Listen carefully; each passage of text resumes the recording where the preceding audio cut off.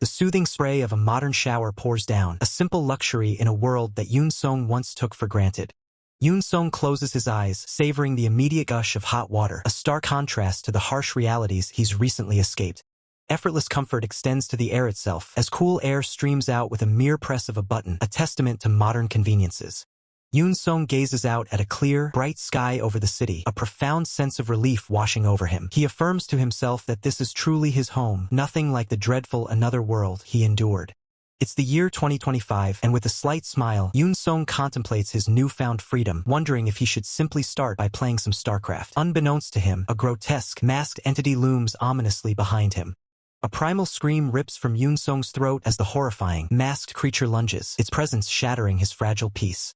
Yoon-sung's eyes are wide with terror and confusion, demanding to know the nature of this sudden invasion. Simultaneously, a formal, unsettling announcement echoes through the building, addressing all residents.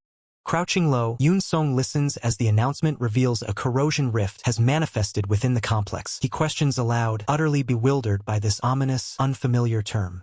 The chilling announcement repeats, urging all residents to evacuate to the underground shelter immediately. Yoon-sung's face twists with fear and disbelief, desperately trying to comprehend the chaos unfolding around him.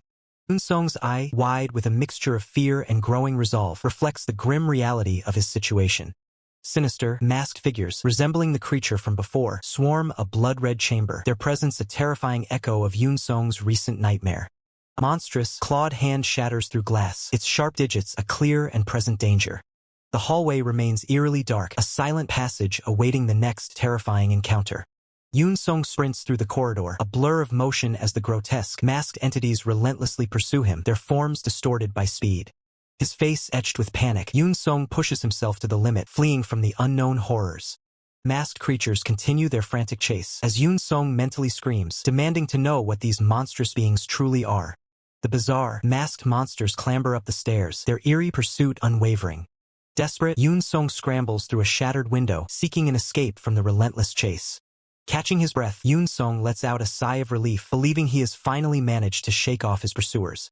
Relief is cut short as Yoon-sung spots a young child, his initial shock quickly turning to recognition that it's another human being in this chaotic situation. Yoon-sung urgently warns the child of the danger and implores him to seek safety in the shelter. However, the child, holding a stick, casually asks if Yoon-sung saw where the monster went.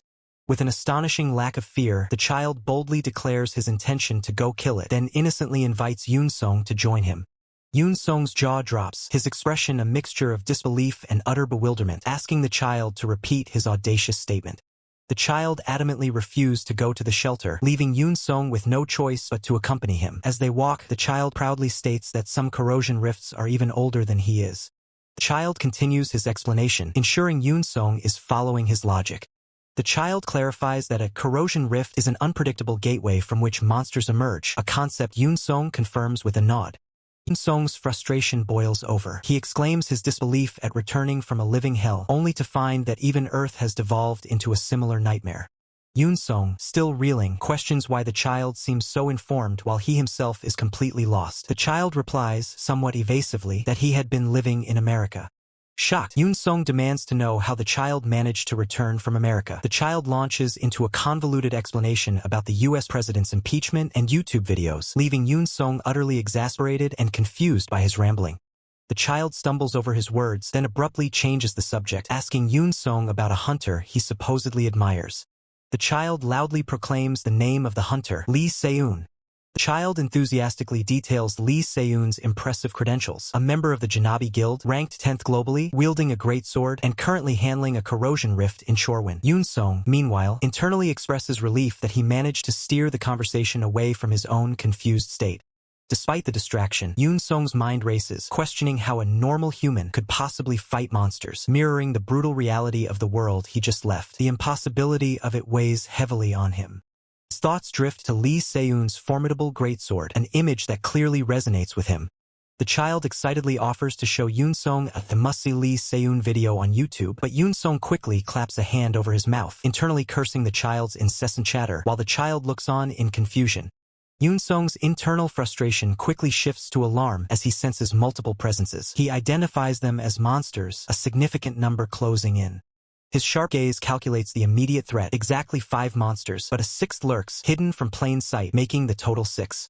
Thankfully, his current body possesses above-average strength. Yoon-song, accustomed to fighting multiple enemies, believes this shouldn't be an issue, but a critical concern remains. His primary dilemma is the crying child clinging to him. If left alone, the child would undoubtedly face dire consequences, a stark contrast to his earlier monster-killing bravado. Without a proper weapon, Yoon-song ponders his options, his mind racing for a solution. Then, a flicker of blue energy catches his eye. He questions if the ethereal substance swirling in the air could be mana. A surge of recognition confirms it. This is the same mana he encountered in his previous world. A new path, a new strategy, immediately forms in his mind. One of the masked monsters lets out a chilling shriek as dark, smoky energy begins to engulf it.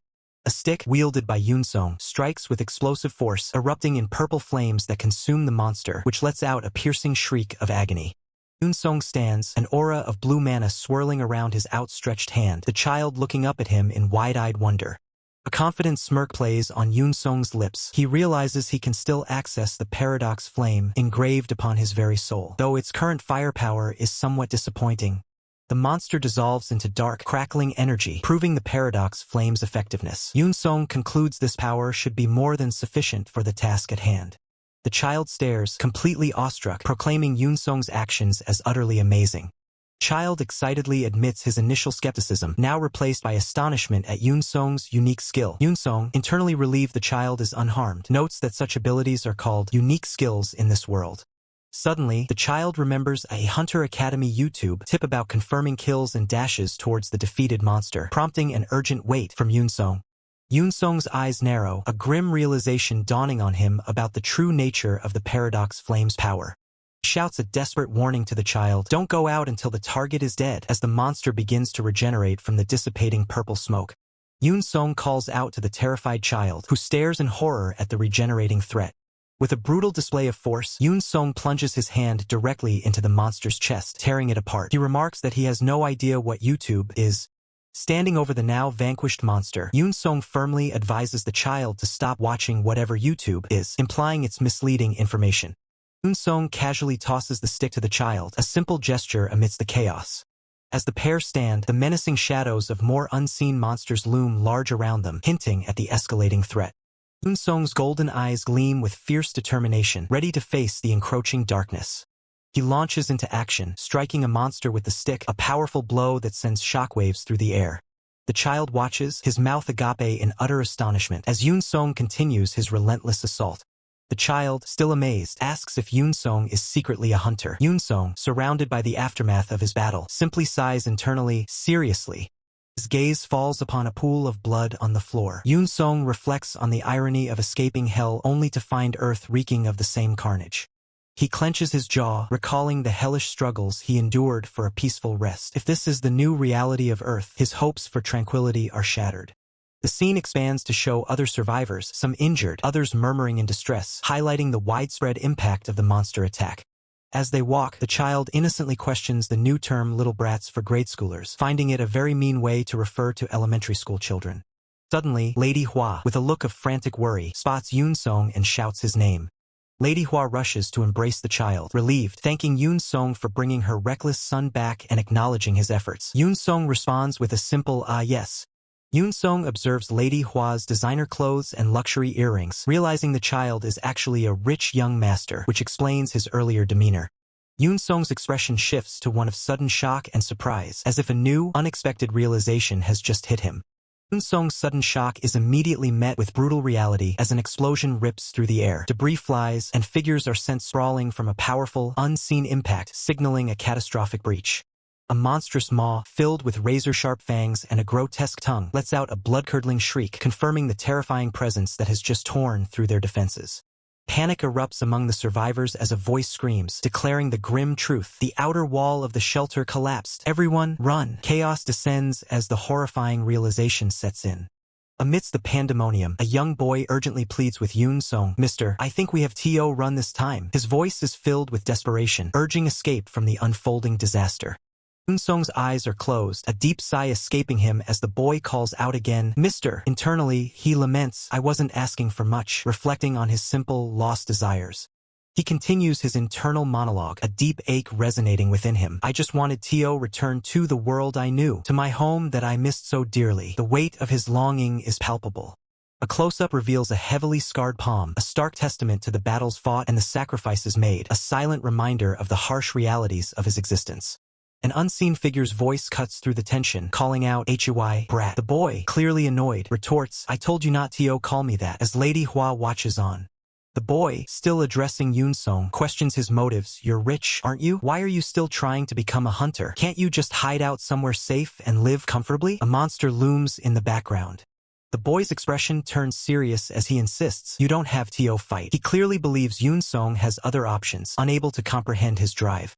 He explains his own resolve, recounting, "A corrosion rift opened up in the underground bunker we thought was safe. That's when I realized that there's no safe place on Earth." The boy continues, his voice unwavering. "So even though I'm not strong like you yet, and monsters are still scary," he looks up at Yunsong, a determined glint in his eyes.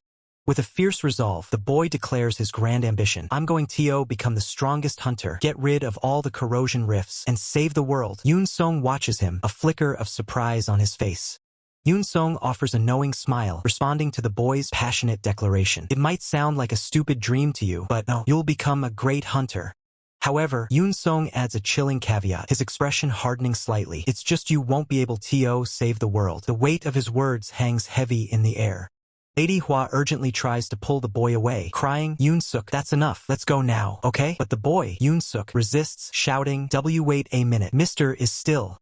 Another violent impact rocks the shelter, sending a shockwave through the air. Yunsuk looks back in horror, his eyes wide with terror as the situation escalates rapidly. Yoon-suk cries out desperately, "Mister," his voice filled with a desperate plea as he witnesses the unfolding catastrophe, his small figure helpless against the chaos. A close-up on Yoon-suk's wide, terrified eyes captures the raw emotion of the moment, reflecting the overwhelming fear and helplessness he feels. Yoon-sung, now surrounded by a swirling purple aura, turns his back to the boy and declares with chilling confidence, "Because I'm going to do it." The world-saving skill incarnation manifests behind him. Yoon-suk's eyes widen further, a dawning realization washing over him as he whispers, "Saving the world." The true meaning of Yoon-sung's words begins to sink in. The confident smirk, Yoon-sung finishes his declaration, his eyes glowing with power. "Is a job for someone who's done it before. His past life's experience is now undeniable." The screen displays a powerful Korean phrase, "Sesangdu guibon numi jar guhanda," which translates to, "Someone who saved the world before saves it well." This is the core principle of a world-saving skill incarnation. The scene shifts to a modern, luxurious apartment. Elder Chun reflects, "Fortunately, I survived by drawing on my past life's experience, and I promised the kid I'd save the world." Elder Chun is seen slumped in a gaming chair, drooling, completely engrossed in a game. He cynically concludes, "But I did nothing." The contrast with his past self is stark. On his monitor, a victory screen flashes. Elder Chun barely reacts, a casual OH, escaping his lips, indicating his detachment from even his gaming achievements. He takes a bite of his snack, still looking bored. "I won. Too easy," he mutters, his tone devoid of any excitement, highlighting his current apathetic existence. The crisp click, Elder Chan opens a soda can, the mundane action further emphasizing his current unheroic lifestyle, far removed from world-saving. He recalls his past declaration, "Someone who's saved the world once can save it again." Then, with a shrug, he dismisses it entirely. So what? His indifference is absolute. Elder Chan continues his internal monologue, reflecting on his lost drive. "I said it with such confidence in front of everyone, but my desire to save the world didn't last long." He lists the new comforts that have replaced his heroic ambition, the games and abundant food I could only dream of in the other world, and a system where you can do anything with just one touch. Elder Chin glances at his phone, another notification appearing. Besides, when it comes to saving the world, there are already hunters for that. Maybe I'll order some delivery. His priorities are clear. His complacency shatters as he checks his phone. "What? I've already spent all my severance pay." A system box reveals his remaining balance, 3,201. The narrator explains the body's original owner, Yoo Chansuk, lost his job due to a corrosion rift. From an overhead view, Elder Chun reflects on his predicament. "Now that Yoo Chansuk's severance pay has run out, I've already tried to find a new job, but there's no way I can get a normal job." Elder Chen's face shows growing frustration. Because of the constantly appearing corrosion rifts, most companies are going out of business, so I guess it's to be expected. The world's chaos impacts his mundane life. He stares out the window, contemplating his bleak future. You need a job to survive in modern society, so what am I supposed to do? It seems like they're not hiring new people. A notification diaring sound draws Elder Chen's attention to his phone. The screen displays Hunter Recruitment, a path he thought he'd left behind, now a sudden, unavoidable option.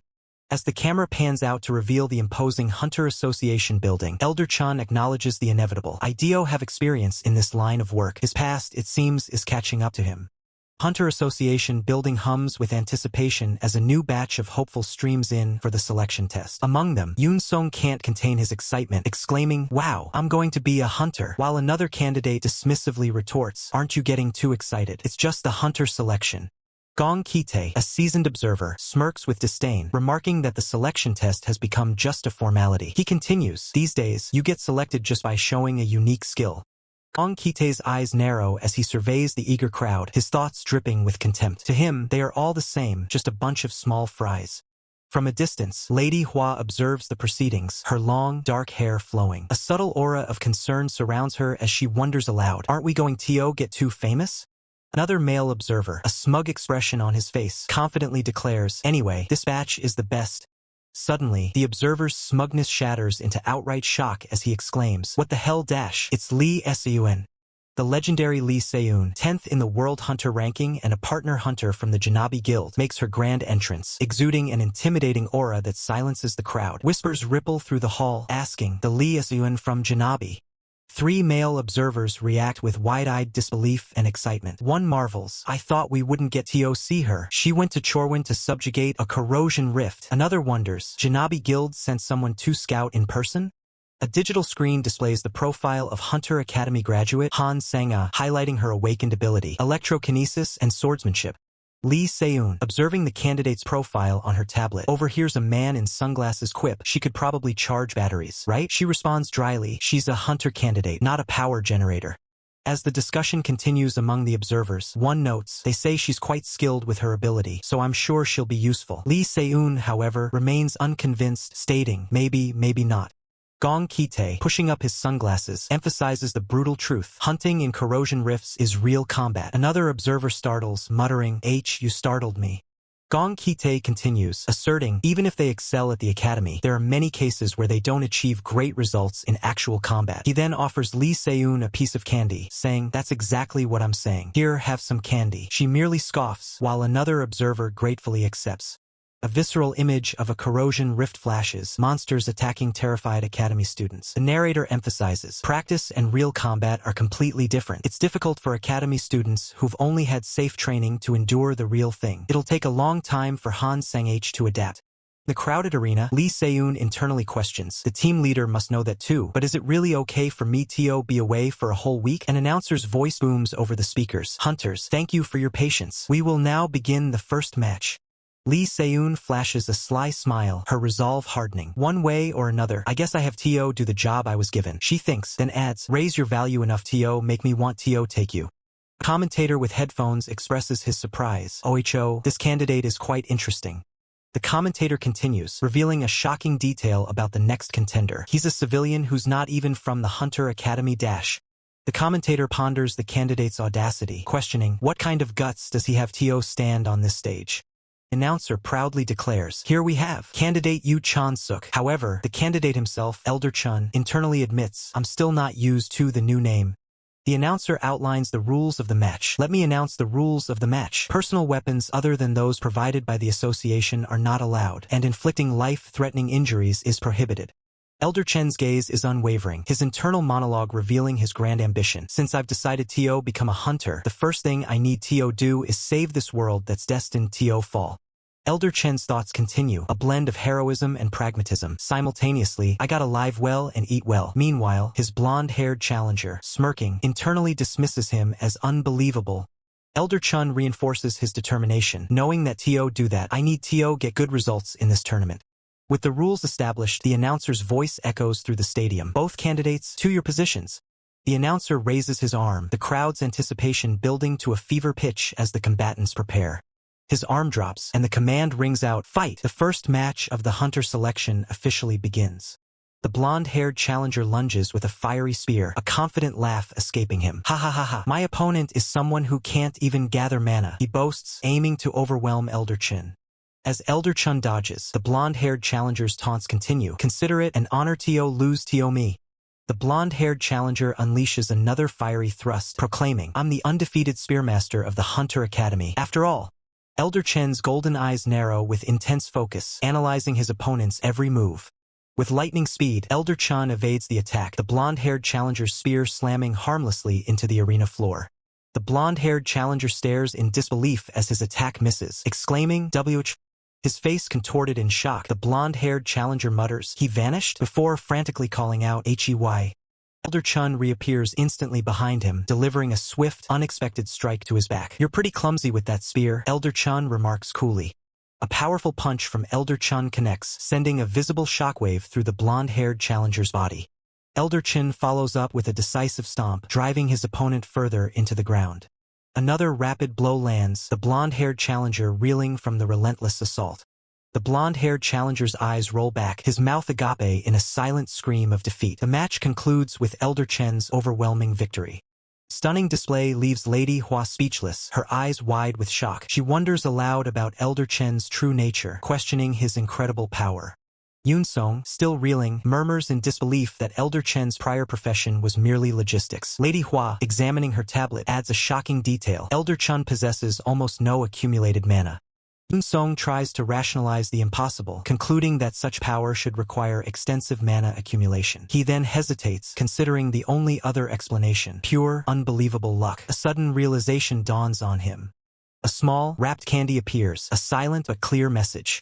Yunsong internally grumbles, understanding Lady Hua's subtle command to silence him. Lady Hua then states her deduction. Elder Chun is intentionally not accumulating mana. Yunsong, however, immediately rejects the idea, his mind racing. Elder Chun, observing the reactions, internally questions how his unique approach is even possible for others to comprehend. He acknowledges a slight discomfort but resolves to end the next match decisively, solidifying his capabilities. The blonde-haired challenger collapses to his knees, utterly bewildered and gasping in disbelief at Elder Chen's overwhelming power. Elder Chun delivers a precise, powerful kick, a cool blue aura trailing his movement. He reassures his opponent that the blow, while impactful, will not be fatal. The blonde-haired challenger's face distorts in a raw scream of shock, his eyes wide as the full force of Elder Chen's attack connects. The blonde-haired challenger's eyes roll back, his mouth agape in a silent scream of defeat. The match concludes with Elder Chen's overwhelming victory. In the stands, two officials discuss the unexpected outcome, their expressions a mix of surprise and confusion. Lady Hua's gaze sharpens, her eyes reflecting a deeper understanding of the unfolding events. The vast stadium seats remain largely empty, save for a few observers who quietly process the unusual performance. Lady Hua smiles, a strategic gleam in her eyes, recognizing the opportunity, while others are still analyzing Elder Chun. She declares her intent to witness his true abilities firsthand. As Lady Hua moves, an observer questions her departure. She calmly states her intention to meet with the association president, a clear sign of her proactive nature. Elder Chun effortlessly dispatches another opponent, his thoughts reflecting on the surprisingly low skill level of even newly minted hunters. Elder Chun continues to dominate, his movements fluid and precise. He internally laments the consistent mediocrity of his opponents, questioning the very curriculum of the Hunter Academy. A hint of frustration crosses Elder Chen's face as he wonders if there's any truly skilled challenger left in the competition. Among the spectators, one observer's thoughts drift, noting the beauty of the next challenger and expressing anticipation for her performance. Announcer's voice booms, introducing the grand finale's challenger, candidate Han Sang-a. The question hangs heavy in the air. Will she be the one to finally halt the mysterious super rookie's unstoppable march? Elder Chun observes Han Sang-a, a flicker of interest in his eyes as he acknowledges her presence as at least something more than the previous opponents. Elder Chen's internal assessment continues, identifying Han Sang-a as the most manner-rich individual he has encountered throughout the day's matches.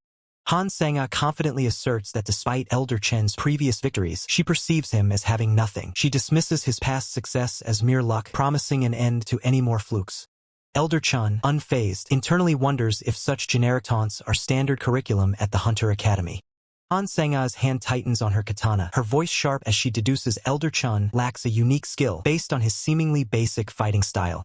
Han Sang-a's eyes ignite with crackling green lightning, a fierce declaration that despite her assessment, she will show no mercy. Elder Chun responds with a polite, albeit awkward, thanks. Internally, he reveals a shocking truth. He possesses a unique skill but refrains from using it, fearing the damage it would inflict on his opponent.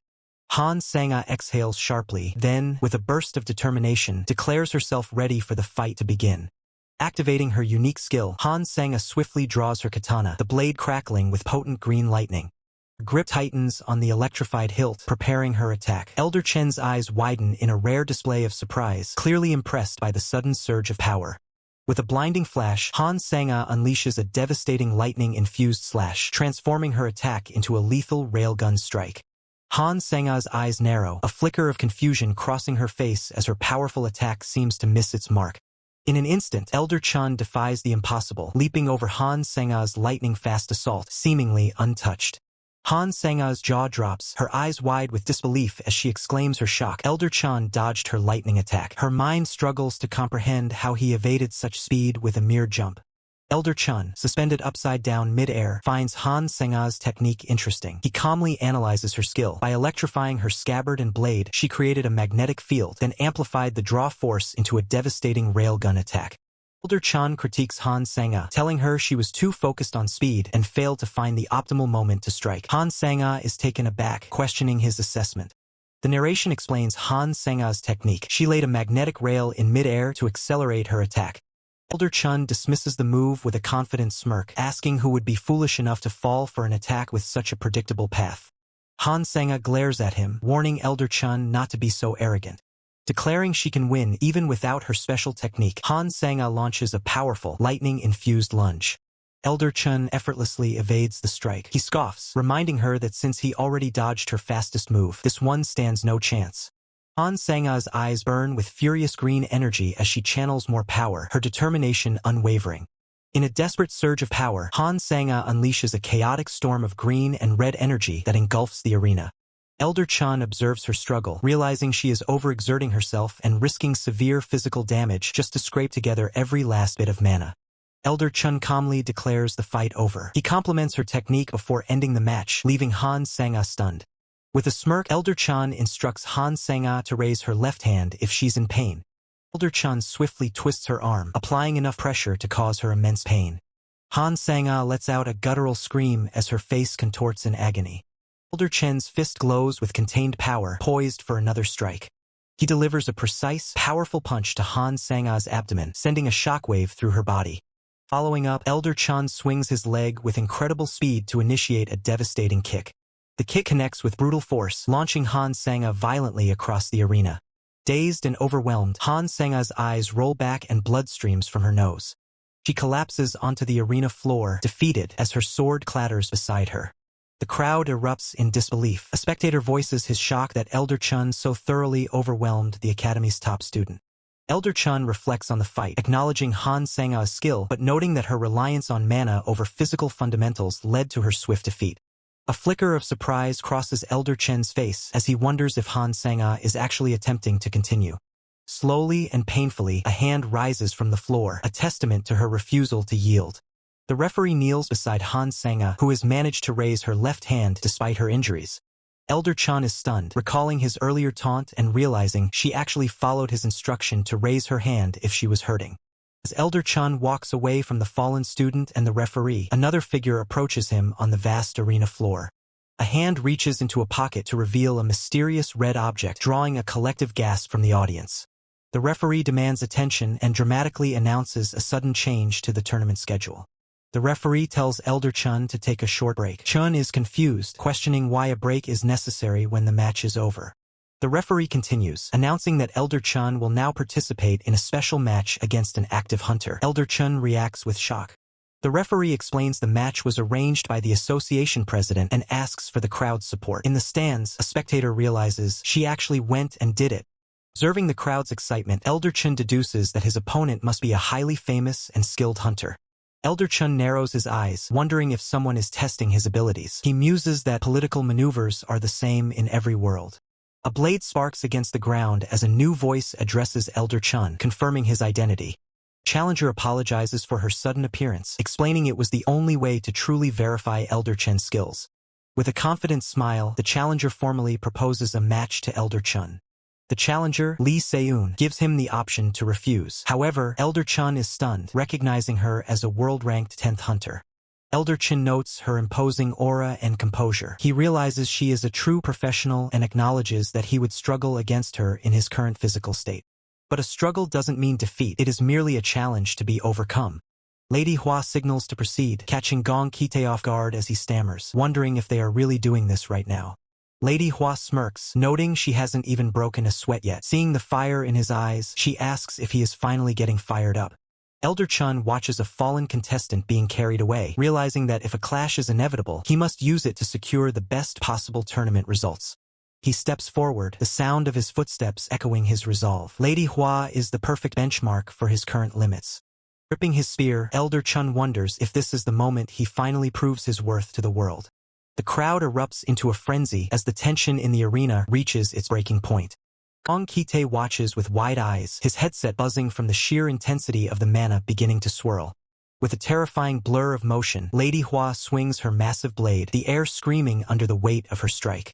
Elder Chun braces for impact, his spear vibrating as it meets the crushing force of her attack. The sheer physical power is overwhelming. Elder Chun grinds his teeth, shocked that a human body can generate such raw, destructive force. Lady Hua doesn't let up, driving him back with a relentless assault that shakes the foundations of the arena. She notices her own speed beginning to dip, a sign that even she is feeling the strain of this high-level exchange. Elder Chun pants heavily, frustrated. He can see the openings, but his current physical vessel simply isn't fast enough to exploit them. Lady Hua taunts him, admitting she expected him to last 5 minutes, not 30. She asks if he has already reached his limit. She plants her foot firmly, preparing for a final, decisive movement to end the match. Lady Hua charges, promising to make his end a quick one as she brings her blade down in a lethal arc. Elder Chun feels his mana reserves running dry. The atmosphere is depleted. There is nothing left to draw from. He closes his eyes for a split second, feeling the exhaustion deep in his marrow. He didn't want to reveal this card so early, but he has no choice. He must bridge the gap now. Unleashing his ultimate technique, he whispers the name, Paradox Flame. Lady Hua's eyes widen in shock as she senses a sudden, violent shift in the energy around him. A massive explosion of force erupts as Elder Chun moves with impossible speed, evading the strike that should have ended him. Lady Hua skids to a halt, looking back in disbelief at the space where he once stood. She is certain her swing was perfect. He shouldn't have been able to dodge that. She glares at him, demanding to know what he just did. Elder Chun stands enveloped in a dark, flickering aura. Lady Hua stares, mesmerized and horrified by the unknown power. The Paradox Flame, a power that defies the conventional laws of magic. This was his specialty before returning to Earth. Out of all his skills, this is the one Elder Chun trusts the most. Unlike normal fire, this black flame doesn't burn matter. His clothes remain untouched despite being bathed in the dark heat. Instead, it burns abstract concepts. While he cannot burn complex things like self or reason yet, he has a different fuel in mind. He launches forward, the concept he designated as fuel already igniting within the black flames. Lady Hua is barely able to track his movement. She gasps, realizing he has become even faster than before. The fuel is fatigue. By burning his own exhaustion, Elder Chun converts his physical limits into pure energy. Lady Hua is stunned. How could he recover his stamina and increase his output in such a short window? Clash again, but this time Elder Chun is the one dictating the pace, his strikes carrying a new, conceptual weight. Lady Hua notices the mana concentration in the air fluctuating wildly. She realizes the arena settings haven't changed. The source is him. Just as fire releases heat, the Paradox Flame releases mana as it consumes the abstract concepts it burns. It's a perfect engine. He uses mana to ignite the flame, and the flame burns his fatigue to generate even more mana. He steps forward into the final phase of the fight. It is an endless cycle of power, and he is just getting started. Lady Hua doesn't miss a beat, declaring that her true specialty is about to be revealed as she brings her massive blade down with crushing force. The impact is absolute, shattering the arena floor and sending debris flying in a violent shockwave of raw power. Glaring through the dust, Lady Hua asks Elder Chun if he truly intends to keep this futile struggle going. She compares his persistence to someone desperately clinging to another's leg, refusing to let go even when the fight is clearly over. Despite his tattered clothes and the rising smoke, Elder Chun stands tall, claiming this has become a war of attrition and he's far from finished. With a defiant smirk, Elder Chun asks if she has a soft spot for guys who simply don't know when to quit. Lady Hua's expression hardens instantly as she snaps back that she absolutely hates people like him. The air grows heavy as the logic of the paradox flame is revealed. When a tree burns, only ash remains, and ash that has already burned cannot be ignited again. Flame only vanishes once everything is reduced to nothing. Elder Chun checks his timer. 4 hours and 17 minutes have passed. Lady Hua stands over the exhausted Elder Chun, acknowledging his endurance before mockingly asking if he wants another round. He quickly begs for mercy. Tension breaks as Lady Hua reaches into her pocket, pulling out a brightly colored lollipop with a casual flick. In the stands, the observers are visibly shaken, recognizing the significance of that specific lollipop. With a charming smile, Lady Hua hands the treat to Elder Chun as a reward for his hard work, slipping her business card underneath it. Elder Chun looks at the card in confusion, noting her title as a partner hunter for an organization called Janabi LLC. Lady Hua tells him they can discuss the details later and urges him to give her a call soon. Announcer declares the conclusion of the hunter selection trials, naming Elder Chun the winner. He wonders if Janabi is a prestigious agency. Elder Chun takes a bite of the lollipop, the crunch echoing as he processes the day's events. Later, he marvels at his new smartphone, which now holds his digital hunter license. He's impressed by the modern tech compared to the paper licenses of the past. As he scrolls through the Hunter Association's functions, a shadow looms over him. A voice calls out, confirming his identity as the new hunter. A massive man named Yoon Song towers over him, commenting that Elder Chun looks much better in person than he did on the broadcast. Elder Chun is intimidated by Yoon Song's height, estimating him to be over 2 meters tall. He cautiously asks who the stranger is. Yoon Song presents his card, identifying himself as a partner hunter from the powerful Taebi Guild and offering Elder Chun a spot on his team. He promises that under his guidance, Elder Chun will truly shine. Elder Chun senses that the man isn't lying about his intentions. Suddenly, the memory of Lady Hua's invitation flashes through Elder Chun's mind, her face appearing as she tells him to call her. Caught between two offers, Elder Chun explains he has a prior engagement and needs more time to decide. Yoon Song bursts into laughter, asking if Elder Chun thought he was the type to demand an immediate answer. However, the mood shifts instantly as Yoon Song places a heavy, commanding hand on Elder Chun's shoulder.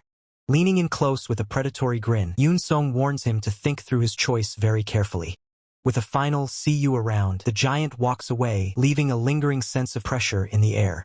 Elder Chun stands frozen, his face pale as he internally decides that he is definitely skipping out on the Taebi Guild. Later, Lady Hua answers her phone, confirming her identity. On the other end, Elder Chun asks where they should meet. She directs him to a cafe called The Hut on the second floor of the Hunter Association building. Elder Chun arrives at the location, finding the name of the establishment a bit peculiar. Cheerful employee welcomes him to the cafe, the atmosphere a stark contrast to the battlefield he was on earlier. Lady Hua waves him over, noting that he's early and inviting him to take a seat. As they sit, Elder Chun comments on the unusual name of the cafe while Lady Hua asks if anything happened on his way over. Elder Chun admits that a massive guy tried to recruit him for another guild earlier. Lady Hua realizes he's talking about Yoon Song. She explains that since someone of his stature showed interest, other guilds wouldn't dare approach him. Elder Chun looks her in the eye, realizing the weight of the situation. He asks if that means the same rules apply to her agency, Janabi. Elder Chun looks her in the eye, realizing the weight of the situation. He asks if that means the same rules apply to her agency, Janabi. Lady Hua, spooning dessert, quickly dismisses the idea, stating she has no intention of recruiting him. Yoon Song, visibly perplexed, wonders aloud about Lady Hua's true intentions if not recruitment. He then considers her alternative proposal, working as a freelancer, unburdened by guild affiliations. Lady Hua, continuing to enjoy her dessert, explains that the initial offer from Song Hyan was likely for a junior position. Yoon Song, still processing, echoes the term junior position with a hint of confusion. From a wider perspective, Yoon Song inquires about the difference between a junior and a partner hunter. Lady Hua, setting down her drink, recalls that he mentioned not being from the Hunter Academy, which explains his lack of knowledge. Lady Hua begins to clarify, explaining that hunter ranks within a guild are typically divided into 3 tiers: junior, senior, and partner. She illustrates this with a simple pyramid diagram. She elaborates further, detailing how juniors and seniors operate within teams led by partner hunters, functioning essentially as salaried employees under the guild structure.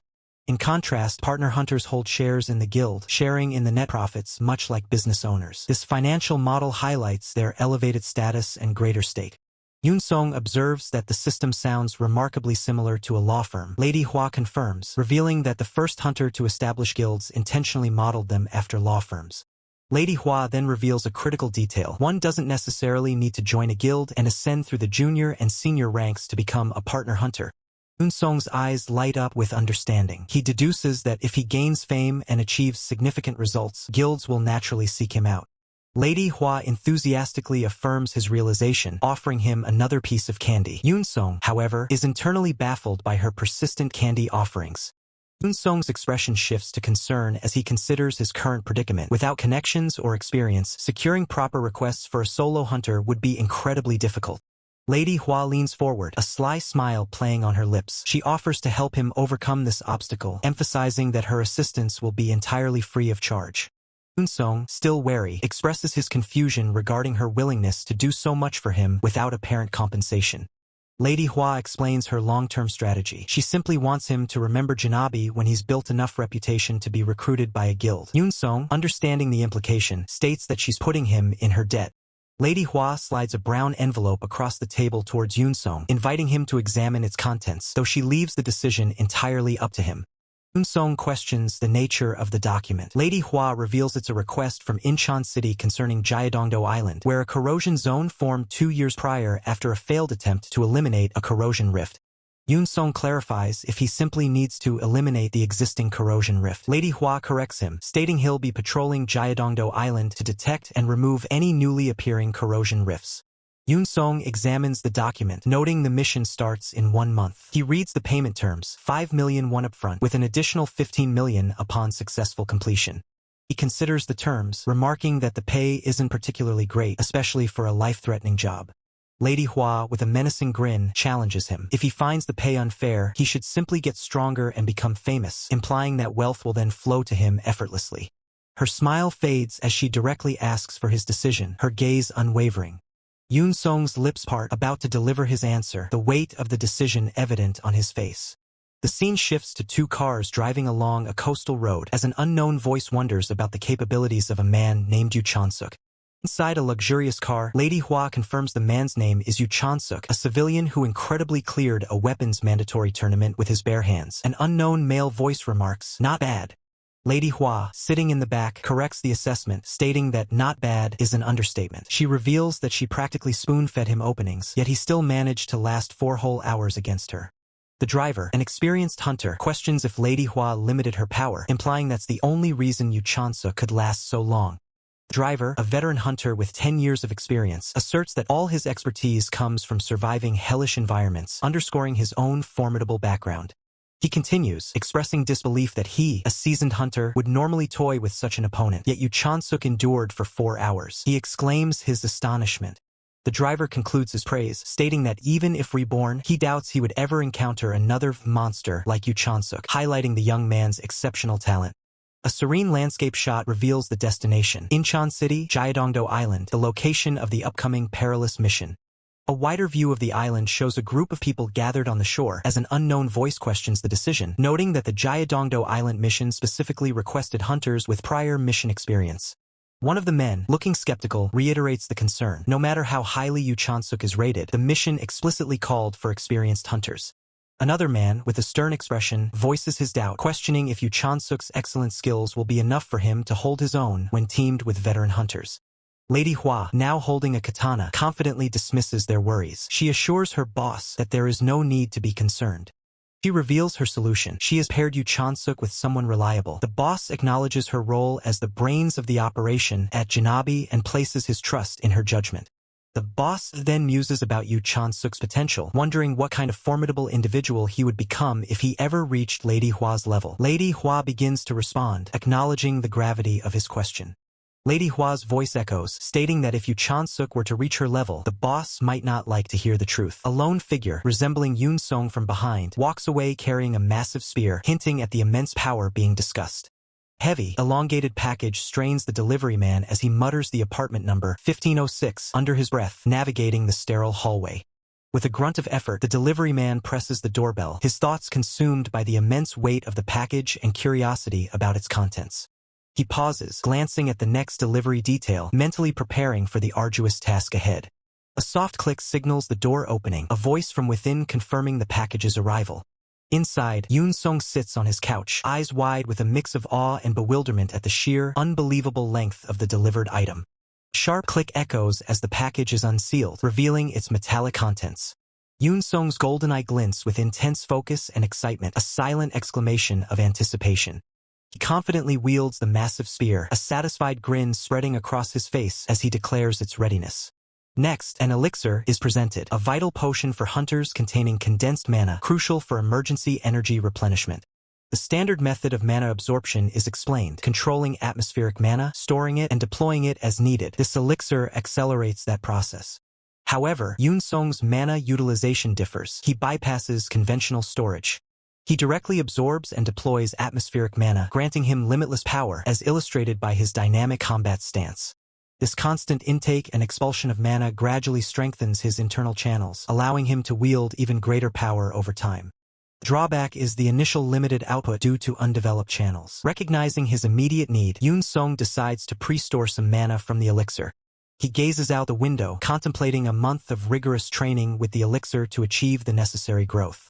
The scene shifts to the tranquil waters surrounding Gyeongdo Island in Incheon, a new destination for the unfolding events. Crowd of hunters murmurs restlessly as they wait in line, a sense of anticipation hanging in the air. A smartphone displaying a QR code is scanned with a sharp beep, confirming a hunter's identity. A recruitment officer confirms Yoon Sung's identity, assigning him to Squad 8. The banner for Squad 8 flutters against the sky, marking their designated unit. Amidst the gathering, hunters express their varying thoughts. Some anticipate good pay, others question departure times, and a few confess their fear. Someone calls out to Yoon Sung, startling him into a surprised reaction. A female hunter with short, gray hair comments on Yoon Sung's hair, noting it has settled down. She clarifies that this is her normal look, attributing previous disarray to static electricity. She expresses enthusiasm for being in the same squad, suggesting they work together. Yoon Sung, however, challenges her reasoning.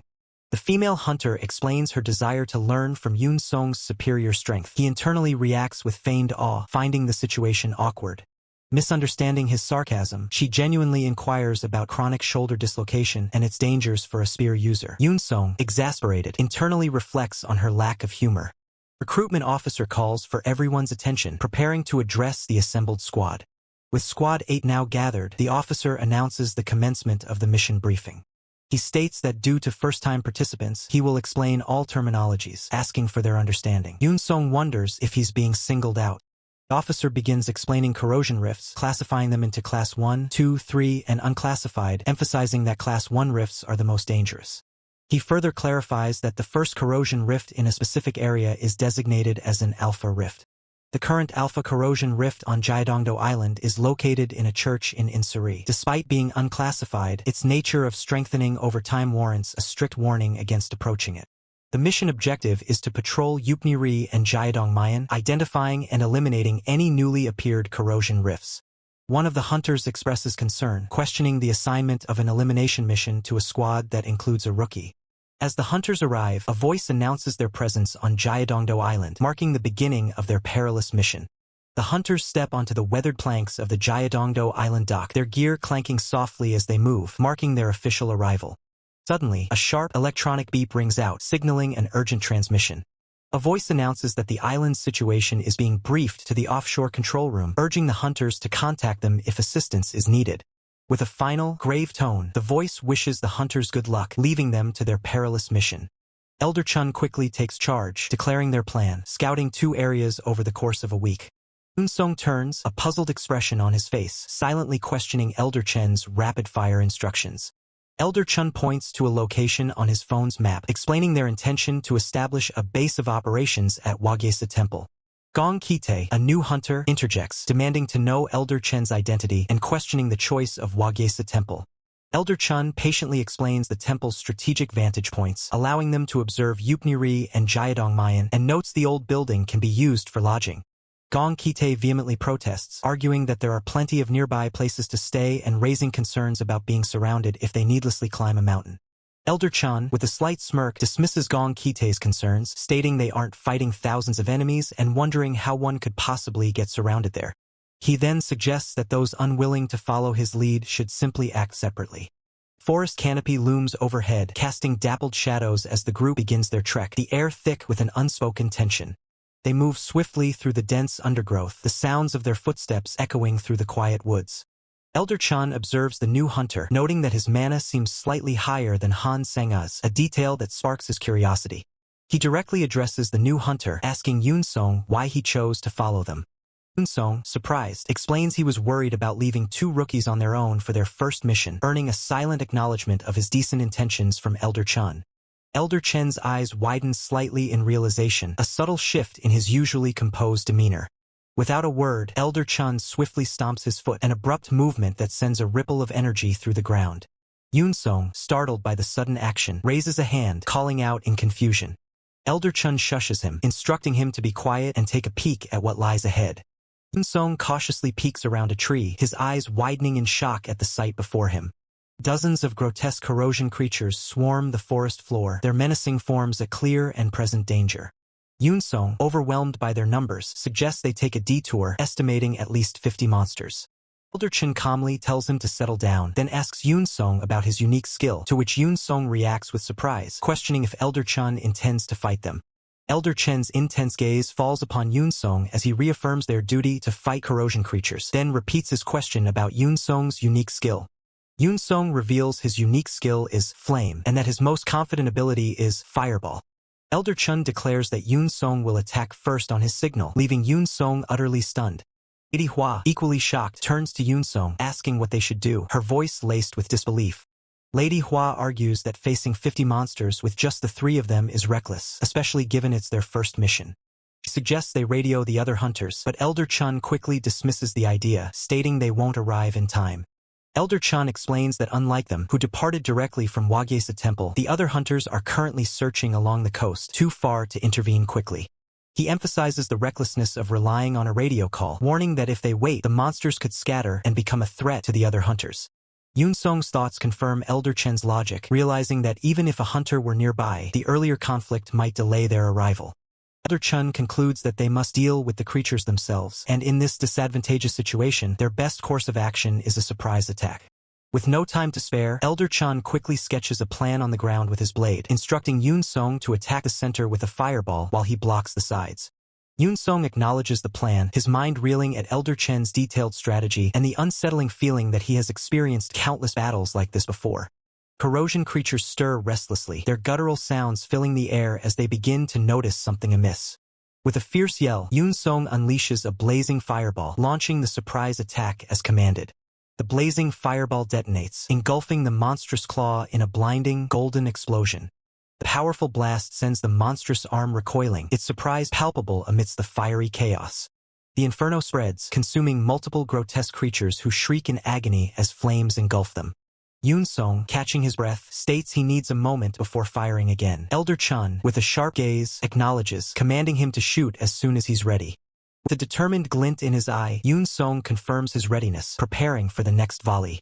Elder Chen's eyes narrow, reflecting his fierce determination as he prepares to engage, his movements swift and decisive.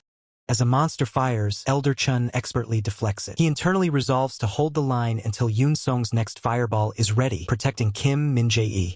Elder Chun parries another attack, acknowledging he cannot block all enemies alone, as a creature nearby lets out a pained shriek. A slight, confident smile plays on Elder Chen's lips as he concludes his thought. That's why dividing the roles is important. A fiery aura flares around Yoon Song as he swings his weapon, the air crackling with nascent power. Kim Min-jae, with wide, startled eyes, gasps as she observes the intense battle unfolding around her. A powerful surge of fiery energy coalesces, and Yoon Song announces to Elder Chun that he is ready. With a confident, almost wild grin, Elder Chun shouts back, instructing Yoon Song to shoot as he clears the immediate area. Yoon Song, grounded in a powerful stance, unleashes a colossal fireball that rockets upwards. The massive fireball detonates with devastating force, obliterating a flying monster in a brilliant flash of light. Elder Chen's golden eye blazes with fierce intensity, his silent command to kill them both, echoing his resolve. The intense battle subsides, giving way to a moment of quiet amidst the lush green landscape under a serene sky. Elder Chun stands, observing the clear sky, taking a moment to survey the aftermath of their hard-fought victory. Elder Chun begins to commend the team, noting that everyone did a good, when a distinct click echoes through the air. Suddenly, a new figure emerges, pointing a gun with a cold, direct gaze, asking, "Kim Min-jae SSI?" A quick interlude highlights the series' core concept. World saving is a skill, showcasing the vibrant art style and powerful characters. The mysterious figure repeats the name Kim Min-jae SSI, his intense stare unwavering, the gun still aimed directly forward. The man with the gun suddenly shifts, a sheepish smile replacing his stern expression as he asks someone to step aside. Elder Chun, relieved, admits he thought he was about to be shot. The man then inserts a rectangular device with a soft shuck sound, revealing its true, unexpected purpose. Elder Chun observes the brown-haired man implanting a microchip into a monster corpse, asking if he's tagging it. The man explains his contracted junk dealer will collect them after the mission. Elder Chun questions the term junk dealer, to which the brown-haired man clarifies that recovering the bulky and heavy monster byproducts themselves is too difficult. He elaborates, explaining that by tagging corpses with chips, junk dealers arrive post-mission to collect all valuable materials. Junk dealers appraise and sell items, splitting profits. They take their commission, and the rest returns to the hunter who implanted the chip. Elder Chun, cautious, asks if these junk dealers can be trusted. The man replies that finding a reputable dealer and signing a proper contract is crucial. The brown-haired man praises Elder Chun, amazed that the three of them handled 50 monsters. Elder Chun, however, has a sudden, important realization.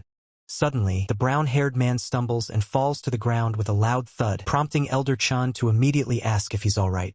The brown-haired man looks up, his face etched with alarm, asking what is it now, as Elder Chun and Kim Min-jae also turn with concern. A terrifying, fanged maw grins ominously from the shadows, letting out a low, guttural growl that sends shivers down their spines. Elder Chen's golden eye narrows, his expression grim as he begins to assess the formidable presence before them. The monstrous figure fully reveals itself, a hulking, horned demon of immense power. Elder Chen grimly concludes that it's some kind of mid-boss, signaling an even greater challenge ahead. Elder Chun curses under his breath, the weight of the situation settling in as he faces the terrifying mid-boss. The hulking demon snarls, its presence radiating immense power. Yoon-sung wonders if this is the true leader of the creatures they've encountered. Elder Chen's gaze sharpens, recognizing the immense mana output from the demon. He realizes this foe is on an entirely different level compared to the lesser creatures they've fought. With fierce resolve, Elder Chun declares he will handle the demon alone, warning his allies not to interfere. Lady Hua internally frets that if the monster targets all three, she and Yoon-sung would have no chance of escape. Yoon-sung, however, argues they can't simply abandon Elder Chun, proposing a pincer attack to buy time for a strategic retreat and report. Elder Chun shouts, his voice booming, demanding they stop talking and retreat immediately, questioning if they desire to return in body bags. Lady Hua and Yoon-sung flinch, startled by Elder Chen's sharp command and the intensity of his words. Elder Chun stands ready, his spear radiating a subtle purple energy. He muses that it's better to fight alone, allowing him to unleash his paradox flame without concern for friendly fire and end the battle swiftly. The defiant glare, Elder Chun taunts the demon, challenging it to attack. The landscape blurs as Elder Chun charges, initiating the intense confrontation against the monstrous mid-boss. Lady Hua anxiously wonders if they should be assisting Elder Chun, while Yoon-sung expresses concern that he appears to be in trouble. Yoon-sung reassures Lady Hua, stating there's no need to intervene. He observes that while Elder Chun might appear to be pushed back, he hasn't been hit even once, expertly evading the demon's relentless assaults with incredible agility. Lady Hua adds, her expression grave, that there's more to Elder Chen's performance than meets the eye. She notes that Elder Chun is simultaneously dodging attacks that she herself would struggle to evade, all while launching his own counterstrikes. Lady Hua points out the peculiar black flames that erupt with every strike of Elder Chen's spear, wondering aloud about the nature of this mysterious power. She observes that as the black flame output intensifies, the monstrous demon visibly slows, its movements becoming sluggish. Lady Hua realizes that what initially appeared to be Elder Chen struggling was merely a facade. He is now effortlessly toying with the demon. Lady Hua's eyes widen in disbelief, questioning if Elder Chun is truly a rookie hunter like herself, utterly bewildered by his impossible display of power. Elder Chun unleashes a brutal strike, his spear connecting with the demon and sending fragments of its tough hide scattering. He fluidly transitions into another attack, spinning his spear with practiced ease, preparing for the finishing blow. His grip tightens on the spear, the weapon humming with suppressed power as he prepares to unleash its full force. With a powerful heave, Elder Chun launches his spear high into the heavens, a calculated move in the midst of battle. Lady Hua's eyes dart upwards, wide with alarm, as she watches the spear plummet from the sky towards the demon. Yoon-sung stares, utterly dumbfounded, questioning Elder Chen's decision to throw his primary weapon. As the demon lunges with renewed ferocity, Yoon-sung cries out, warning Elder Chun to watch out for the incoming attack. The demon's monstrous face fills the frame, its fangs bared, just inches from Elder Chen's surprisingly calm profile. In a blink, the demon's attack misses, Elder Chen's composure unwavering as the beast's fury passes harmlessly by. The thunderous impact, the thrown spear slams into the demon, driving it violently into the ground and creating a massive crater. Elder Chen stands over the defeated demon, surprised that it still shows signs of movement even after he'd seemingly burned away all its strength. His golden eyes narrow with grim determination. Elder Chen resolves to finish the creature off for good. Yunsong and Lady Hua look up, their faces a mixture of surprise and awe at the sudden turn of events. Yunsong stares in disbelief, recalling how Elder Chen initially seemed to be pushed back, yet now the monster lies defeated. He wonders what incredible feat just occurred. Elder Chen addresses Yunsong, who promptly responds, ready to receive instructions. Elder Chen questions if a monster of this caliber is normal for Jiadongdo Island. Yunsong admits he was wondering the same, noting that such an entity, not even the core of a rift, would only appear in a corrosion zone with at least a grade 3 rift. Elder Chen recalls the pre-mission briefing, where it was explicitly stated that the Alpha Corrosion Rift on Jiadongdo Island was unclassified, a stark contrast to the monster they just faced. Elder Chen concludes that the Alpha Corrosion Rift on Jiadongdo Island must have escalated to a grade 3, a revelation that shocks both Yunsong and Lady Hua. Lady Hua protests, reminding Elder Chen of the briefing's classification, but he calmly urges her to think rationally, asserting that only a grade 3 explanation fits the current situation. Yunsong's eyes widen in alarm, realizing the monumental difference between an unclassified rift and a grade 3. If Elder Chen's assessment is true, then... Yunsong, his alarm palpable, urgently calls out to Elder Chen, using the name Yuchansuk, pleading with him to save the other hunters, asserting that his skills could even handle a grade 3 threat. But the response is a cold, unwavering rejection. Elder Chen, holding his spear, dismisses the plea, questioning how he could save every hunter alone, stating his own limits. If he can't do something, he simply can't. Elder Chen's chilling words continue, reminding them their true mission is to identify and eliminate new corrosion rifts, not to rescue every hunter in peril. He adds that in such dangerous work, one cannot expect everyone to come out alive. Lady Hua confronts Elder Chen, directly addressing him as Yuchansuk, asking him to consider how he would feel if he were the one in peril. Elder Chen, holding his spear, responds with a curt "what?" Lady Hua presses her point, arguing that anyone in such a desperate situation would naturally feel it was unfair, feel resentful, and beg to be saved. Elder Chen, with a cold, piercing gaze, retorts, questioning if her logic implies he should feel compassion and abandon his principles to save them. Elder Chen clarifies, stating his stance isn't due to a lack of understanding for human emotions, but rather a focus on the inevitable outcome. The narration echoes Elder Chen's grim philosophy. In this world, some deaths are simply unavoidable. It emphasizes that when facing such a demise, no matter what one thinks or feels, the chilling truth is laid bare. In the face of such overwhelming power, one simply dies. Elder Chen concludes his harsh lesson, advising them not to be swayed by a desperate situation. He asserts that such a mindset, driven by emotion rather than pragmatism, is a sure path to failure in this brutal world. The scene shifts, revealing a traditional building under a vast, star-dusted night sky, a momentary calm before the storm. A heavy boot steps through a dark doorway, the ominous creak echoing through the silence. Elder Chen reports that the building is secure, free from any traces of corrupted beings, a statement Yunsong acknowledges with relief. Yunsong asks if another hunter can discern anything in the darkness, to which he replies that it's too dim to see anything of note. Hunter notes that the distant lights at least allow him to track the locations of the other hunters. Seo Junho observes, a thought bubble appearing, that using lights is a dangerous gamble, as it inevitably reveals one's position. Seo Junho's thoughts continue, acknowledging that revealing their position wouldn't matter if they were only facing minor threats. However, the emergence of another powerful entity like this monster would be catastrophic. Seo Junho's thoughts solidify. He will at least send a warning. A system message broadcasts to everyone. This is Yu Chansuk of Squad 8. Considering the level of the monster we just encountered, the critical warning continues, advising all hunters to evacuate the island immediately. A stick draws a line in the dirt, a simple gesture to begin explaining a complex strategy. Lady Hua clarifies, asking if destroying the core of the corrosion rift would eliminate all corrupted beings. Elder Chen confirms, explaining that without the rift's radiating energy, the entire corrupted zone will vanish. Elder Chen muses, a realization dawning on him. If that's the case, then their objective is surprisingly simple. His expression hardens with resolve. The path forward is clear. He simply needs to destroy the corrosion rift itself. Lady Hua rests, her expression peaceful, perhaps finding a moment of respite amidst the chaos. Yoon-song, too, finds a moment of rest as soft footsteps approach in the background. A hand carefully places a small, circular device with a glowing purple center onto the floor. Elder Chun reflects on the device, recalling that it will sound an alarm if a monster approaches. He considers this a reliable safeguard, allowing him to leave his allies to rest without worry. Under the silent, star-filled sky, the jagged mountain peaks stand guard over the land.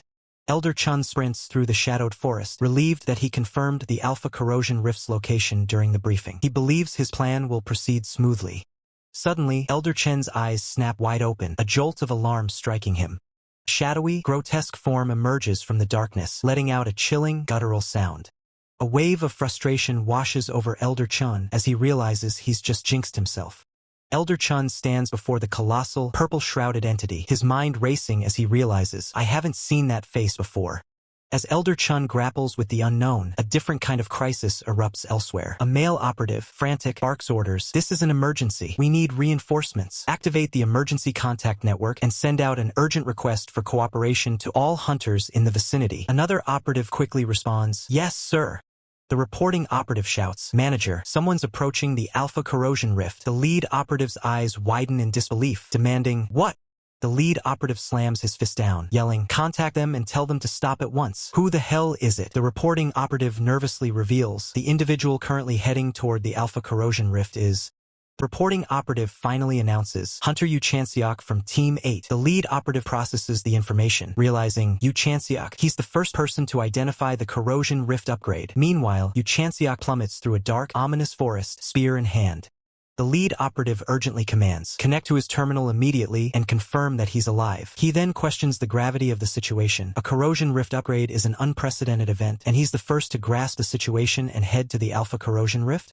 Before the reporting operative can finish, "We've just connect." A desperate cry erupts from the lead operative, FSK, as a figure is consumed by violent purple energy. Chanseok, now on the ground, screams in horror, "It's way fucking faster than I thought."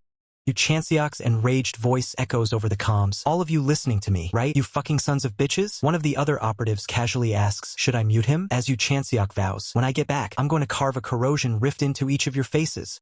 Yu Chanseok internally assesses his situation. "My paradox flame in its current state isn't strong enough to kill it." He plans his strategy against the formidable foe. "Against a strong entity, I have to whittle down its health with paradox flame and then finish it off with my spear." But the reality is grim, as Yu Chanseok realizes, but this beast won't go down. He understands his current weakness. "I drew too much of Jiadongdo Island's mana for the giant bat during the day. Its power is so much weaker than usual." Trapped on the island, he resolves, "Since I can't leave Jiadong Island, I need to find a place on the island where I can draw mana." Sudden realization sparks in Yu Chanseok's eye. A faint woo sound echoes through the dark forest. Chanseok spots a glowing blue object on the ground in the forest and declares, "Found it." With renewed vigor, Yu Chanseok leaps into the air, spear poised, as crackling lightning surrounds him, ready to strike the small purple monster. He moves with incredible speed, a mere blur against the dark backdrop. Yu Chanseok taunts the monster, "You'd better keep up." A dark, knowing smile spreads across Yu Chanseok's face as he states, "There's something I need to check." Back at HQ, the reporting operative announces, "The GPS signal has been lost." Reporting operative gravely informs him, "Hunter Yu Chanseok has entered the Alpha Corrosion Rift." The lead operative stares, speechless, at the grim news. The scene shifts, a mysterious title card appearing under a vast, star-dusted night sky. Seo Junho surveys the desolate landscape, observing, "It's cleaner than I thought." Seo Junho ponders the scale of the threat. "I heard unclassified and grade 3 corrosion rifts weren't that big. How big are grades 1 and 2? A colossal, purple-clawed limb descends, crushing the ground with immense force. From the shadows, a menacing voice booms, "Now that your tour of the corrosion rift is over." Seo Junho faces the towering purple beast, calmly declaring, "I'm not the clingy type." The monstrous entity snarls, its fangs bared, a guttural sound escaping its throat as drool drips from its maw. Seo Junho grips his spear, recalling a critical detail about his power. "One of the biggest problems of Paradox Flame," he continues his thought, "is that it spreads to every living being except me." Dark, shadowy energy begins to emanate from his spear. He grimly adds, "Even if it's an ally." The shadowy energy intensifies around him. He acknowledges the immense risk. "Therefore, if it reaches a level I can no longer control, it has the drawback of becoming unusable." But still, Seo Junho drops, his spear trailing ominous purple energy as the monster looms above him. On the ground, Seo Junho extends his hand, summoning a torrent of swirling purple energy that coalesces into a distinct form above him. The world-saving skill incarnation manifests in a burst of purple, facing down the monstrous adversary. Seo Junho glances at his newly summoned ally, a smirk playing on his lips as he thinks, if I fight alone, it's as good as not having a drawback at all. The atmosphere thickens as dark energy swirls violently. This is just the beginning. The real test starts now. A surge of blue mana erupts from within, crackling across his chest like a localized storm. Internally, his heart pulses with an ethereal glow, pumping concentrated energy through every fiber of his being. The mana he absorbs spreads to every corner of his body, widening his pathways and forging a vessel far stronger than before. He exhales a sharp, frosty breath, the sheer density of his power manifesting as a visible mist. A confident smirk plays on his lips. This process is proving to be far more efficient than he initially anticipated. Suddenly, a low, guttural snarl vibrates through the air as a purple-hued beast emerges from the gloom. The creature lets out a deafening roar, signaling the arrival of a new wave of threats. A pulse of energy ripples outward, distorting the very air as the monsters close in. He narrows his eyes, realizing the monsters have a calculated plan. He's finally seen through their little game. Gargoyles descend from the sky in formation. He notes with a dry wit that they've actually called for backup. He grips his weapon firmly. Too bad for them. Trying to overwhelm him with numbers is completely meaningless now. Purple flames erupt around him as he prepares to unleash his newly bolstered strength. Though he feels several times stronger, he knows he's still not at the level he reached previously. Now, he just needs to find the core. He senses a presence and reacts with cold and unwavering focus. A masked figure looms behind him, brandishing a spear with lethal intent. He doesn't even need to turn around to know it's there. His pupils dilate as he focuses his senses to the absolute limit, tracking the enemy's every micro-movement. Air screams as a powerful strike is unleashed, cutting through the silence. A blade of pure energy slices across the horizon, leaving a trail of destruction in its wake. He faces the masked creature. It was waiting for his aura to die out, a smart move for a monster with high intelligence. The opponent stands before him, radiating a murderous aura and signaling a deadly intent. Unfazed, he calculates his odds. At his current level, he should be able to manage a clean 4-hit combo. Launches forward with explosive speed, a blur of motion against the dark backdrop. His spear thrusts forward, a piercing strike aimed directly at the heart of the threat. The weapons clash with a violent spark, the force of the impact sending shockwaves through the ground. The monster holds its ground, its glowing eyes fixed on him through the mask. Steel grinds against steel as neither side yields, the intensity of the duel reaching a fever pitch. Activating his spear technique, he unleashes a complex maneuver designed to overwhelm. The monster's composure breaks for a fraction of a second as it realizes the danger it's in. A blue trajectory is generated, following the path of his attack and perfectly mimicking the first strike 4 times over. He maneuvers with grace, the blue afterimages of his spear creating a lethal web around the target. The real trick lies in the timing. The blue trajectory attacks just a beat late. He completes a tricky 2-part spear round that is nearly impossible for even a high-level opponent to dodge. Faced with a pincer attack unfolding with a deliberate time lag, the monster is left wide open. The opponent is bound to make a mistake under such relentless, delayed pressure. A final, decisive impact shatters the monster's defense, the sound of the blow echoing through the rift. He looks down at the fading remains. With a cold finality, the battle is finally over. From the remnants of the fallen enemy, a powerful surge of blue energy erupts, signifying the complete obliteration of the threat. The air crackles with residual power. The vanquished foe dissolves into brilliant motes of light, leaving behind a glowing core of concentrated energy. A system notification materializes around it. The glowing core solidifies and transforms, taking on a distinct, almost adorable form before cracking open, revealing something unexpected within. Elder Chun observes the strange, pixelated cube that has manifested before him. He questions its nature, wondering if it's merely a box. His hand reaches out, grasping the mysterious purple box. A click confirms its tangible nature, not an illusion. A look of profound surprise spreads across Elder Chen's face, his eyes wide with shock at the box's contents or implications. Meanwhile, in a frantic control room, operators panic. An urgent voice warns that the corrupted zone is spreading rapidly from Jiadongdo Island's center. Another stressed voice shouts, demanding proper guidance for the hunters, accusing someone of trying to get them killed. A male operator reports losing the signal from Team 9. The situation escalates as a report confirms that reinforcement hunters have encountered monsters. The interference makes landing on Jiadongdo Island impossible.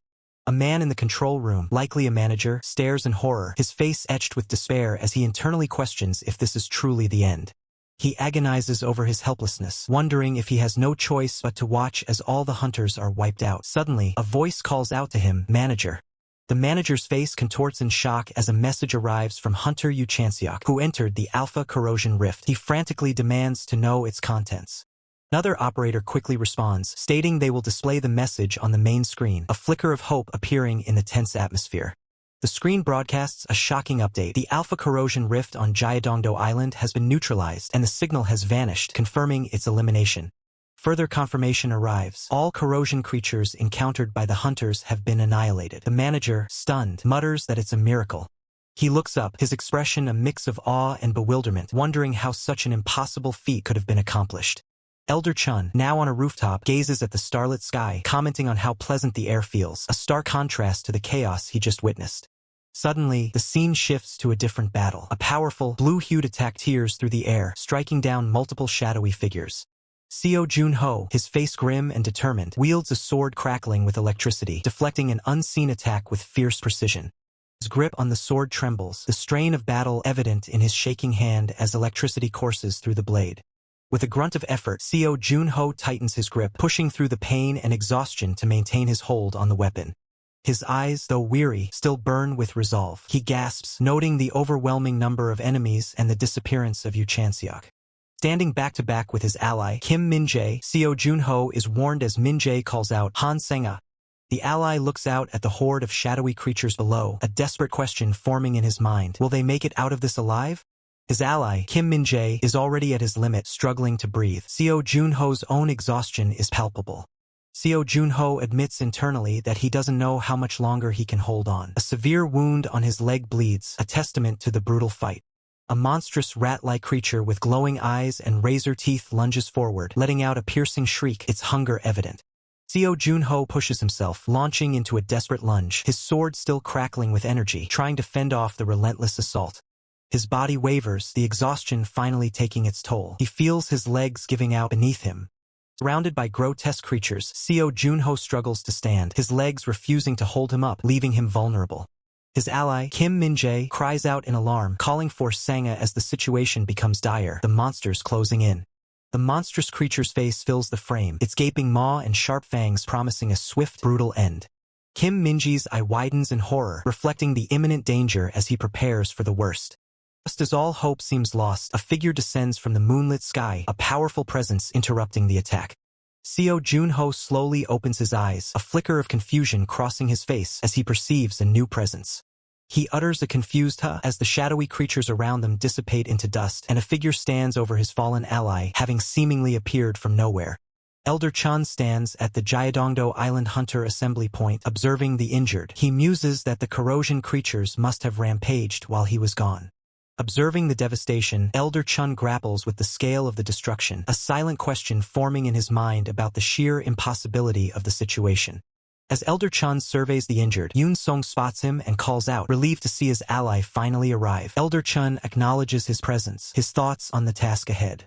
Yoon Song confronts Elder Chun, showing him a message confirming the solo clearance of the Alpha Corrosion Rift. He expresses his shock and disbelief that Elder Chun would tackle such a threat alone. Elder Chun casually deflects the concern, claiming his actions were driven by a desire to protect the hunters, while internally musing about the importance of maintaining a good image. Yoon Song silently questions his sincerity. Elder Chun laments that he would have acted sooner had he known the full scope of the situation. Suddenly, an unfamiliar voice from off-panel addresses him, requesting his attention. A man in a sharp suit introduces himself as Bayan Jongtae, the third branch manager for the Korea Operating Corporation, extending a formal greeting.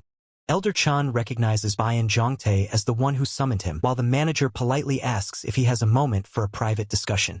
Bayan Jongtae informs Elder Chun that the mayor wishes to meet him, setting the stage for an unexpected official summons amidst the ongoing rain. As Elder Chun steps out of the car into the rain, he internally grumbles about the presumptuousness of being ordered around by older officials. Under the cover of his umbrella, Elder Chun shrewdly considers that his contract for clearing the Grade 3 corrosion rift didn't specify a bonus, deciding it's an opportune moment to negotiate his compensation. The man from the Korea Operating Corporation, Lee Pilji, greets Elder Chun formally, acknowledging his presence under the pouring rain. Lee Pilji introduces himself as the communications and liaison officer, his smile hinting at the official nature of their impending meeting. As they walk through a modern hallway, Lee Pilji informs Elder Chun that the mayor has been eagerly anticipating their meeting, expressing his shock at the early morning report from Jaedongdo Island. Lee Pilji elaborates that the mayor cancelled his entire morning schedule after reviewing the report. Elder Chun, however, downplays his achievement, suggesting a later meeting would have sufficed.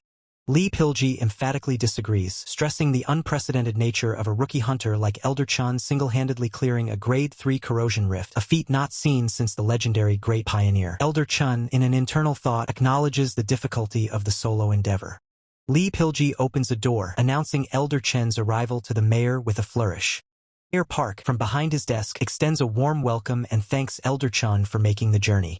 Mayor Park, a portly and jovial man, introduces himself as the mayor of Incheon, apologizing for calling Elder Chun out in such inclement weather. The mayor invites Elder Chun to take a seat and instructs Lee Pilji to bring coffee, setting a cordial tone for their discussion. With coffee served, Mayor Park expresses profound gratitude to Elder Chun for his invaluable service to the country.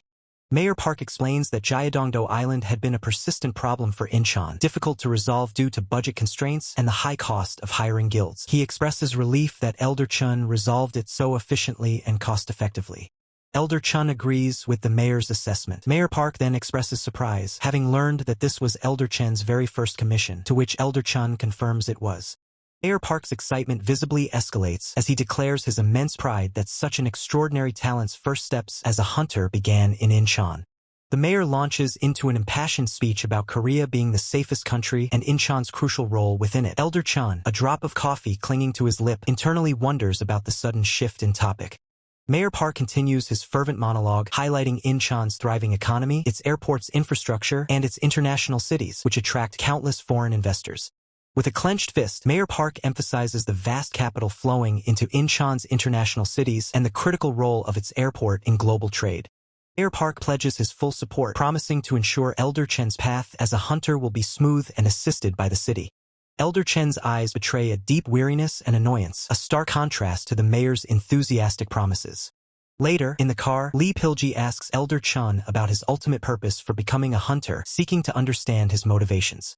Elder Chun responds with a blunt analogy, stating that if a toilet is clogged with filth, someone has to dive in and clear it, implying his role is to tackle the unpleasant necessities. Lee Pilji pauses, contemplating Elder Chen's rather crude, yet direct explanation of his purpose. Lee Pilji then shifts the conversation to the fame and popularity that awaits skilled hunters, mentioning commercial offers and TV appearances. Lee Pilji interprets Elder Chen's earlier analogy as a concern about being corrupted by fame, acknowledging that many promising hunters lose their sense of duty once intoxicated by popularity. He reflects that such a change is natural, given the constant threat of menacing monsters just across the truce line in the dangerous corrosion zone. Lee Pilji emphasizes that Korea remains the last sanctuary on Earth, yet even this safe haven is being influenced by the power of capital. Lee Pilji reiterates the incredible significance of Elder Chen's recent accomplishment, noting that many people in difficult circumstances will now look to him with interest. With a serious expression, Lee Pilji expresses his hope that Elder Chun will continue to be a symbol of hope for others. As the rainy cityscape blurs past the car window, Elder Chun, reflecting on the conversation, inwardly wonders just how far these officials are willing to go with their promises. Elder Chun observes the official, noting his blatant attempt to lay out a deal without pretense. Yet Elder Chun remains unmoved, his resolve hardened by countless past trials. For one who has endured so much, who has suffered through countless hardships, such transparent tactics hold little sway. Mayor Park, the official, approaches Elder Chun, his tone suggesting a proposition. He implies that with such significant support offered, there must be something expected in return. Mayor Park's face registers a flicker of surprise as Elder Chun immediately cuts to the chase, revealing his knowledge of the mayor's true intentions, securing re-election despite falling approval ratings. Regaining his composure, Mayor Park offers a smug smile, feigning nonchalance. He comments on how well-informed Elder Chun is, attributing it to readily available information on phones. Elder Chun continues to press, stating the mayor's term ends early next year and that, according to public consensus, re-election appears difficult. Mayor Park, slightly flustered, attempts to shift the conversation, reminding Elder Chun that his participation in the commission required approval from Incheon City Hall. Elder Chun acknowledges the truth of the mayor's words, admitting that, as a rookie, he did need permission. He realizes the mayor intends to leverage his success, framing him as a talent discovered by Incheon. Elder Chen's internal monologue continues, cementing his understanding that Mayor Park simply wants to ride his coattails to boost his own image. Mayor Park, oblivious to Elder Chen's true thoughts, proudly boasts about his extensive connections with overseas and domestic companies thanks to Incheon's infrastructure. He gestures to a coffee mix brand, suggesting that with the current model's contract ending, they could easily replace her face with Hunter Yu Chanseok's. As Mayor Park continues to elaborate on future opportunities, Elder Chen cuts him off sharply, addressing him directly. Elder Chen's golden eyes narrow, his voice laced with disdain as he declares that Mayor Park clearly takes him for someone cheap. Mayor Park stammers, caught off guard, then quickly attempts to recover, suggesting that a new face is needed to uplift the world's dreary atmosphere.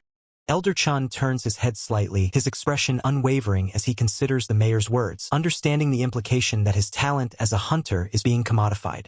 With an intense gaze, Elder Chen makes it clear, everything Mayor Park promised to give him is merely his rightful share anyway, not a favor.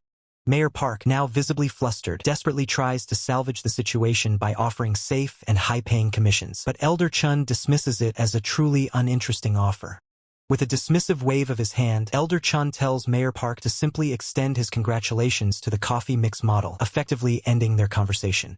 Coffee mix box and empty cups remain on the table, a silent testament to the failed negotiation and Elder Chen's decisive rejection. Outside, the heavy rain continues to lash down, creating a dreary, melancholic atmosphere under a concrete overpass. Beneath the relentless downpour, two figures stand, one kneeling in submission to the other, cloaked in shadow. The standing figure acknowledges a grim report. The world-saving skill incarnation, shrouded in a dark hood, receives the somber news. The Jiadongdo Island test was a failure. The kneeling subordinate immediately offers an apology. The kneeling figure, visibly distressed, accepts the failure as unavoidable but quickly interjects, promising good news to their superior. The world-saving skill incarnation inquires about this good news, and the subordinate reveals it's a clip from a Hunter Association certification exam video. On the phone screen, an incredible flame erupts, showcasing the power of candidate Yu Chanseok. The world-saving skill incarnation repeats the name, intrigued. A subtle smirk plays on the lips of the world-saving skill incarnation as they hold the phone, clearly impressed by the displayed power. Across the world, the September 2025 Hunter rankings are being eagerly anticipated, with many wondering about the latest power shifts. A young boy excitedly shows his mother the rankings on his phone, his enthusiasm palpable as he points to something remarkable. Among a group of young men, one speculates about who might be number one this month, while another dismissively states he doesn't care. An injured man, recovering in a hospital bed, looks at a screen with a hopeful expression, declaring, "Finally!" An assistant presents the September World Hunter Rankings to Association President Moon Jongtae, who listens intently. A fierce female hunter, wielding a massive sword, questions if that guy has made it onto the rankings, her eyes sharp with anticipation. A sharp-suited executive, scrolling through his phone, muses that flashy shows are irrelevant, only the top 10 truly matter. His finger scrolls down the September Hunter rankings, his focus solely on the elite contenders at the very top. The rankings reveal 10th place. Lee Son, a female hunter efficiently setting up camp in a snowy landscape, drawing exclamations of speed from onlookers. Further up the list, 5th place is claimed by Kim Ki-hyun, a formidable purple-haired warrior with glowing eyes, poised with her golden blades. The intense ranking reveal continues, showcasing Choi Yoriam, a formidable warrior engulfed in a vibrant blaze, claiming the prestigious 3rd place. Next, the powerful Jang Tae-sik secures 2nd place, his imposing figure radiating a destructive purple energy that cracks the very earth beneath him. Final announcement echoes through the hall, and 1st place is Mr. Yu Chanseok. A subtle, knowing glint appears in Elder Chen's golden eye. A smiling attendant approaches Elder Chen, informing him, "You've waited a long time, you can go out now." Elder Chen casually responds, "Yup," as a document detailing 25 new entry hunters for 2025 is displayed. The attendant then exclaims, "Ah, I saw Mr. Yu Chanseok." The document emphasizes new YOO Chanseok as the attendant offers hearty congratulations. Congratulations on entering the rankings in record time. Powerful statement appears, declaring, "The one who has saved the world before saves it well." It hints at a deeper history. The narration sets the scene, a 5-year veteran hunter solo clearing a grade 3 corrosion rift. Such a common occurrence that it would practically be ignored in the hunter community. But the narrator clarifies, if it is the first mission of a newly debuted hunter, that is a completely different story. Reporters clamor, demanding, "Mr. Yu Chanseok, what was your occupation before becoming a hunter? And did you really not receive any help from other hunters inside the corrosion rift?" Another voice from the press aggressively probes, was the escalation of the corrosion rift expected? Elder Chun thinks to himself, I feel like a kid on one of those Finding Geniuses TV shows. He then addresses the reporters, stating, I have a schedule to stick to, so I'll take one last question. A reporter shouts, I believe many people are interested in your future steps as Hunter Yu Chanseok. Another reporter grumbles, that bastard beat me to it. The first reporter continues, regarding this, could you share your mindset as a hunter? Or perhaps a word of resolution? Elder Chen's gaze sharpens, his golden eyes fixed on the crowd. With a dismissive tone, Elder Chen declares, forget cliches like, I'll do my best. His eyes burning with determination, Elder Chen promises, I'll show it to you with results. A sleek helicopter glides through the sky as the old man points out, this is where Gonsal Prison used to be. The helicopter hovers over a landscape of utter devastation, revealing a city reduced to rubble and twisted metal, a grim testament to a past catastrophe. Elder Chun gazes upon the horrific sight, remarking, a horrific sight, isn't it? It's like this everywhere abroad. He continues, after the corrosion rifts appeared, most countries lost their administrative capabilities. The old man, seated opposite Elder Chun, explains, however, South Korea alone became a powerhouse that not only successfully defended the nation but even made technological advancements. He gestures, adding, the helicopter we're riding in is part of that technological prowess, running on mana and blocking out external noise. Elder Chun, looking out at the ruins, asks, did the countries that couldn't cope with the corrosion rifts end up like this? The old man confirms, yes, many capitals disappeared after the corrosion rifts appeared. As the helicopter touches down, the old man suggests, shall we take a closer look? They have arrived at the Great 80s, a designation for the 8 most dangerous corrosion rifts in the world. The old man reveals, one of them, Gonsal Prison, is right here. The devastation spread from the city center in a massive circle, claiming lives without any signs or warnings. A chilling scene unfolds as a cloaked figure, armed with a blade, steps over fallen bodies, emphasizing that they were all swept away without even getting a chance to flee. The grim reality is stark. In just a few days, an entire city disappeared without a sound, leaving only a fractured, silent wasteland. The old man observes, despite the appearance of corrosion rifts, the influence of each nation hasn't changed much, but internally, the power of central governments has weakened. Elder Chun, unimpressed by the history lesson, asks pointedly, it's nice to learn information I didn't know, but what does this have to do with you calling me here? The old man reveals the true purpose of their meeting. A few days ago, Yoon Seongyin from Taebeek came to find me. It seems he was annoyed that you didn't join Taebeek. Elder Chen's eyes narrow as he recalls, Yoon Seongyin, is that the big guy from back then? The flashback shows Yoon Seongyin's menacing face, warning, you better think this through properly. The old man continues, then he abruptly asked me for your whereabouts. Elder Chen's expression hardens as he retorts, what?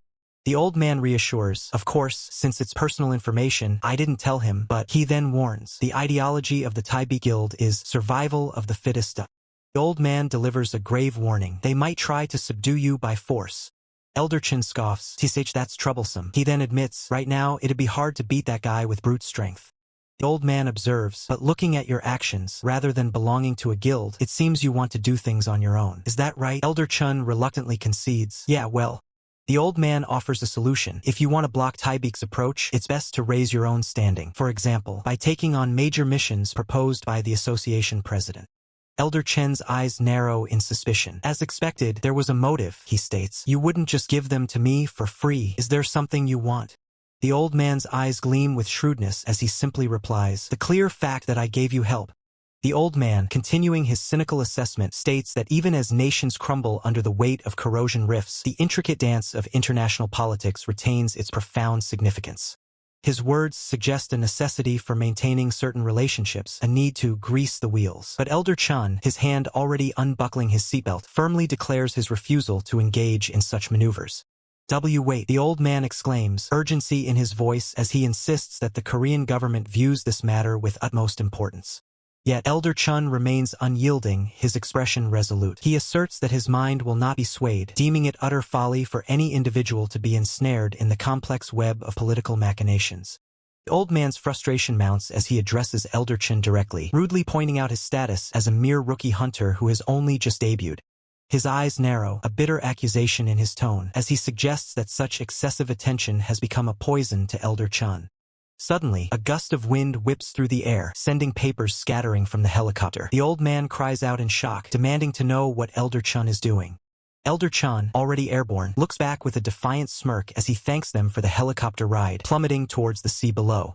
Swim to Seoul on my own, Elder Chun declares, his words cutting through the air, leaving the old man utterly dumbfounded and shouting, what? A sharp splash echoes as Elder Chun hits the water, the helicopter's shadow receding rapidly above. Elder Chen's body arcs through the air, a determined gaze fixed on the distant horizon as he plunges into the vast expanse of the ocean. From the helicopter's open door, the old man stares down, his face a mask of disbelief and frustration at Elder Chen's reckless departure. A massive geyser of water erupts from the sea, marking Elder Chen's powerful impact as the helicopter hovers far above the churning waves. The old man shakes his head, a weary sigh escaping his lips. Kids these days, he mutters, resigned to Elder Chen's stubborn independence. The scene shifts to the sprawling expanse of Incheon Port, bathed in the warm glow of a setting sun, its massive cargo ships and cranes silhouetted against the horizon. A dock worker, taking a break with a cup in hand, looks out at the water, a puzzled expression on his face as he notices something unusual bubbling on the surface. The water near the dock churns with an unnatural vigor, small bubbles rising rapidly, hinting at a presence beneath the surface. The powerful surge, a hand bursts from the water, grasping onto the concrete edge of the dock, signaling a struggle to emerge. Elder Chun gasps for air, his face contorted in exhaustion as he pulls himself onto the dock, drenched and panting after his impromptu swim. Catching his breath, Elder Chun mutters about the near-death experience and the threats he faced, addressing the dock worker who stands nearby.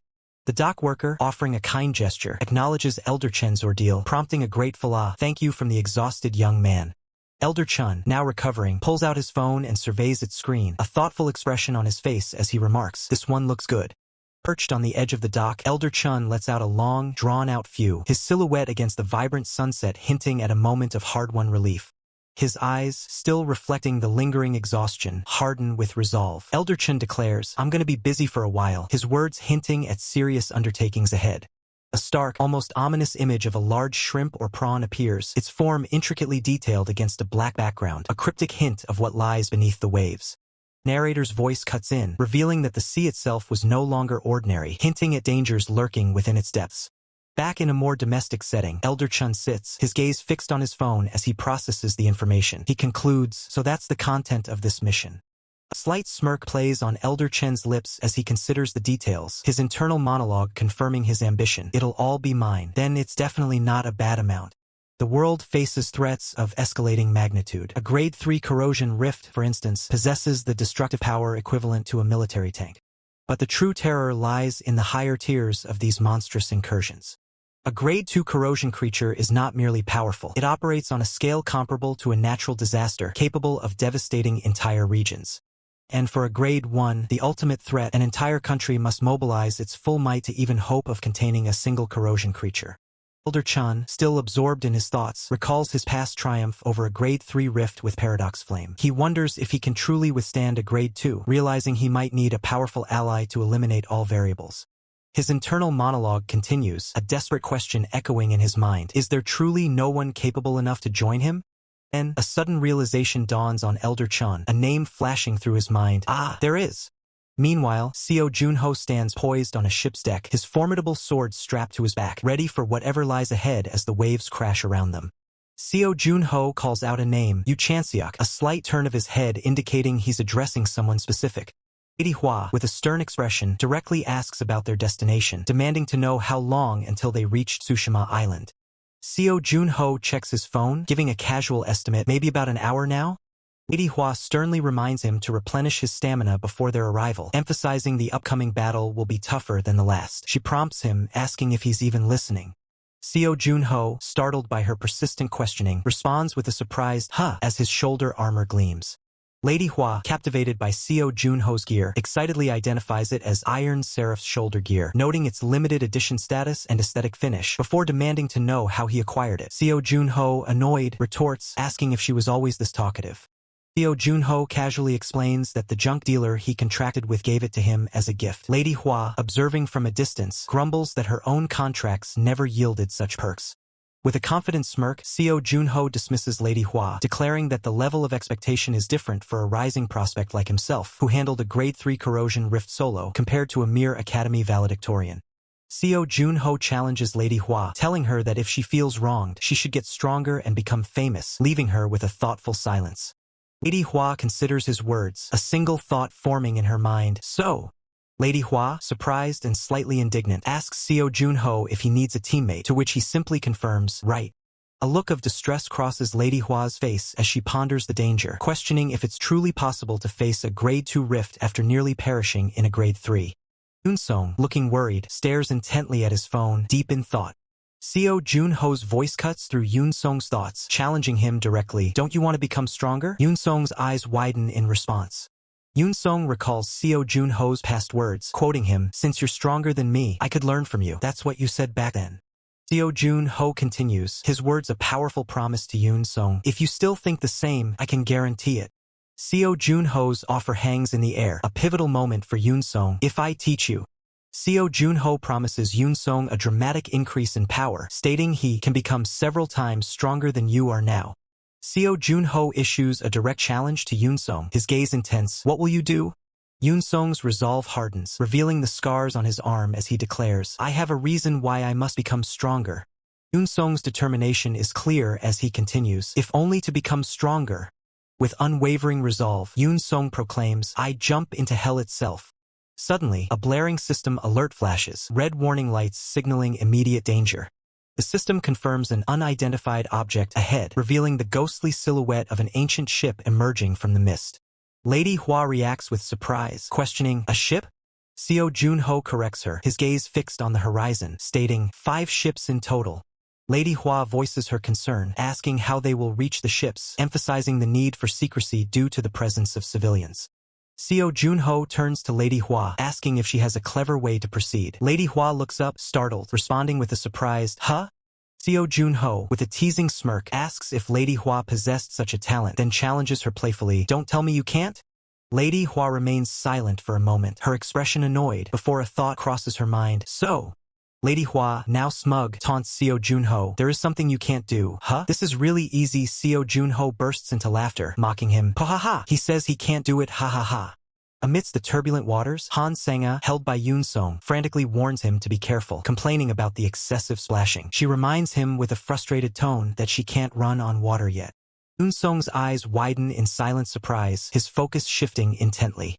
With a stern command, Yoon-sung instructs Han Sang-a to deal with the nearest ship. She immediately questions his reasoning.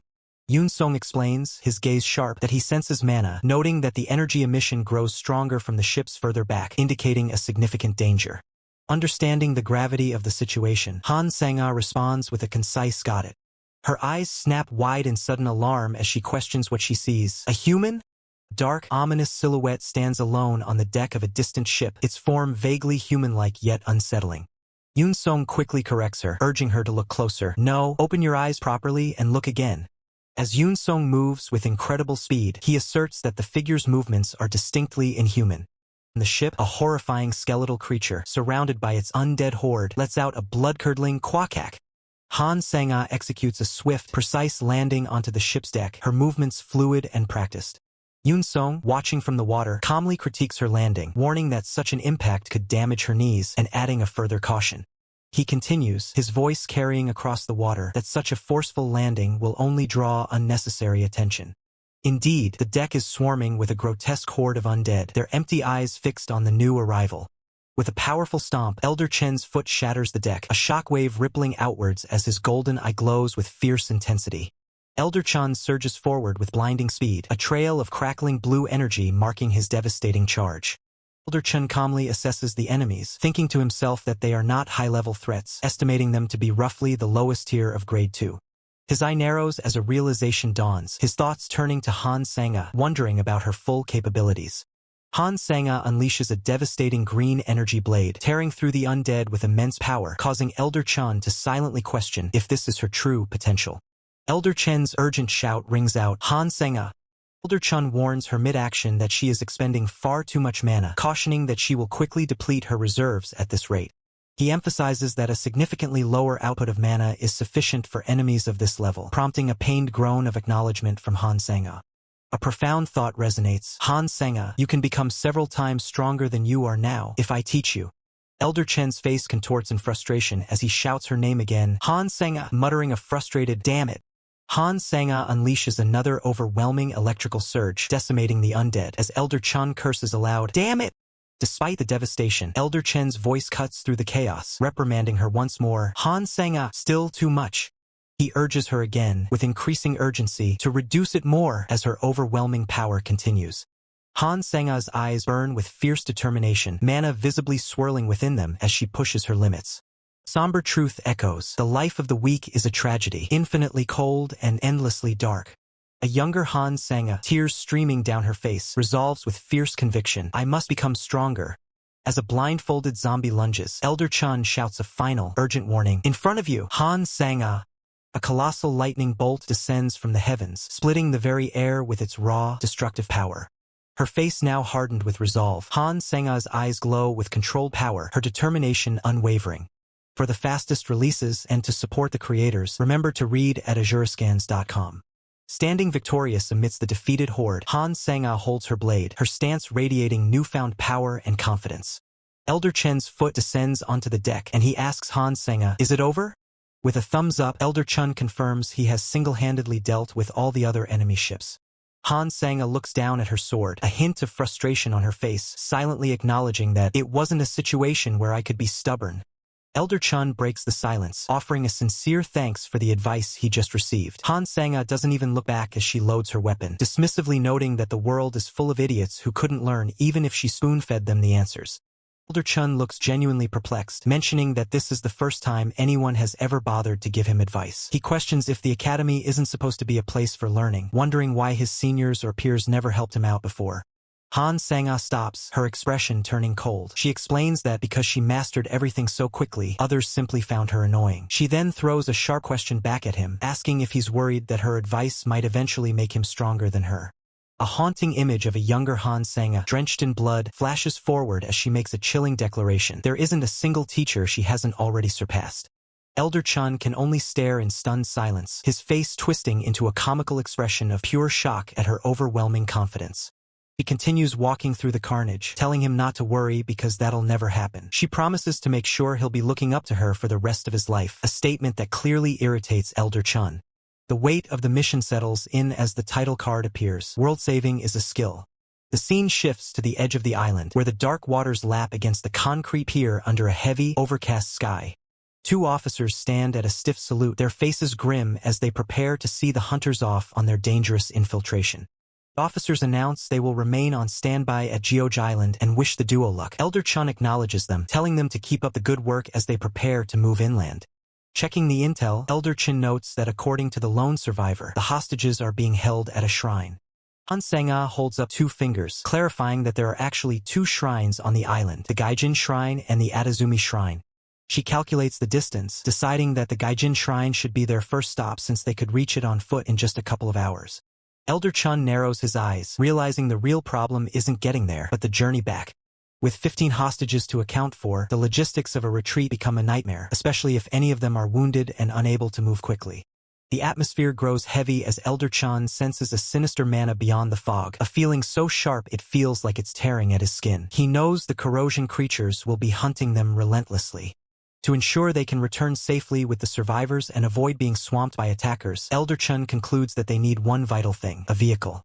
They manage to find an old white van. Elder Chun asks Han Sang-a if she's a good driver, and she confidently replies, of course. Why?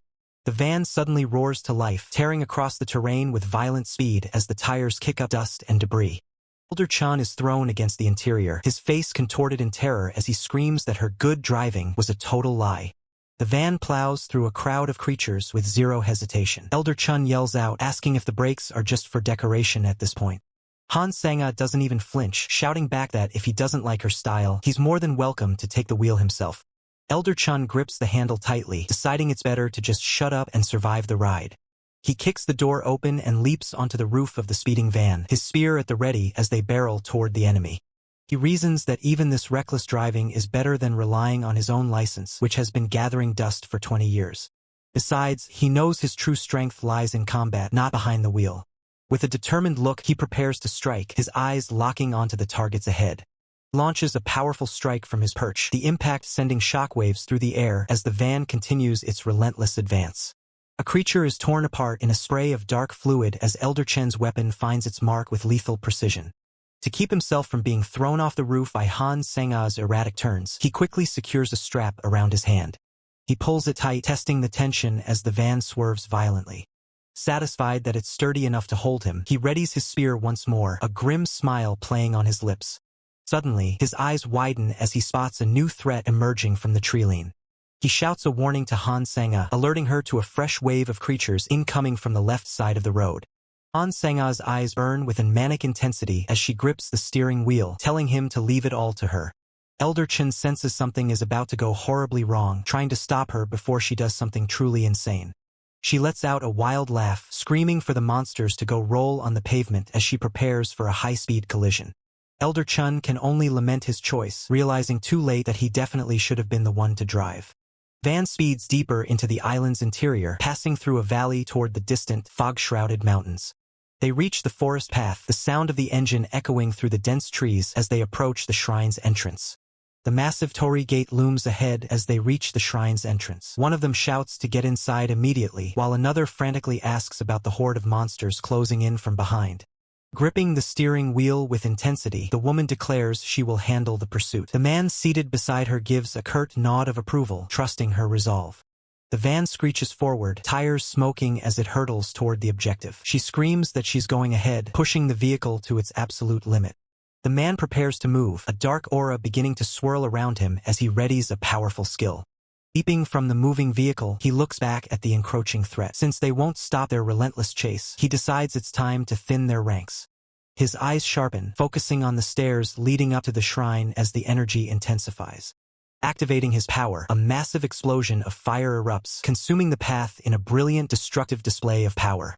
He calculates his next move through the haze, realizing he just needs to burn away the friction of the stairs to hinder the monster's advance.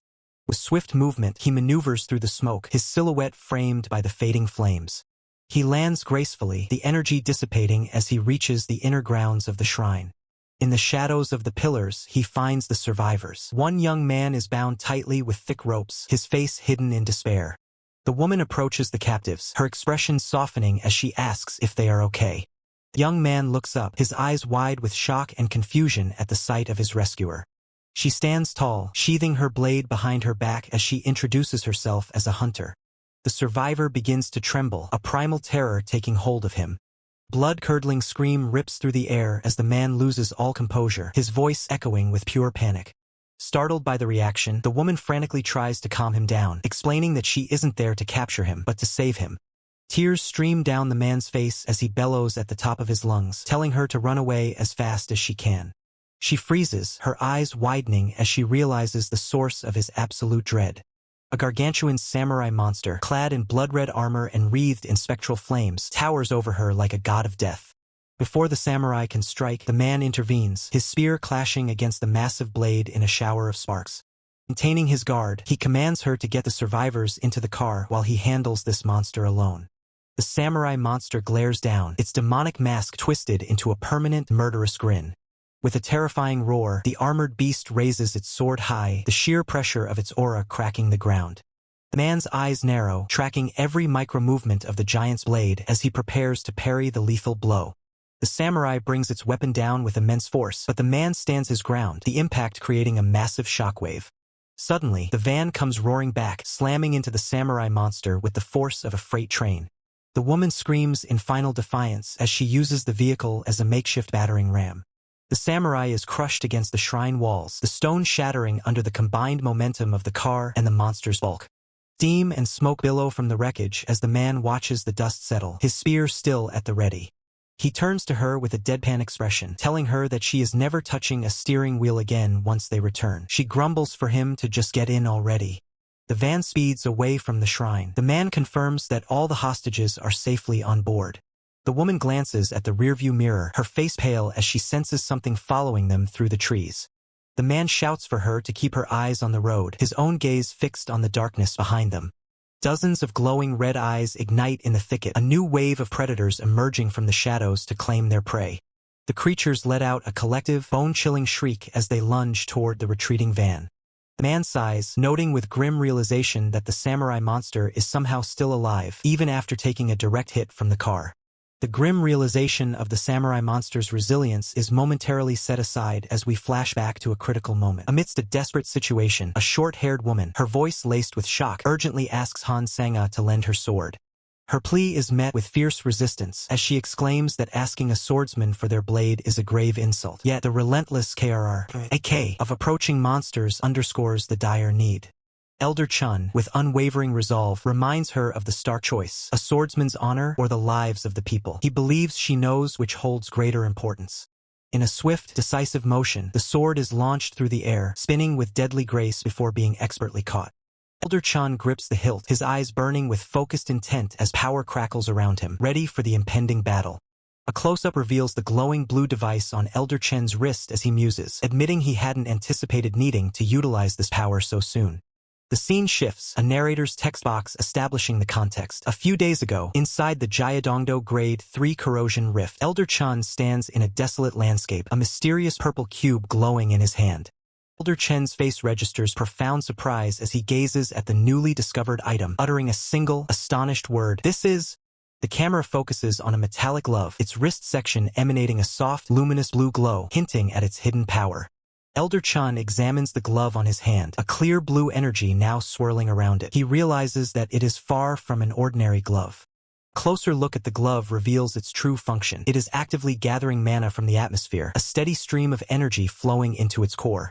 Elder Chun deduces that, despite its appearance, this is likely basic equipment designed simply to supplement one's own mana reserves.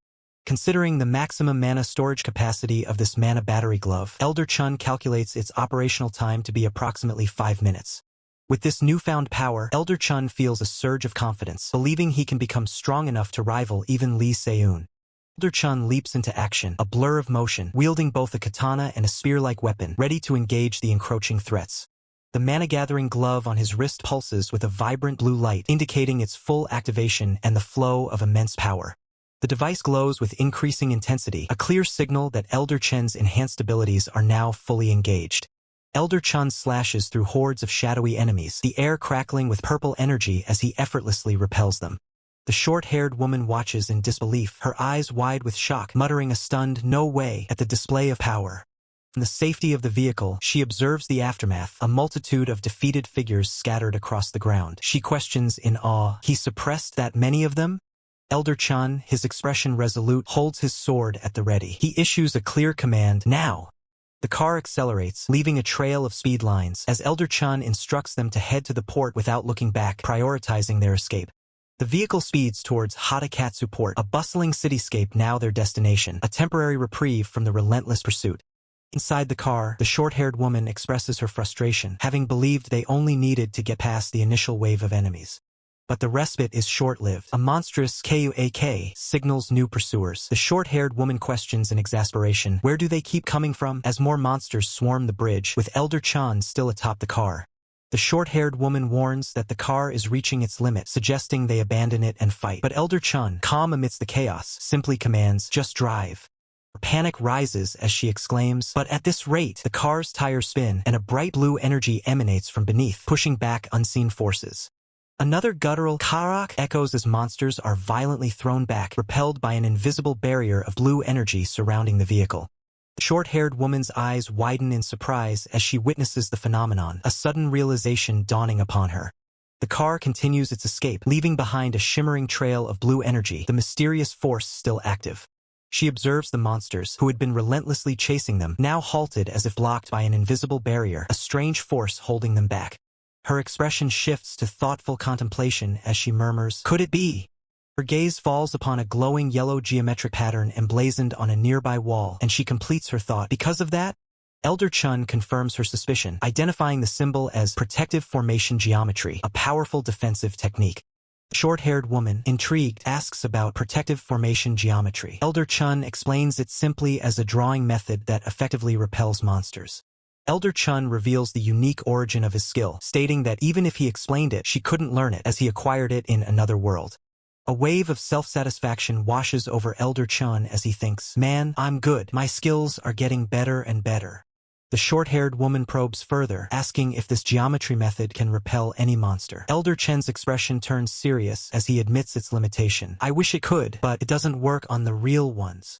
Scene returns to the present, confirming Elder Chen's grim statement. The samurai monster, glowing with ominous blue energy, utters a chilling thought, "Sacrifice must protect." The samurai monster, its single red eye glowing ominously, reiterates its chilling internal thought, must protect. Lady Hua cries out in pain, a red line slashing across her chest, indicating a fierce, unseen attack. Yoon Song ponders the situation, questioning the nature of Mind's Eye and noting the chilling atmosphere, yet sensing no immediate threat. Lady Hua, distressed, realizes Mind's Eye is a heightened sense, an ability to predict attacks beyond the five senses. She grapples with the terrifying thought, how could a mere corpse possess such a difficult technique, even for skilled masters? A hand firmly grips the sword hilt, a resolve forming amidst the chaos. Yoon Song reassures Lady Hua, telling her there's no need to be afraid. With a confident gaze, Yoon Song declares that techniques like Mind's Eye are nothing more than tricks. Elder Chen's golden eye glows with intense power as he asserts his intention to teach how to deal with such abilities. The samurai monster recoils, clutching its head as if in agony, its movements becoming erratic. Despite its disoriented state, the samurai monster unleashes a swift sword attack, a blur of motion. Lady Hua questions Yoon Song's decision to face the monster alone as he begins to explain the true nature of Mind's Eye. Yoon Song advances, explaining that Mind's Eye is merely accumulated combat data and acquired reflex. He continues, stating that projecting killing intent can disorient an opponent's mind's eye due to its unconscious reaction to hostility. Lady Hua reflects on various advanced techniques, Mind's Eye, Heart Sword, and the state of selflessness. She considers the realms of union of man and sword and myriad streams return to the origin, pondering their true significance. Yoon Song engages the samurai monster, his spear a blur as he strikes. Two combatants clash, Yoon Song's movements precise against the monster's powerful swings. With a thunderous impact, Yoon Song's attack shatters the samurai monster's armor, sending fragments flying with a burst of energy. Elder Chun, with a slight smirk, dismisses these so-called realms as nothing special, even as the monster's armor crumbles behind him. He continues his commentary, emphasizing the terrifying illusion of enlightenment that traps many.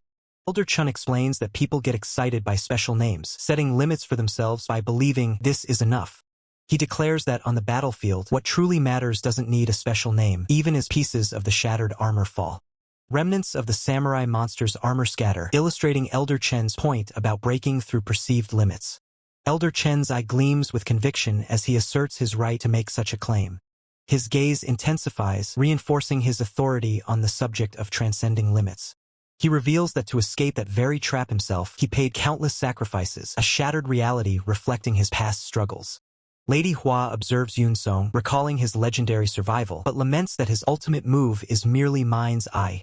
With a determined expression, Lady Hua questions her own achievements in this subjugation. Her thoughts drift to the battle, acknowledging that Yoon Song far exceeded her imagined strength despite her own efforts.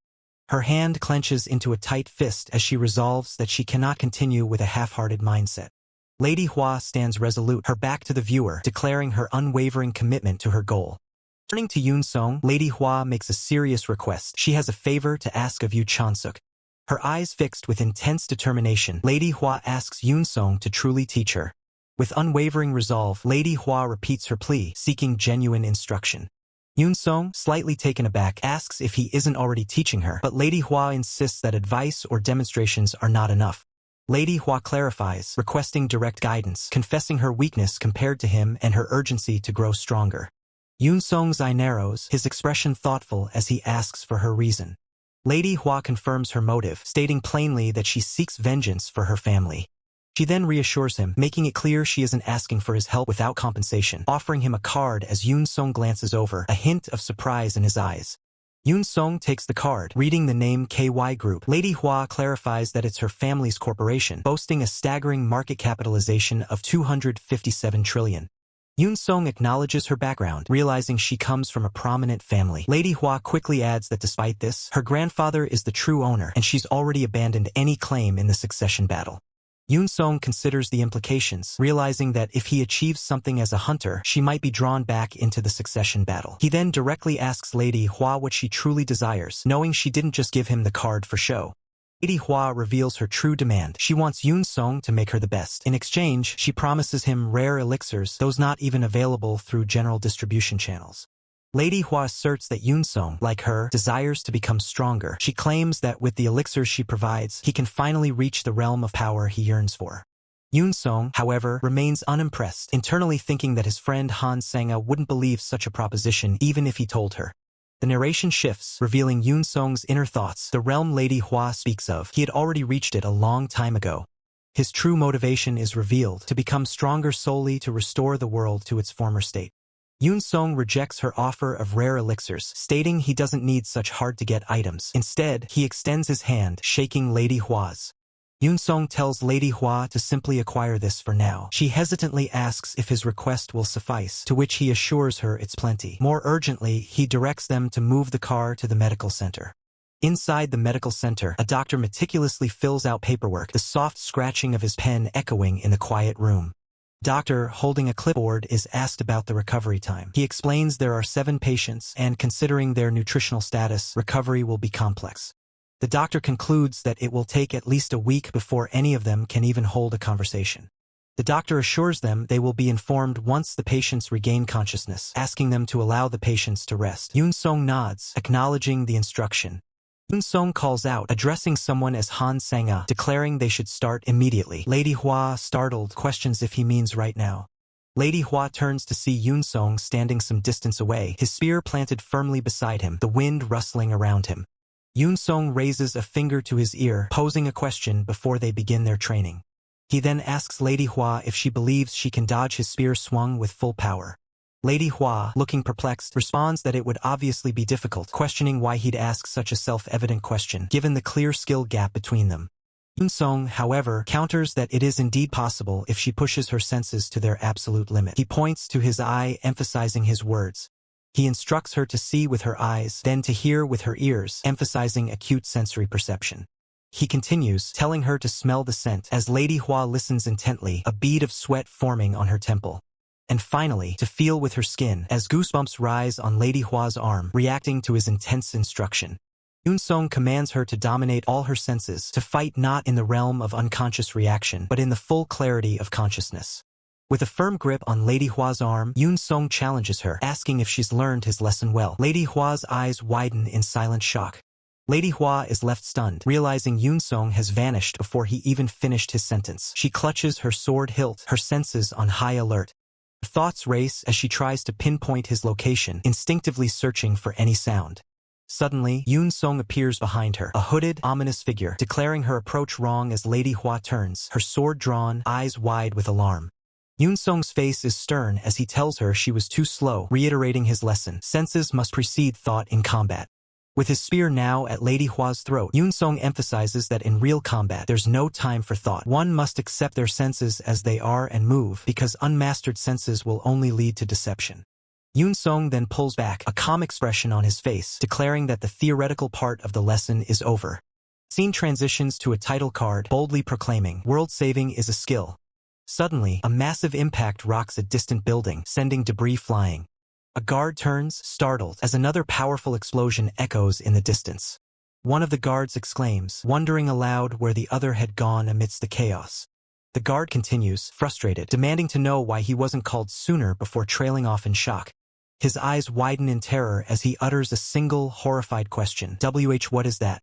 Terrifying entity unleashes a devastating blow, shattering the ground and sending debris flying with a thunderous impact.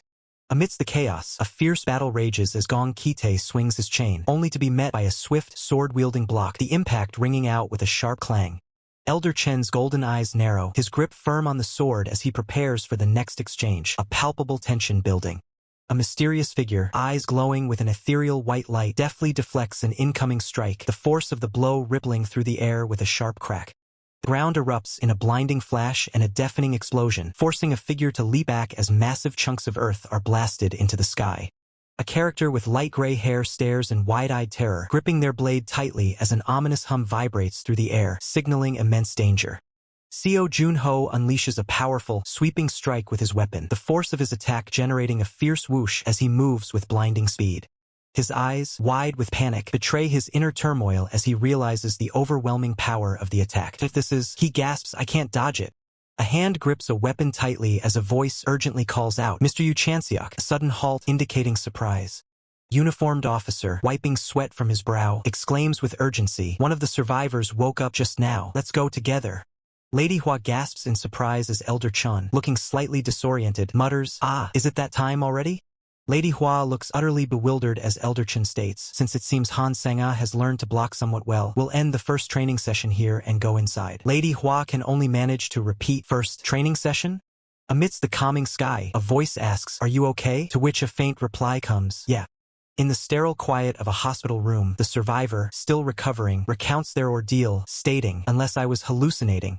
The survivor continues, their hands clasped tightly. "A truck came to the place where I was held captive, and people got out of it." Elder Chun questions, "People?" While Lady Hua, her brow furrowed, asks, "Were they other hostages?" The survivor shakes their head. No. They were too calm to be captives. Furthermore, the monsters weren't hostile to them at all.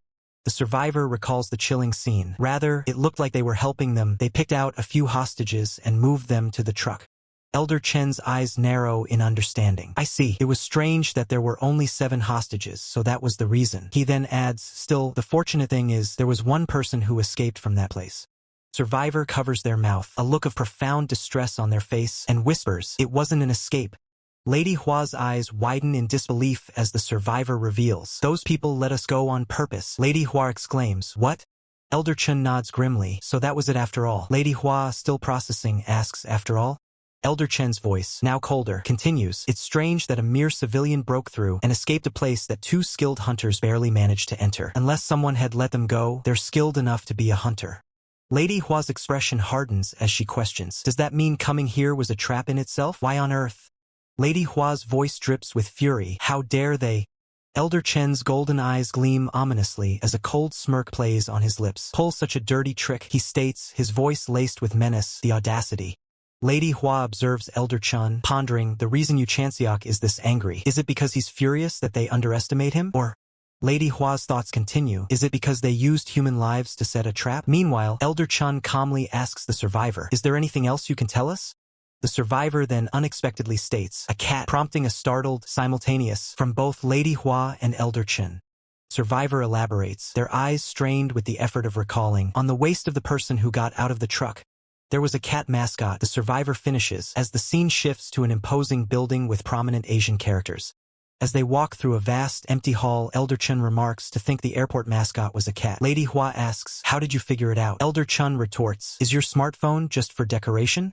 Lady Hua, with an exasperated look, explains, "You wouldn't know since you're rich, but commoners rack up huge data charges if they just browse the internet." She then adds sarcastically, "Did you just come out of a cave somewhere? This isn't the early 2000s. Elder Chun scans the deserted area, remarking, "Anyway, let alone people, I don't even see an ant here. Should we go back to the shrine?" Suddenly, Lady Hua declares, "No, found him," as the view reveals a figure in a white GI lying amidst shattered debris. Elder Chun observes the fallen figure, noting, "Face full of piercings." With a hint of mockery, Elder Chen quips, "What, did he get his face stitched full of piercings with a sewing machine or something?" The blue-haired figure, seemingly immune to such petty insults, introduces himself with chilling calm. "My name is Kim Jahyun." His piercing eyes fix on Yoon Song and Lady Hua as he declares his intent. "I'll be the one taking you alive." Yoon Song, startled, questions, "Alive?" Kim Jahyun's hand clenches, a subtle yet menacing gesture of his resolve. A gruesome sight unfolds as Kim Jahyun reveals a bloodied, unconscious face, stating, "It seems showing you the opposite first would be better." The swift, brutal motion, Kim Jahyun hurls the body into a swirling vortex, a corrosion rift forming beneath it. Lady Hua gasps in horror, realizing the implications. "You're throwing people into the corrosion rift?" Her hand instinctively clenches as she understands the grim fate. "If you do that, they won't be able to get out until the core is destroyed." A terrifying realization dawns in Lady Hua's wide, distressed eyes. Before them, a person transforms into a grotesque corrosion creature, confirming Lady Hua's worst fears. Person turned into a corrosion creature. Kim Jahyun observes the newly formed creature with disdain. As expected, since the host is weak, it's nothing special. He launches a swift, powerful strike, demonstrating his overwhelming combat prowess. Yoon Song and Lady Hua watch in stunned silence. Yoon Song utters, "This can't be." Yoon Song questions the sinister intent. "Are they planning to do the same to us?" "Why?" Kim Jahyun casually explains, "Well, naturally, just sacrificing ordinary people." A sinister smile spreads across Kim Jahyun's face as he continues, "Didn't produce satisfactory corrosion creatures." Lady Hua's eyes widen, realizing the horrifying truth. "That means Yoon Song deduces, these guys weren't trying to make money from hostages." Yoon Song's revelation hangs heavy in the air, surrounded by the ominous forms of the corrosion creatures. They needed the hostages themselves. Kim Jae-hyun, with an air of superiority, condescendingly offers an explanation. I personally don't care about you lot, but the elder said I should explain it for the sake of the great cause, so listen well. He proudly declares their identity and singular purpose. We are the descendants of Dangun. We gathered for a single purpose, and we move only for that. His gaze intensifies as he outlines their ambitious goal: to maintain and strengthen the hegemony South Korea currently holds so that no one can mess with us. Kim Jae-hyun channels immense power, radiating an aura that shatters the ground around him. He grins maniacally, a car levitating effortlessly beside him, making it a f***ing strong superpower. With a devastating kick, Kim Jae-hyun sends the car flying, a testament to his raw power. The vehicle explodes upon impact, a chaotic display of force. Yoon Sung narrowly dodges the debris, exclaiming, seriously, what a load of... The surrounding structures stand as silent witnesses to the unfolding chaos. Yoon Sung, still reeling, questions the audacious claim. Did I hear that wrong? I thought our country was already enough of a superpower. Kim Jae-hyun's face contorts in fury as he charges forward. It's not enough. We will take this proud nation. Yoon Sung prepares for impact as Kim Jae-hyun continues his impassioned rant to heights where no one would even dare to look down on us. Mid-air, Kim Jae-hyun delivers a powerful kick, his voice booming with conviction, and make it an absolute, immutable superpower. He pauses, a historical weight in his tone. Think about the history of the Korean peninsula. Images of historical subjugation flash, illustrating his point. Day after day, we were stripped of tributes, and at the drop of a hat, we bowed our heads. Japanese flag appears, symbolizing a period of lost sovereignty, and the result we got from that was having our sovereignty stolen. Yoon Sung prepares for battle, internally assessing his opponent. He reflects, we must return every single humiliation we suffered. The opponent is a Taekwondo black belt and unarmed, but he's faster than I imagined. Yoon Sung continues his tactical evaluation. He's fast, but his power is manageable. Still, I can understand his point to some extent. Lady Hwa's thoughts echo, considering the geopolitical implications. If all corrosion rifts disappear, it would be hard for Korea to maintain its current position. Which means... Lady Hwa concludes her thought, you have no intention of saving the world. Kim Jae-hyun confirms with a smirk, of course not. Lady Hwa challenges him, countless people's lives are being threatened. Don't you know what needs to be prioritized right now? Kim Jae-hyun retorts, you're the ones who don't know anything. Yoon Sung listens intently as Kim Jae-hyun reveals their shocking advantage. Because we found a way to control the corrosion rifts. Yoon Sung's brow furrows in deep thought, his mind racing. He considers the implications. If controlling corrosion rifts is truly possible, then everything changes. He continues to ponder, realizing that such control would mean an end to their constant suffering, allowing them to finally lead stable lives. Elder Chun interjects, demanding to know the extent of their rift control, even offering to hand over Han Sang-ah if the control is sufficient. His words are immediately met with a furious shout from Han Sang-ah, calling out Yu Chanseok's name. Yu Chanseok simply smirks, his gaze sharp, refusing to divulge any details about their capabilities. He casually states they've only just enough control, provoking an immediate, incredulous reaction from Yoon Sung, who realizes this means they don't have complete mastery. Yoon Sung's eyes narrow in suspicion, accusing them of being scammers who talk a good game but never deliver on their promises. He continues his tirade, dismissing them as mere thugs, until Yu Chanseok snaps, cutting him off with a thunderous, shut up! Yu Chanseok's form blurs, a dark silhouette against the stark white, as he prepares to unleash a powerful attack. With a devastating kick, Yu Chanseok shatters the ground, sending debris flying as he launches himself forward, a blue blur of raw power. Yoon Sung, now on the defensive, questions if he pushed too far, realizing the gravity of his words. His gaze sharpens, acknowledging that while he tried to buy time for mana regeneration, the situation has escalated beyond stalling. He internally calculates his options, realizing he lacks the mana for his powerful Paradox Flame, leaving a battle of attrition as his only viable strategy.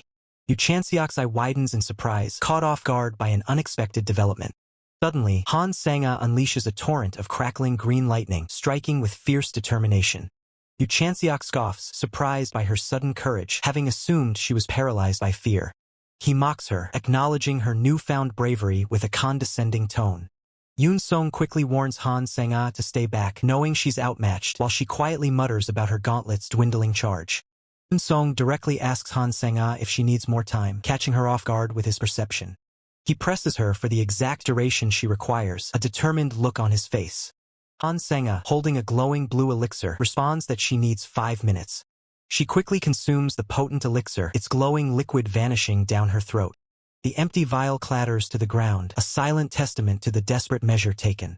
Yoon Song firmly declares that he will handle the situation, his resolve hardening as green lightning crackles around him. Han Sang-ah expresses shock at the sheer amount of elixir Yoon Song refined, warning him of potential overload. He calmly explains it's for emergencies, emphasizing their single chance. Han Sang-ah concedes, agreeing with his assessment, as Yoon Song confidently states he can finish the fight after 5 minutes. Han Sang-ah fixes Yu Chanseok with an intense stare, her eyes glowing with fierce determination, urging him not to lose. The ominous title card, World Saving is a Skill, appears, shrouded in dark, flickering energy. Desolate landscape stretches under a stormy, crackling sky, setting a grim stage for the unfolding battle. A massive bolt of lightning descends from the heavens, illuminating the dark clouds with its raw power. Crackling blue energy erupts, distorting the air around it with immense force. Yu Chanseok, seemingly unfazed by the powerful attack, condescendingly tells Han Sang-ah to take it easy. He warns her that she might accidentally kill him, his tone dripping with mockery. Han Sang-ah recoils in shock, her eyes wide with disbelief at his resilience. A silhouette, presumably Yu Chanseok, stands firm as a colossal bolt of lightning strikes him directly. Han Sang-ah gazes intently, wondering if her powerful attack managed to land a decisive blow. Chanseok, bleeding from his mouth, lets out a surprised grunt but remains standing. He dismisses her attack as nothing special, his arrogance unwavering despite the injury. Yu Chanseok retaliates with brutal force, launching Han Sang-ah high into the air with a devastating counterattack. Han Sang-ah crashes back down, a spray of blood indicating the severity of the impact, her body reeling from the blow. As Han Sang-ah clutches her injured side, Yu Chanseok looms over her, his eyes cold as he asks if she's ready to die, his voice laced with menace. The blue-haired opponent clutches her fist, her eyes wide with alarm, questioning the sudden and impossible surge in her adversary's mana, wondering if he had been concealing his true power all along. Elder Chun leans towards a bewildered individual, a faint glow emanating from his hand, asking them why they seem so surprised by the unfolding events. Elder Chun reveals that the phenomenon is based on the same principle as her piercings, a statement that profoundly shocks the blue-haired opponent, who demands to know how he possesses such intimate knowledge. With a dismissive flick, Elder Chun scoffs, remarking that only an idiot would remain ignorant of such a basic truth, as he subtly draws a sharp blade. Elder Chun points out the refined mana saturating the atmosphere, explaining to the blue-haired opponent that she is carelessly leaking power by spamming abilities beyond her control. A powerful surge of blue energy erupts around Elder Chun as he declares that her wasteful actions have inadvertently allowed him to recover his paradox flame, sarcastically asking if he should offer his thanks. The blue-haired opponent's face contorts in a mix of rage and disbelief, vehemently denying his claims, asserting that no method to absorb wasted mana could possibly exist. Elder Chun, now cloaked and menacing, dismisses her questions, stating that she doesn't need to understand his methods, for her life is destined to end today. Intense, blinding flash of blue energy rips through the darkness, signaling the activation of a potent skill. The skill Blue Trajectory is unleashed, manifesting as a series of devastating azure energy strikes. Elder Chun executes a brutal 16-hit combo, each strike radiating with crackling blue power, overwhelming the blue-haired opponent. The blue-haired opponent's internal thoughts reveal her critical state, realizing with chilling dread that her heartbeat has ceased. Elder Chun observes her, noting her persistent pride even as she barely clings to consciousness, sustained only by a rapidly dwindling mana. Elder Chun reveals the true extent of his assault, stating that he has completely incinerated all of her muscle strength. Engulfed by dark energy, the blue-haired opponent weakly calls out, pleading for her captain to come to her aid. A sudden, blinding flash of pure light erupts, signaling an unexpected intervention. Elder Chen's eyes widen in surprise, clearly taken aback by the sudden appearance of a new threat or ally. A new figure lands with powerful precision, their foot striking the ground with a resounding impact marking their arrival. Elder Chun looks up, a hint of annoyance in his voice, demanding to know the reason for this new interruption. The new arrival states his initial intention was to crush Elder Chen's wrist, expressing surprise that Elder Chun managed to pull out a spear to defend himself. The hooded new arrival, spear in hand, acknowledges Elder Chen's sharp instincts in reacting to his attack. Elder Chun questions the new arrival's identity and fighting style, finding the concept of traditional Korean archery in the modern era somewhat excessive and unusual. Elder Chen's thoughts race, connecting the formidable new opponent to the blue-haired fighter's desperate cry for her captain. Elder Chun analyzes the new arrival, acknowledging the formidable energy he radiates, deeming him truly worthy of being called captain. Elder Chun reluctantly admits that the new arrival's immense power is truly formidable. Correcting his initial assessment, Elder Chun concludes that the new arrival's skill is even more immense than first perceived, a truly terrifying revelation. The title card, World-Saving is a Skill, appears, hinting at the profound abilities and narrative focus of the unfolding events. Elder Chun addresses the new arrival, who stands atop a distant building, observing that if he truly intended to kill him, he would have done so already, implying a different motive. Elder Chen's eye glows with a subtle power as purple energy flickers around him, and he challenges the new arrival, asking if this one interests him. The blue-haired opponent screams in agony as the purple flames surrounding her intensify, her desperate gasps turning into a pained plea for someone to save her, realizing the flames got stronger. The new arrival commands Elder Chun to first extinguish the flames consuming the blue-haired opponent, his tone firm as he warns that he will not repeat himself. Elder Chen's thoughts race as he processes the situation, realizing that the blue-haired opponent's mana was already depleted, and the hooded figure is actually sustaining her life with his own mana. Reflecting on the new arrival's precision, Elder Chen grimly acknowledges that if the arrow had been aimed at his head instead of his wrist, he would undoubtedly be dead by now. The blue-haired opponent remains in a state of extreme distress, her face pale and drawn, drooling as the toll of the battle and mana drain takes its heavy toll. The world-saving skill incarnation looms over the scene, its glowing eyes piercing through the shadows as it utters a chilling "good job." Seo Junho stands frozen, sweat beading on his brow. He realizes with a jolt that the distance was closed in an instant, and he demands to know the fate of Kim Ji-hyun. The cost of the battle is high. With his muscle strength completely depleted, Yu Chanseok is destined for a life in a wheelchair, his very blood circulation dependent on mana. The world-saving skill incarnation remains indifferent to the suffering, stating that as long as the victim is still breathing, their purpose remains intact. Defiance burns in Seo Junho's eyes. He dares the entity to try its worst, swearing he'd rather die of a heart attack than become a mindless puppet. Realizing the complexity of Seo Junho's flames, the entity decides to withdraw, but not before revealing a terrifying truth. The corrosion rifts are now under its control. A hooded figure stands tall amidst the dissipating smoke, declaring its success in mastering the impossible. With one final, ominous glance, it promises that Seo Junho will inevitably fall under its absolute control. The entity vanishes, leaving behind a wake of destruction and a chilling sense of inevitability. Seo Junho curses under his breath, the weight of the encounter pressing down on him. He reflects on his luck, realizing he's just crossed paths with someone possessing a truly nasty temper. The sky remains gray and heavy as the immediate threat recedes, leaving more questions than answers. Lady Hua approaches, questioning if the unique skill was their true target. Seo Junho confirms it, though the motive remains a mystery. She points out a strange detail. They could have taken her hostage while she was out cold, suggesting they already know Seo Junho's background.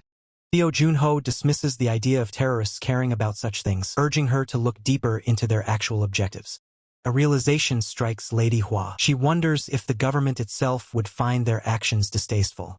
The suspicion grows darker. They might even be receiving direct support from high-level authorities. Seo Junho turns his gaze toward the heart of the rift, his resolve hardening. Lady Hua hesitates, asking if they should even eliminate the rift if it's being controlled. Seo Junho tells her to just play dumb. She admits she's a terrible liar, a fact Seo Junho had already figured out. Pushing the aftermath aside, Seo Junho prepares to move. He instructs Lady Hua to wait behind while he handles the rest alone. She watches him, her voice filled with concern as she asks if he's truly okay with going solo. Seo Junho warns her that she has no idea what horrors they've committed inside those walls. With a final look back, he declares that he'll find out the truth the moment he steps inside. He leaps into the air, telling her to focus on recovery until his return. Seo Junho descends into the darkness, his silhouette framed against the looming threat below. A surge of mana pulses through the air, signaling his entry into the heart of the rift. Before him stands the Tsushima Grade 2 Corrosion Rift, a massive, ancient pagoda radiating a sinister aura. Glowing green seals pulse on the walls, locking away the horrors within. Seo Junho approaches the towering gates, feeling the immense pressure of the rift. His hand reaches out, ready to break the seal and confront whatever lies behind the heavy doors. He takes a breath, acknowledging the sheer scale of the Grade 2 rift he's about to enter. Unlike the squishy undead he's used to, this place feels terrifyingly solid and ancient. The energy is so thick it feels like it's piercing his lungs with every breath he takes. A sudden flare of green light reveals the core of the corrosion rift, pulsating with malevolent power. Seo Junho narrows his eyes, hating to have such dark thoughts right before a major battle. The gates creak open, revealing a dark silhouette waiting in the shadows of the pagoda. He steps into the chamber, his eyes scanning for the source of the overwhelming energy. His gaze falls upon a massive cauldron, green flames licking the air as he wonders what dark ritual is being performed. His gaze falls upon a massive cauldron, green flames licking the air as he wonders what dark ritual is being performed. Elder Chun questions if this horrifying sight is truly the core of the Grade 2 corrosion rift. He reaches out, his mind reeling as he realizes this reality is far too different from anything he could have expected. A sudden, sickening sound echoes as Elder Chen's eyes widen in pure shock. A desperate victim crawls forward, his eyes hollow with terror, pleading for someone to save him. From the bubbling green liquid, a grotesque, slimy appendage slithers out with a chilling sound. The victim screams in agony, his voice raw with pain, revealing his legs are gone and begging for relief. His hand reaches out one last time, a desperate, fading cry for salvation on his lips. Elder Chun watches in horror as the monstrous limb pulls the victim further into the churning green depths, a torrent of splashes and screams filling the air. The last vestiges of the victim's hand disappear into the cauldron with a final splash, his desperate plea cut short. The green liquid continues to bubble ominously, glowing with an eerie light as the ritual progresses. The cauldron churns, the green light intensifying, hinting at the dark transformation within. Suddenly, a skeletal hand, corrupted by the green energy, grips the edge of the cauldron, pulling itself from the depths. A hideous, undead creature, its flesh rotting and eyes glowing with malevolent green energy, claws its way out of the cauldron with a guttural growl. Elder Chen's face contorts in disgust as he realizes the cauldron's true purpose, creating the undead by sacrificing living people. A desolate, ash-filled landscape stretches out, embers falling like snow, painting a picture of widespread destruction. Elder Chen's anguished question echoes through the desolate scene. Why? He stands before a raging inferno, shadowy figures consumed by the flames, their desperate screams for help and salvation filling the air. Overwhelmed by the horrific vision, Elder Chun claps a hand over his mouth, a guttural sound of distress escaping him. His eyes burn with a cold, murderous intent as he condemns the disgusting humans responsible for such atrocities. Elder Chun observes another sacrifice, sensing a profound difference in this one. A faint blue aura emanates from the sacrifice's feet as Elder Chun recognizes a strange, distinct energy, unlike previous sacrifices. His eyes narrow, reflecting the fierce yet strangely familiar energy he now perceives. A single word confirms his growing suspicion. Sacrificed individual is revealed as a warrior, glowing with an intense green energy, holding a katana. A commanding voice echoes, ordering the warrior to draw his weapon. The powerful voice declares its intent to temper its blade with the warrior's blood. Elder Chen's mind races, questioning if this is truly the core of the Grade 2 corrosion rift, the immense pressure making his hair stand on end. He ponders how a hooded figure could subdue and control such a monster while it was still alive. The sheer power required leaves him in utter disbelief. A chilling command rings out, urging focus on this particular warrior. Elder Chun realizes that even the hooded man he knew wasn't on this formidable level of power. His eye widens in shock as the implications sink in. This means an even stronger entity exists, one beyond his previous understanding. A stern warning cautions against carelessness when facing this warrior as powerful blue energy crackles around the warrior's feet. A blinding blue energy beam flashes past Elder Chun, a testament to the warrior's incredible speed. The warrior strikes, his glowing blade a deadly arc, as a voice declares that such an attack results in nothing less than death. Elder Chun barely manages a choked sound of surprise, overwhelmed by the sheer speed of the assault. Glowing-eyed warrior acknowledges Elder Chen's speed, yet ominously remarks that his lifeline is long. The ominous words of the world-saving skill incarnation hang heavy in the air as Elder Chen's eyes widen in stark realization. He unleashes his full power, a radiant energy enveloping his blade, yet a chilling thought crosses his mind. My maximum output. Elder Chun reels in disbelief, his attack effortlessly parried. He blocked it? I didn't see the blocking motion at all. He ponders, stunned by the sheer speed. The world-saving skill incarnation's ethereal hand glows around its blade, a voice echoing, by nature, a swift attack. To be unseen, the world-saving skill incarnation finishes, its blade flashing past Elder Chen's wide, terrified eyes. A blinding strike connects, the world-saving skill incarnation's blade tearing through Elder Chun with brutal force. Elder Chun gasps, blood splattering as he's overwhelmed. He could move even faster than that? He questions, barely registering the speed. The world-saving skill incarnation's glowing hands tighten. You're doing well at making me miss your vital points. So, it muses, a new intent forming. Torrent of green energy erupts from the world-saving skill incarnation, its form surging with overwhelming power as it prepares to unleash a devastating blow. Elder Chen's face contorts in agony, blood streaking from his mouth as he endures the relentless pressure, refusing to yield. The world spins around Elder Chun, his senses reeling from the successive impacts, yet his spirit remains unbroken. Through his blurred vision, Elder Chun sees the world-saving skill incarnation, now radiating an intensified green aura, its blade poised for another strike. Sweat drips from Elder Chen's brow, his body pushed to the absolute brink as he desperately tries to find an opening. A dark, volatile energy begins to swirl around Elder Chun, a desperate, raw power awakening within him. Elder Chen's eyes narrow with grim determination. He realizes, to think I'd have Tio bring out Paradox Flame already. The problem is, since he's not a living being, Paradox Flame is meaningless as an attack. Elder Chun stands enveloped in dark energy, internally battling, damn it, what should I do? While the world-saving skill incarnation observes, remarking on a series of surprises. The world-saving skill incarnation's glowing core pulsates as it states, I am curious. What must be done to make you fall? The world-saving skill incarnation's grip tightens on its blade, its ethereal hands radiating menacing power, poised for the next strike. Elder Chun is violently launched backward, a crimson spray painting the air as the force of the blow sends him reeling. Bloodied and gasping, Elder Chun registers the devastating damage. He tore every muscle in my body, he thinks, the pain immense. Elder Chun stumbles, his body screaming in protest, struggling to stay conscious amidst the relentless assault. The world-saving skill incarnation's hand remains steady on its blade, its presence unwavering, ready to exploit any weakness. A flash, the world-saving skill incarnation appears behind Elder Chun, delivering a brutal, unexpected blow. Elder Chen's eyes flicker with a spark of hope. I nearly lost consciousness for an instant, he realizes, but for some reason, he failed to tear the muscles above my shoulders.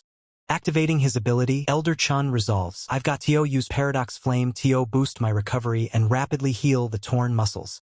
Cunning glint enters Elder Chen's eye as he thinks, and now that I've taken his back before he noticed. But the world-saving skill incarnation's voice cuts through the air, mocking, as I said, too slow. Blinding flash of green energy signifies the world-saving skill incarnation's impossible speed, rendering Elder Chen's counterattack utterly futile. Crimson droplets spatter across the cold, metallic floor, a grim testament to the relentless and brutal exchange. More blood follows, each drop a stark reminder of Elder Chen's mounting injuries. The world-saving skill incarnation stands triumphantly over a kneeling Elder Chun, its blade poised for the final, decisive strike. Elder Chun gasps for breath, his body racked with pain and exhaustion, barely able to utter a ragged "ha." A chilling, almost imperceptible smirk plays on the world-saving skill incarnation's face, a silent acknowledgement of its utter dominance. Elder Chun is violently flung across the chamber by an unseen force, crashing against the distant wall as the world-saving skill incarnation watches. World-saving skill incarnation lowers its sword, stating, Tio think it missed, you're quite lucky. Elder Chun glares back, defiant. Don't give me that crap, you definitely could have killed me, he accuses. You've been holding back the finishing blow and keeping me alive this whole time. World-saving skill incarnation, its ethereal form glowing intensely, retorts with a question that cuts through the tension. What the hell are you doing? Are you toying with me out of pity? A subtle Korean sound effect, mumchit, indicates a moment of hesitation or flinching in the air. The world-saving skill incarnation concedes. Indeed, I certainly could have killed you, but quickly adds a crucial caveat. If it were the old me, that is. Elder Chun, taken aback by this revelation, can only manage a surprised, what? The world-saving skill incarnation continues, a somber tone in its voice. Right now, this one cannot even recall a single name. Most of my memories from life have been lost. It reveals the devastating consequences of its memory loss. The gaps in my technique caused by memory loss were fatal. A flashback-like image shows it defeated and shackled. Defeated by an unidentified man, I was even fitted with this disgraceful shackle. Elder Chun processes this information, murmuring, the body remains, but the experience and memories are mostly gone. He quickly deduces, so it's the exact opposite situation of mine. His gaze sharpens as he realizes that shackle must be the control those guys were talking about. The world-saving skill incarnation looks down, its glowing eyes dimming slightly as it laments, I have lost too much. The figure's memories flicker, a bright light erupting behind it as it struggles to recall my name. Memory loss is profound, extending to its core purpose, and the reason I took up the sword. A wave of sorrow and resentment emanates from the world-saving skill incarnation, its glowing eyes appearing on the blade as it declares, all that remains is resentment steeped in sorrow. The chamber is filled with the world-saving skill incarnation's surging energy, manifesting as glowing green lines and sound effects, indicating a rise in its power and emotional turmoil. Elder Chun looks up, his eyes wide with alarm. The sudden surge of power from his opponent makes him exclaim, damn it, what now? World-saving skill incarnation's gaze falls upon Elder Chun, its question laced with a hint of desperation. Does this one's appearance? It finishes its question, its full form now visible, shackled and glowing with an eerie green light, not seem truly pitiful? Elder Chun remains silent, observing. The system notification confirms his assessment. The samurai's resentment has grown denser. A flicker of calculation crosses Elder Chun's mind. He thinks, if he can't kill me in one strike, I have a chance of winning. The narrator's voice emphasizes the gravity of the situation. Tio defeat him. Narrator continues, highlighting Elder Chun's resolve. I must pour out my full power. Elder Chun prepares for battle, his stance shifting as a sound effect, weak, a whooshing sound, accompanies the movement, indicating a swift action or a change in momentum. The world-saving skill incarnation's glowing green eyes narrow, a subtle sound effect, suk, a rustling or sliding sound, hinting at its focus gaze or a slight movement. As Elder Chun prepares, black flames erupt around him, swiftly restoring his wounds and energy. The narrator confirms, black flames covered the man, and all of his wounds and energy were restored. Observing the black flames, the world-saving skill incarnation remarks, you possess a peculiar ability. It then speculates, that black flame seems to be burning something else. Elder Chun smirks, acknowledging the observation. You've got sharp eyes, he states, revealing the true nature of his power. This flame burns concepts.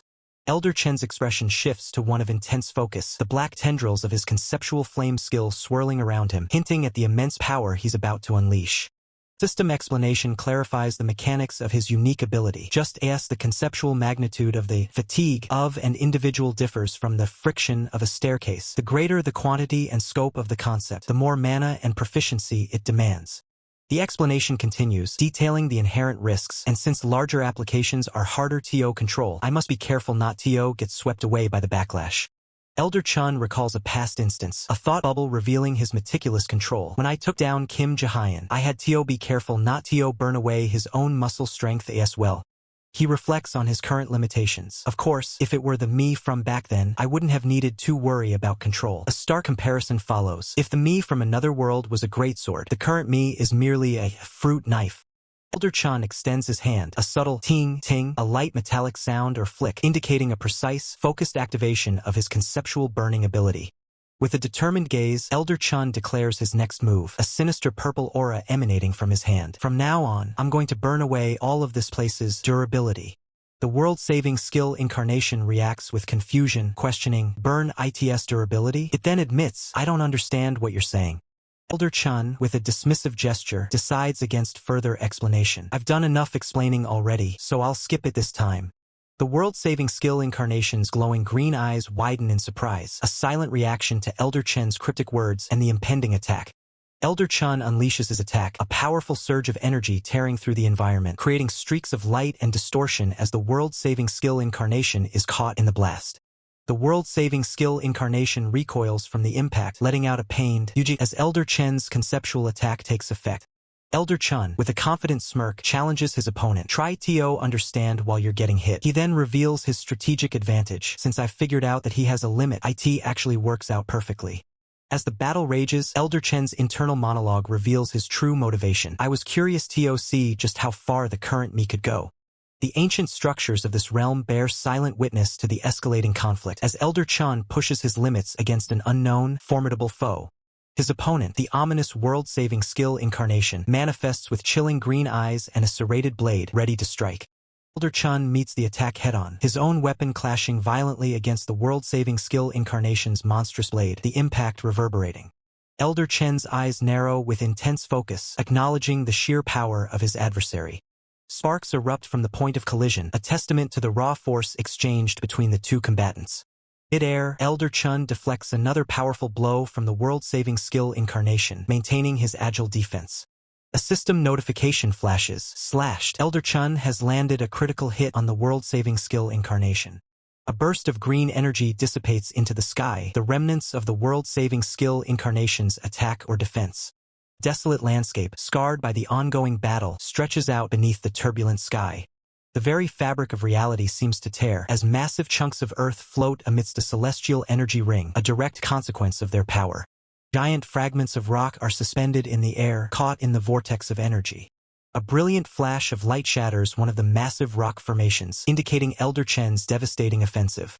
Elder Chun surges forward, breaking through the debris field with astonishing speed and power, his resolve unwavering. He launches himself skyward, leaving a trail of destruction and energy in his wake, a true force of nature. The world-saving skill incarnation descends, its form radiating an eerie glow, preparing for a counterattack.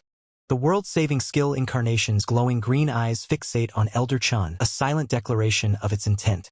Elder Chun unleashes a focused burst of energy, a cross-shaped projectile hurtling towards his opponent. He follows up with a barrage of sharp, ethereal blades, piercing through the air to overwhelm the world-saving skill incarnation. The world-saving skill incarnation is struck by the volley of blades, its form momentarily obscured by the powerful impacts. The blades continue past their target, embedding themselves into the ground with destructive force, the full devastating effect narrowly missing the world-saving skill incarnation. As the energy dissipates around its feet, the world-saving skill incarnation questions, "What is this?" The world-saving skill incarnation ponders, realizing the unprecedented nature of Elder Chun's power. "I've never encountered this, not even on the battlefields of the past." Its form crackling with energy, the world-saving skill incarnation confronts Elder Chun directly, demanding, what are you?" A surge of shock registers in the world-saving skill incarnation's glowing eyes, as if comprehending a new, terrifying truth. It gazes upwards as Elder Chun unleashes another potent, cross-shaped energy attack from above. The air crackles with pure energy as the attack intensifies, a blinding flash erupting. Elder Chun moves with blinding speed, a mere blur as he closes the distance, his weapon ready. A complex web of glowing energy lines forms, trapping the world-saving skill incarnation within its intricate matrix. The world-saving skill incarnation struggles against the energy prison, its form flickering under the intense pressure.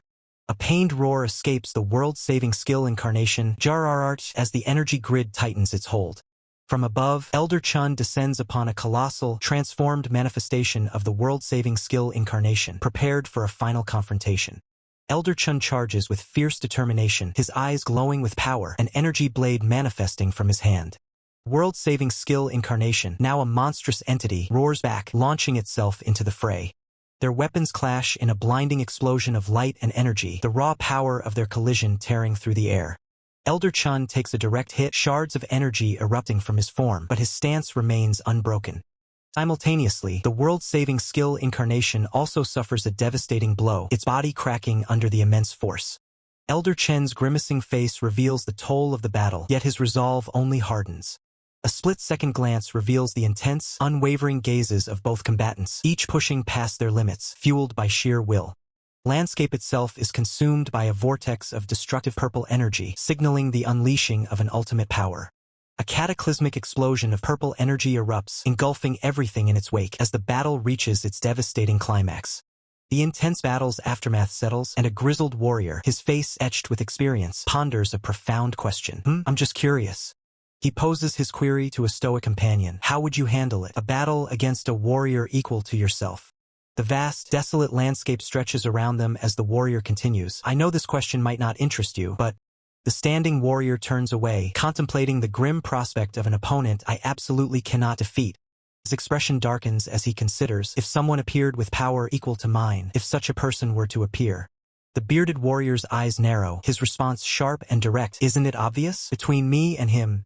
The true climax unfolds as Seo Junho, battered but resolute, stands over the dissipating remnants of his formidable foe, the air still crackling with residual energy. The monstrous form of the defeated entity, a shadowy beast with glowing green eyes, roars its final, silent defiance as it dissolves into pure energy. Its massive body crumbles and dissipates, consumed by the overwhelming power of Seo Junho's victory, leaving only a lingering green haze. A triumphant smirk plays on Seo Junho's lips, his gaze sharp and unwavering. As expected, "I am the strongest," he declares with absolute confidence. The title card flashes, announcing the saga. World saving is a skill, framed by ethereal purple flames. With a sharp KK sound, the last vestiges of the defeated monster shatter, hinting at the spoils of war. Seo Junho observes the remnants, the air still shimmering with faint energy, as the monster's core finally gives way. From the shattered remains, a radiant blue treasure chest materializes, glowing with mystical energy. Seo Junho recognizes it instantly. "Reward," he mutters. The chest slowly creaks open with a chulke, revealing its contents. Seo Junho notes, "I'm so glad the way it appears is exactly the same as in the other world." A powerful, glowing object within the chest intensifies its light, promising a valuable artifact. Seo Junho retrieves the item, a golden, blade-like weapon. He inspects it, questioning, a spear? It's too short for that, isn't it? As his hand closes around the hilt, a surge of blue-green energy emanates from the weapon. A realization dawns on him. Don't tell me. With a swift CHK, the weapon extends dramatically, transforming into a formidable, full-length spear, confirming his suspicions. Seo Junho holds the extended weapon, impressed by its unique properties. He muses, looks like its length can be extended using mana. This will be useful. His thoughts drift to the reward system. They said rewards drop based on the number of people who entered the corrosion rift, he recalls. A flicker of regret crosses his face. I should have just brought Han Sang-ah here and kept her safely tucked away somewhere just to collect her share of the rewards. His concern deepens, his eyes reflecting a lingering worry. Was Han Sang-ah's sword still in one piece? Scene shifts dramatically to a building under a mesmerizing, starry night sky, a stark contrast to the battle's aftermath. Inside, a figure sleeps soundly, undisturbed by the world's chaos, wrapped in a blanket. A gentle light, or perhaps a faint sound, stirs the sleeping figure, hinting at an impending awakening. With a soft tak, a familiar sword is carefully placed beside the sleeping figure, a silent gift. Figure awakens, her eyes wide with surprise, calling out a name in confusion. You, Chansuk? She sits up, examining the blade. A sword? I haven't seen this one before, she wonders as Seo Junho's departing voice echoes. Found it on my way here. Judging by the guy who wielded it, it's a fine blade, you take it. Reflected in the shining blade, her expression shifts to awe. It really is a great sword, and it's well maintained, too. Thank you, she whispers. Seo Junho turns to her, a hint of exhaustion in his demeanor. Forget it, you got enough rest while I was gone, right? His eyes, heavy with fatigue, betray the toll of his recent battle. Now, he begins, his voice trailing off. With a sudden, dramatic slump, Seo Junho collapses backward, utterly spent. I'm gonna get some rest, he manages to say before succumbing to exhaustion. The girl watches him fall, a slight smile forming on her lips. He fainted. I guess he does that too, she observes, now accustomed to his dramatic exits. The title card reappears. World saving is a skill, reinforcing the core theme of the narrative. System notification appears, highlighting a crucial power scaling concept. There is an insurmountable wall between Grade 3 and Grade 2. The news of a rookie hunter solo clearing a Grade 2 corrosion rift spreads like wildfire, a feat deemed impossible given the insurmountable wall between Grade 3 and Grade 2. Such an accomplishment defies all logic, as even seasoned hunter duos struggle immensely with Grade 2 rifts, making the solo clear an unprecedented event. The identity of this extraordinary individual becomes the subject of fervent speculation, with many wondering who could possess such immense, unheard-of power. On towering digital displays across the city, the face of the mysterious hunter is broadcast, captivating the public's attention and fueling endless discussions. Meanwhile, Seo Junho's phone vibrates incessantly with unread messages, a testament to the chaos his recent actions have caused. He sighs, unable to check any of his important notifications. He glances out the window at the bustling city below, realizing that his newfound fame makes it impossible to move freely or walk around outside without drawing a crowd. Subtle knock at the door draws Seo Junho's attention, his expression a mix of weariness and mild annoyance at the interruption. Lady Hua, a woman with a calm demeanor, introduces herself as Jia Sujong from the Secretariat of Embargo Tower, greeting Seo Junho formally. Seo Junho invites her in, expressing gratitude for covering his hospital bills, yet admitting his unfamiliarity with Embargo Tower. Lady Hua explains their low profile, stating their primary field is information and communications technology. Lady Hua assures Seo Junho of his comfort during his stay, but he cuts to the chase, revealing his immediate curiosity about her visit. With a knowing glance, Seo Junho deduces that the expensive treatment and lavish hospital room imply a hidden agenda behind Embargo Tower's generosity. Seo Junho, impatient, urges her to reveal the true purpose of her visit without further delay, wanting to get straight to the point. Lady Hua, however, takes an unexpected turn, presenting a cake box and casually asking if he enjoys sweets, momentarily deflecting his directness. Suddenly, a holographic display materializes, revealing a shield generator, a device designed to create a powerful barrier to defend against corrosion creatures. The conversation shifts back to the cake, but a sense of anticipation hangs in the air, hinting at the true request that will soon follow. As Seo Junho samples the cake, he connects the dots, realizing Embargo Tower intends to entrust him with the dangerous task of transporting a mana-powered shield generator prototype. Lady Hua emphasizes the mission's gravity, explaining that a successful prototype could lead to mass production, bringing relief to inaccessible regions and potentially altering humanity's fate. Seo Junho's expression hardens, fully grasping the immense responsibility and the world-changing implications being placed upon him. Seo Junho probes the scale of the operation, understanding its magnitude. Lady Hua confirms it's a large-scale request involving other hunters, which piques his interest. Lady Hua reveals that even the formidable Janabi has agreed to assist, confirming Seo Junho's suspicion that the mission is far more significant and dangerous than initially presented. Lady Hua outlines the complex transportation route by train from Vladivostok to the Netherlands, then by helicopter to Dover in the UK for a critical test run. Seo Junho questions the lengthy journey to the UK. Lady Hua explains it's due to the widespread influence of Ristorante, a powerful entity based in Naples, Italy, dominating Europe and North Africa. She clarifies that the UK, naturally protected by its surrounding seas, remains the only relatively safe haven from Ristorante's pervasive reach. Lady Hua paints a grim picture of Europe where anarchy reigns, governments crumble, and hunter companies act as warlords. She adds that the mission also involves transporting relief supplies for international organizations, implying further complications. Seo Junho's gaze sharpens as he deduces the unspoken threat. The train will be a prime target for numerous factions. Lady Hua confirms his grim assessment.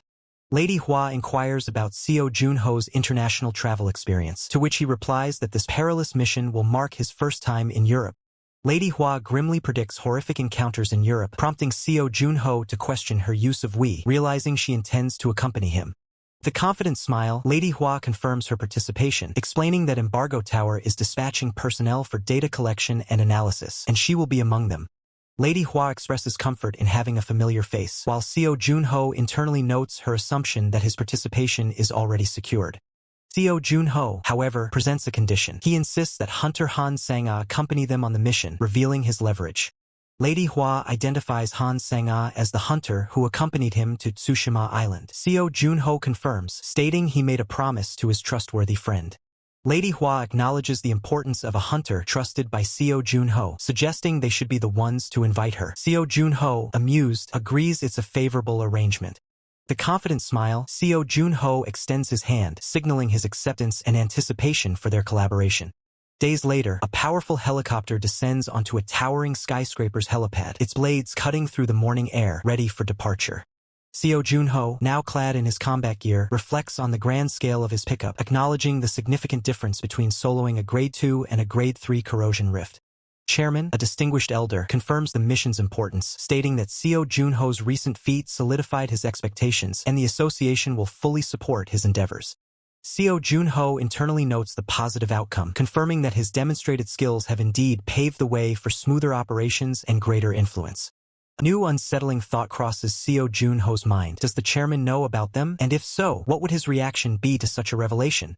The conversation shifts abruptly to a sniper rifle, as Lady Hua observes that rumors about a certain individual have spread all the way to Chorwin. Elder Chun, with a hint of pride, retorts that at this point it would be faster to find someone who doesn't know about him.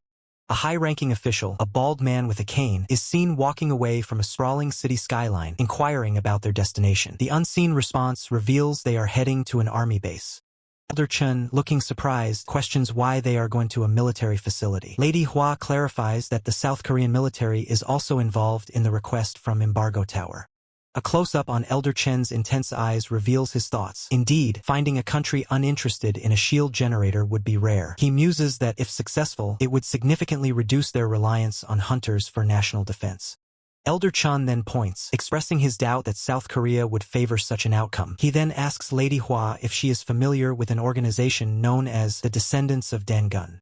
Lady Hua, with a stern side profile, confirms her knowledge of the ultranationalist terrorist group. She expresses surprise that Elder Chun is aware of them, explaining she encountered them during a mission on Tsushima Island. With a direct gaze, Lady Hua elaborates that the Descendants of Dangun, comprised entirely of Koreans, have been appearing frequently. Their tactic is to suddenly interfere when hunters are in the midst of clearing a corrosion rift. Elder Chun appears thoughtful, a ghostly image of a woman behind him, as he acknowledges that he fully grasps the essence of their ideology. Lady Hua's intense gaze suggests that she, too, understands the motivations behind their actions. Elder Chun, looking down at his open palms, simply states, "Gotcha," indicating his comprehension. He then holds up a small, wrapped candy, questioning why he's being given pumpkin taffy. Lady Hua looks down at Elder Chun, playfully asking if he has never been to another country before, implying his lack of overseas experience. Elder Chun, with a slight frown, notes that another person, Ja Sujong, had asked him the same question. He confirms that this is indeed his first time traveling such a long distance. Lady Hua looks down, contemplating, and agrees that his perspective might be shaped by that. She begins to consider the implications for the upcoming mission. The sun-drenched city skyline serves as a backdrop, hinting at the vastness of the world they are about to traverse. An overhead view of a large, modern meeting room shows numerous individuals gathered. A voice announces that the meeting will now commence. Elder Chun and Lady Hua are present, holding their briefing materials. Lady Hua instructs everyone to follow along with the provided documents. Major General An Hun Seo, a stern-faced military officer, takes the floor, declaring that he will now brief them on the operation. He explains that the mission involves an 80-car train. 65 of these cars are designated for cargo and other purposes, as illustrated by a holographic display. The remaining 15 cars are reserved for the participating hunters and the South Korean military to ensure adequate resting conditions. Elder Chun internally notes that Lee Seon, the 10th-ranked hunter, receives an entire car to herself, highlighting her special treatment. Lady Hua, reviewing her documents, mentions that a small group of hunters, including Janabi, are part of the mission. She considers the long itinerary and anticipated fatigue. Major General An Hun Seo clears his throat, suggesting that other personnel, including the South Korean military, should share the burden of protecting the cargo. Lady Hua firmly rejects the proposal with a simple no. Major General An Hun Seo, taken aback, asks for clarification. Lady Hua, with an unyielding expression, explains that Janabi's responsibility for the shield generator implies numerous forces are targeting it, a fact the Major General should be well aware of. Major General An Hun Seo, his face etched with concern, concedes, stating that therefore, no one except Janabi is permitted to approach the generator. The slight bead of sweat on his brow, Major General An Hun Seo decides to move on, signaling the end of that particular discussion. Lady Hua, her eyes narrowing slightly, offers a subtle, almost sarcastic, "Please do," accepting his decision. Major General An Hun Seo then shifts the topic to the expected threats along the route, displaying a map highlighting Dover, Netherlands, and Vladivostok. He notes they will pass through many corrosion zones, with 7 specific locations posing significant threats. He adds that bandits roaming the Siberian region could also pose a threat. Lady Hua, arms crossed, comments wryly that it sounds like they're shooting a 21st-century Western movie with train robbers. Major General An Hun Seo continues, revealing that out of 8 warlords in Europe contacted, only 3 responded properly. Elder Chen's internal thought immediately concludes that the other 5 are therefore enemies. A military officer expresses concern, wondering how many enemies they will face during this 2-week mission, listing corrosion creatures, bandits, and warlords. Another civilian official voices his doubt, questioning if the mission can even succeed, concluding that it must be considered impossible. Lady Hua, from the back of the room, assures the assembly with a calm, confident declaration, "Don't worry." Her gaze sharpens with fierce determination as she vows to ensure the train arrives safely, no matter the obstacles. The scene transitions to a snowy, bustling Vladivostok station in Russia, where the grand mission is set to begin. Station personnel direct second-class passengers to board the designated train promptly, as the epic journey is about to commence. As the wind howls across the platform, Seo Junho stands ready, his gaze fixed on the horizon where the tracks vanish into the frost. Han Sanga approaches from behind, her voice cutting through the chill to remind him that their pact remains very much in effect. Arriving earlier than expected, she prompts Seo Junho to confirm that the promised elixirs will be delivered as soon as the mission concludes. When she questions his whereabouts during the boarding process, he casually mentions the perks of traveling first class in a luxury car. The conversation shifts to the elite hunters on board, specifically Lee Seon, whose world-class reputation precedes her as she moves through the crowd. Sudden, heavy presence fills the air, signaling the arrival of another key player. Seo Junho immediately recognizes the newcomer as Ja Sujong. Ja Sujong greets him with a knowing smile, asking if he's had a chance to inspect the massive vessel they're about to call home. Seo Junho admits he has only just arrived, but even at a glance, the sheer scale of the effort the embargo tower poured into this transport is staggering. He stares at the massive, reinforced hull, noting that the security measures are nothing short of ironclad.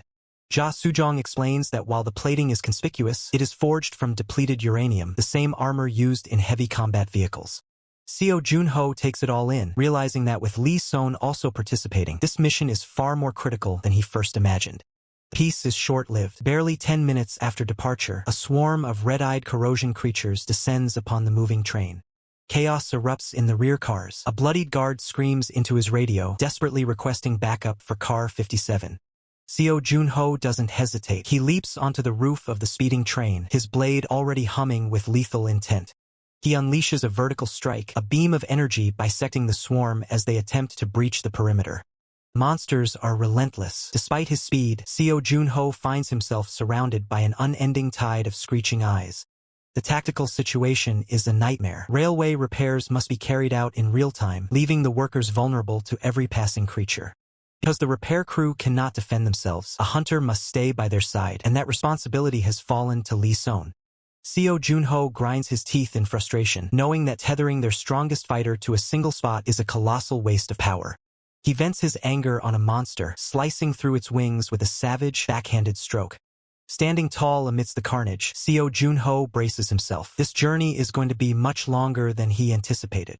Meanwhile, deep in the Siberian wastes, a massive shark-like monstrosity is pinned against a cliff, its blood staining the white snow. The armored warrior responsible for the kill looks up, his visor reflecting the harsh, frozen landscape. Nearby, a man in traditional robes named Lee Haeun stands calmly by a fire, seemingly unfazed by the sub-zero temperatures. The shark creature twitches, its predatory instincts refusing to die even as it looms over the armored hunter. A thunderous impact echoes through the valley as the warrior prepares to finish the job once and for all. The ground shatters under the weight of the blow, sending ice and gore flying into the air. With a fist glowing with kinetic energy, the ruler of Khabarovsk delivers a final, crushing strike to the beast's skull. Blood sprays across the snow as the creature is finally silenced, its life force extinguished in a single moment. Lee Haeun offers a light-hearted greeting, noting that it's been quite some time since their last encounter. He claims he was looking for work but found himself treated to a rather entertaining spectacle upon his arrival. Ruler of Khabarovsk grumbles, annoyed that his potential dinner decided to wake up after he'd gone through the trouble of knocking it out. Lee Haeun tells him to clean himself up, questioning his Russian palate while the warrior mocks the manners of the Korean bastards. The mood shifts as Lee Haeun mentions a train departing from Vladivostok that will be passing through this region soon. The ruler of Khabarovsk scoffs at the idea, calling it a joke since the Trans-Siberian Railway was reduced to rubble years ago. Elder Chun explains that among those with awakened mana patterns, some possess the rare ability to repair broken machinery instantly, provided they have the necessary materials. Gong Kite stares in disbelief, questioning how a train could be running while undergoing active repairs, and more importantly, what it is transporting. Elder Chun turns his back, coldly stating that the cargo doesn't concern the ruler. What matters is the identity of the person moving it. Gong Kite's eyes widen in shock as the name is revealed, Janabi's Candy Lady. Elder Chun smirks, asking if Gong Kite has already devised a plan to handle such a formidable opponent. Gong Kite gives a predatory grin, finding the prospect of robbing a train protected by Lee Son to be an entertaining challenge. Elder Chun clarifies that, strictly speaking, this isn't a robbery. Janabi's mission is merely to protect a specific car on that train. With a calm, almost dismissive expression, Elder Chun continues the negotiation, privately viewing the others as nothing more than subhuman filth. He holds up a sleek black terminal, instructing Gong Kite to breach the train car and link the device to the equipment stored inside. Gong Kite asks if he is permitted to destroy the cargo once the connection is established, to which Elder Chun replies that he would actually welcome the destruction. Satisfied with the terms, Gong Kite officially accepts the job, his face twisted in a manic, battle-hungry expression. His gaze turns murderous as he vows not just to destroy the cargo, but to slaughter every remaining hunter right in front of Lee Son's eyes. A roar of bloodthirsty laughter erupts from Gong Kite as the deal is sealed in the freezing Siberian air. Elsewhere, Seo Junho is a whirlwind of death, his spear carving through enemies with terrifying precision and speed. Yoon Song and the other hunters watch in absolute awe, unable to believe a rookie who recently joined their ranks is single-handedly slaughtering hundreds. The heavy thud of a spear planting into the ground signals the end of the initial wave. Seo Junho stands tall amidst the carnage, casually noting that the immediate area has been mostly cleared of threats.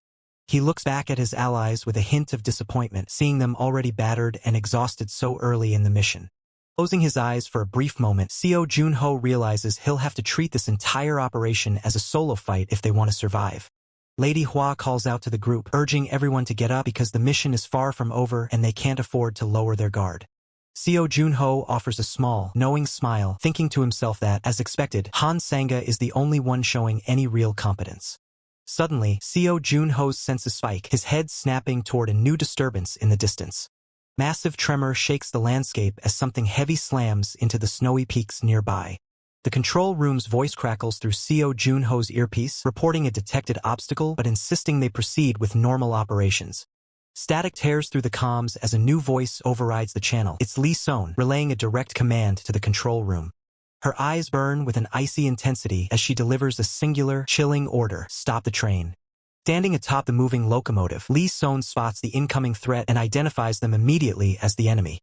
A blinding flare of red energy erupts, signaling a massive incoming attack directed straight at the transport. The impact is violent, sending sparks and debris flying as the train's defenses are put to the ultimate test. Lee Sohn doesn't hesitate, drawing her massive blade and preparing to intercept the next strike. She unleashes a devastating counterattack, a beam of concentrated power that carves through the darkness. The explosion lights up the night sky, momentarily pushing back the encroaching shadows. Lady Hua and Seo Junho watch the horizon in shock, wondering who could possibly possess such overwhelming power. Seo Junho tells her to stay calm, reminding her of the briefing. There's only one group near Khabarovsk capable of such an assault. It's the notorious armed gang led by Nikolai, and they've arrived in full force to claim their prize. Lee Sohn narrows her eyes, realizing the ambush was perfectly timed and wondering if they were waiting for this exact moment. She scatters a series of mystical talismans into the air, activating a powerful defensive barrier as her purple mana begins to manifest. Her pupils dilate as the realization hits: something is terribly wrong with the mana flow in the air. Purple mana surges violently, crackling with the intensity of a localized storm as a barrier begins to take shape. Her breath hitches, her eyes fixed on the sudden energy spike that threatens to consume the area. Turning toward the center of the disturbance, she urgently asks her companion if she is all right.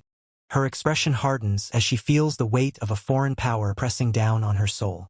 A massive hexagonal barrier erupts, encasing her in a shimmering cage as she realizes she's been completely sealed. The hunters watch in grim silence as their command structure collapses in an instant. A system-wide alert blares through the comms. The commander is neutralized and unable to engage in combat. Situation turns dire. A massive enemy force is closing in, heavily outnumbering the hunters. A hunter steps forward, his resolve unshakable as the order is given to protect the train at all costs. From within her prison, her eyes burn with cold fury as she issues a final, simple command to begin the hunt. Without a second's hesitation, he vaults off the train, calling for his companion to keep pace. The remaining hunters watch in disbelief as their comrades dive headfirst into an overwhelming, lopsided clash. Gritting his teeth, a veteran hunter rallies the rookies, refusing to let the youngsters face the slaughter alone. She grips her weapon, promising to break free and rejoin the front lines before the defense crumbles. A calm voice cuts through the chaos, belonging to a man standing just outside the barrier. She narrows her eyes at the intruder, demanding to know if this seal is his handiwork. Man introduces himself, claiming to be a distant relative from the same family tree. He offers a chillingly polite smile, mocking the irony of a family reunion on a blood-soaked foreign land. A violent shockwave ripples through the air as the confrontation within the barrier escalates. She lashes out, her massive blade striking the reinforced mana barrier with a deafening clang. The impact is too much. Her sword shatters into 1,000 useless fragments against the hexagonal wall. The man waves a dismissive hand, advising her to surrender now that she is effectively disarmed. She isn't finished. She clenches her fist, a hidden power beginning to stir in her palm. A faint blue glow emanates from a ring on her finger, pulsing with the rhythm of a dormant relic. The man's smile falters, sensing a shift in the mana density that shouldn't be possible for a sealed hunter. Digital pixels coalesce in her hand, manifesting a massive, glowing energy blade that dwarfs her previous weapon. He utilizes a powerful artifact that duplicates any broken equipment instantly back to the owner. The man scoffs at her persistence, but she just smirks, ready to test the limits of his seal. She heaves the massive blade upward, the sheer weight of the weapon distorting the air around it. With a sharp retort, she tells the man that his sour attitude is exactly why he is failing. On the snowy plains below, the first wave of the enemy army crashes against the hunter's defensive line. A hunter scans the horizon, his eyes locking onto a new, overwhelming threat descending from the sky. A massive armored figure fueled by jet thrusters slams into the battlefield, looking like a mechanical demon. The giant laughs maniacally as he demands the hunters drop their weapons if they want to live. The hunters watch the flying titan, noting the strange absence of any detectable mana. The hunter recognizes the tech. It's a specialized suit designed for high-altitude combat without mana. He wonders how a top-secret military prototype ended up in the hands of an enemy faction boss. As his companion hesitates at the thought of taking human lives, she swallows hard, her resolve wavering. The hunter gives her a cold choice. If she can't handle the reality of the hunt, she should go back. Hunter locks eyes with his opponent, his gaze piercing as he questions if they have ever truly faced a threat like this before. He knows they are here to kill, and mercy is a luxury they can't afford. He realizes there is no difference between these men and the creatures he hunts. In this frozen wasteland, survival is the only law that matters.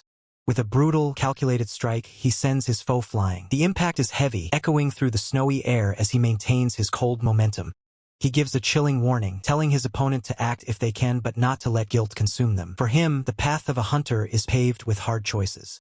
He notes with detached logic that the feelings of remorse will fade in a few days or a month at most. To him, human emotion is just another variable to manage. The battlefield is a chaotic whirlwind of violence. It is a murky storm of desperation and raw, ugly emotion. Looking at the carnage, the hunter can't help but feel a wave of revulsion. To him, this display of primal violence is truly disgusting. In this world, saving it isn't a noble calling. It's a skill that must be mastered through blood and iron. The hunter refocuses, his golden eyes narrowing as he prepares for the next phase of the engagement. The real fight is just beginning. He assesses the situation with grim clarity. While they possess superior skills, they are heavily outnumbered and being pushed back by the sheer momentum of the enemy horde. There is only one way to turn the tide of this battle. He needs to strike at the heart of the enemy formation. The objective is clear: take down the enemy commander. A massive, armored figure looms over the battlefield, a titan of metal and malice. The commander sneers, recognizing the young hunter as a rookie from abroad.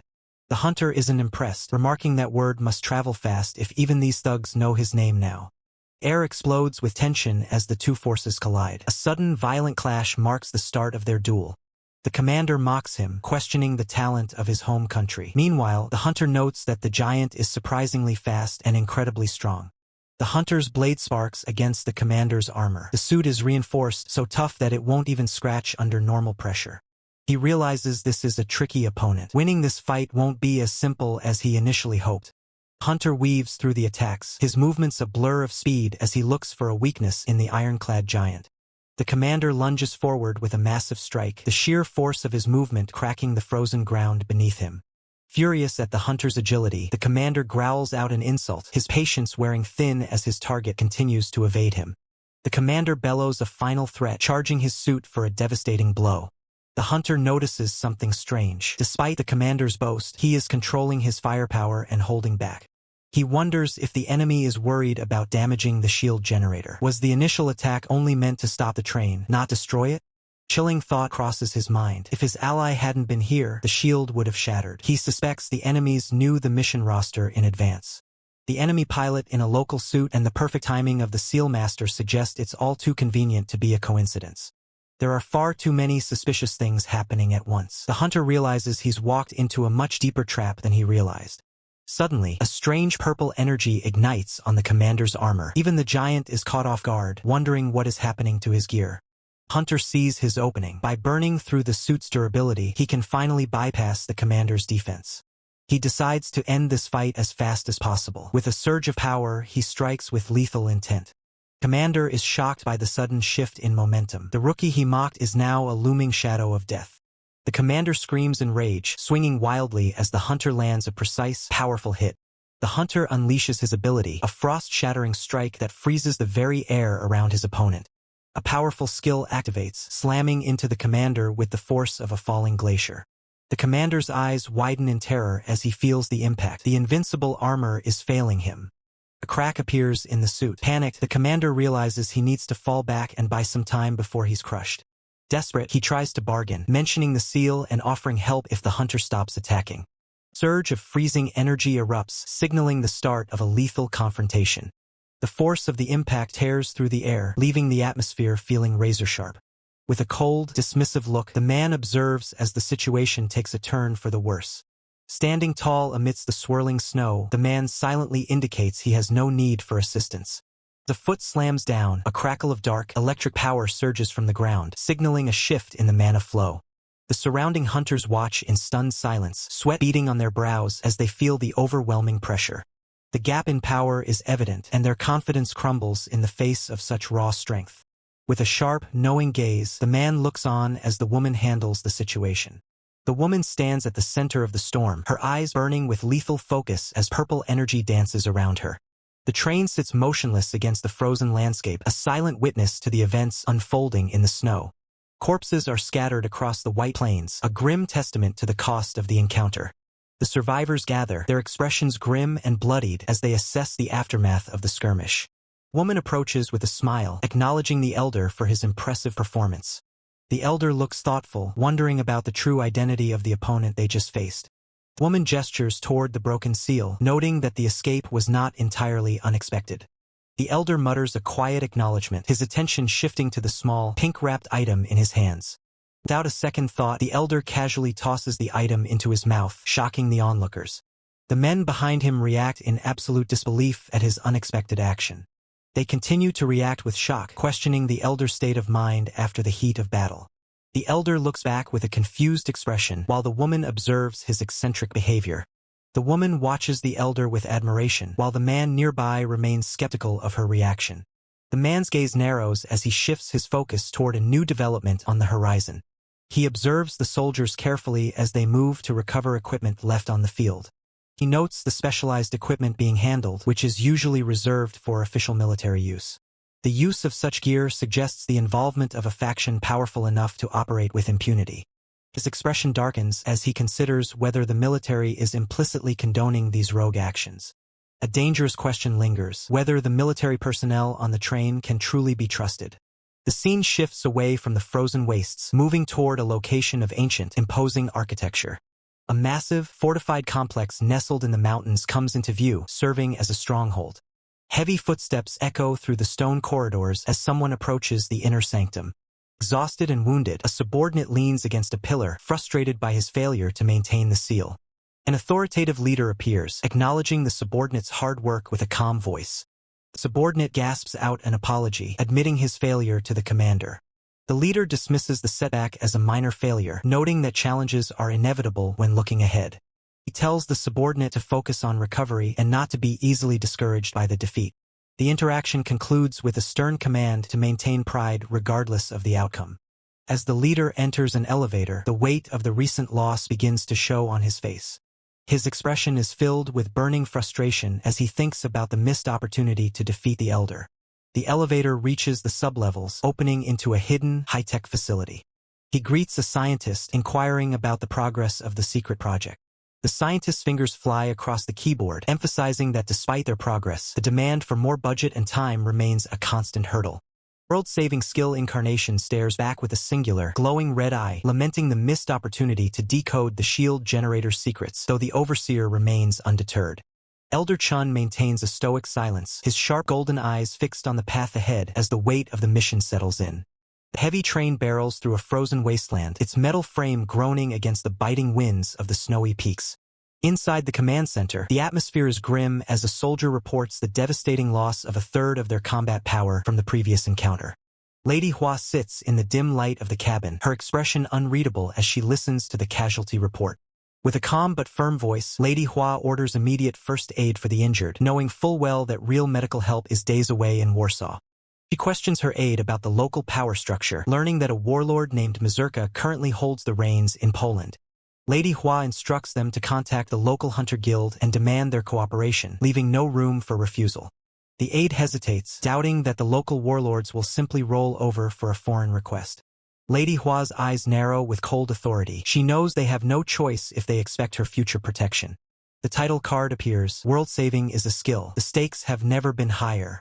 The heart of Poland, the towering headquarters of the Esprit Hunter Guild, stands as a beacon of power in a fractured world. A messenger rushes through the halls, stunned by the audacity of a cooperation request coming from the legendary Janabi. Robert Digny, an affiliated partner hunter, explodes in rage, insulted that anyone would dare order him around. His subordinates try to talk sense into him, reminding him that the Candy Lady has cleared 5 Grade 1 corrosion rifts single-handedly. Robert remains stubborn, dismissing her as just another hunter and refusing to risk his neck for her convenience. Gong Kite steps forward, his expression fierce as he declares his readiness to follow her lead without question. Robert sneers, calling him a moron for respecting someone he views as a mere commission-based mercenary. But as Robert flings the doors open, he is met with a silent, intimidating wall of hunters waiting for him. He stammers, confused as to why the entire guild has gathered in such a solemn formation. A red-haired hunter steps up, threatening to quit the guild and pay the penalty if they dare reject Lady Hua's request. Robert's face contorts in disbelief, unable to comprehend why his own people are turning against him for a stranger. Another hunter cuts him off, stating simply that the Candy Lady is a breed apart from any other warrior. The room fills with voices of gratitude, recounting how her foundation saved their families and kept them from being abandoned in rifts. Gong Kite warns Robert that if he doesn't concede, the mass exodus of hunters will bankrupt the company. Sweat beads on Robert's brow as he realizes he's been backed into a corner by the sheer weight of Lady Hua's influence. Back on the train, Lady Hua stares out at the passing clouds, pondering if her reputation will be enough to secure their passage. Her thoughts turn dark as she considers the deteriorating state of the wounded. 5 days is an eternity in their condition. She prays for a smooth journey, but the universe has other plans for the survivors of the rift. Suddenly, the train's alarms blare as massive, glowing blue slimes begin to swarm the tracks in a relentless pursuit. The conductor's voice crackles over the intercom, ordering everyone to battle stations as the monsters close in. Panic erupts in the passenger cars, hunters scrambling to find their weapons as the threat of a slime invasion becomes a reality. Lady Hua grips her blade, cursed by the impossible appearance of such high-level creatures in this region. She commands the unit to stay calm, while Elder Chun looks on with genuine confusion, unfamiliar with the nature of these slimes. Lady Hua explains that these are Grade 1 corrosion creatures from the refrigerator city of Bratsk, a revelation that sends a chill down Elder Chen's spine. Yun Song is visibly shaken, questioning how these monsters could have traveled over 600 kilometers from Bratsk to be right on their tail. Crouched atop the moving train, Lady Hua grimly notes that the corrosion zone must have expanded far faster than anticipated, making an encounter with Grade 1 creatures a lethal prospect in their current state. As the group moves along the roof, Elder Chun watches the horizon, asking if these entities are truly as dangerous as the rumors suggest. Lady Hua warns him that their body temperature is akin to liquid nitrogen. One wrong move and their equipment will freeze and shatter upon impact. The tension peaks as the archers prepare their volley, with Lady Hua beginning to explain an even more terrifying trait just as the command to aim is given. Fire! A barrage of arrows is unleashed, streaking through the frozen air toward the approaching threats. Projectiles strike the translucent, bulbous forms of the corrosion creatures, but the expected impact fails to materialize. Lady Hua reveals the horrifying truth. Some of these monsters possess a natural mana resistance that renders standard magical attacks useless. Elder Chun analyzes the situation instantly, realizing that if mana attacks are failing and normal arrows are ineffective, they are in deep trouble. Panic spreads among the archers as their mana arrows bounce off harmlessly. At this rate, the creatures will overtake the train before they can escape the zone. Lady Hua stares down the horde, her mind racing for a solution as the distance between them and the monsters closes rapidly. The archers are on the verge of despair, unable to believe that their strongest defensive measures are being brushed aside as if they were nothing. Amidst the chaos, Elder Chun remains composed, his sharp eyes locked onto the target as he prepares to intervene. Stepping forward, Elder Chun calmly asks the lead archer for permission to take a shot, surprising the exhausted soldier. He takes the bow, mentally calculating the mana trajectory required for such a weapon before deciding to simply trust his instincts. Lady Hua watches in confusion, whispering a name as she tries to make sense of why Elder Chun is stepping into the fray now. If standard mana is resisted, Elder Chun decides to change the element entirely, igniting the arrow with a sinister purple flame. With a cold determination, he declares that if he can't pierce them, he will simply burn them to ash, unleashing a massive surge of power. The arrow streaks across the sky, a bolt of violet destruction that cuts through the blizzard with terrifying speed. The impact is instantaneous. The purple fire ignores the creature's resistance, sinking deep into its gelatinous core. A geometric pattern of light erupts across the monster's surface as the paradox flame begins to consume it from the inside out. The flames spread like a virus, shattering the creature's defenses and turning its frozen body into a pyre. The archers watch in awe as the supposedly unbreakable mana resistance is shattered by a single, devastating shot.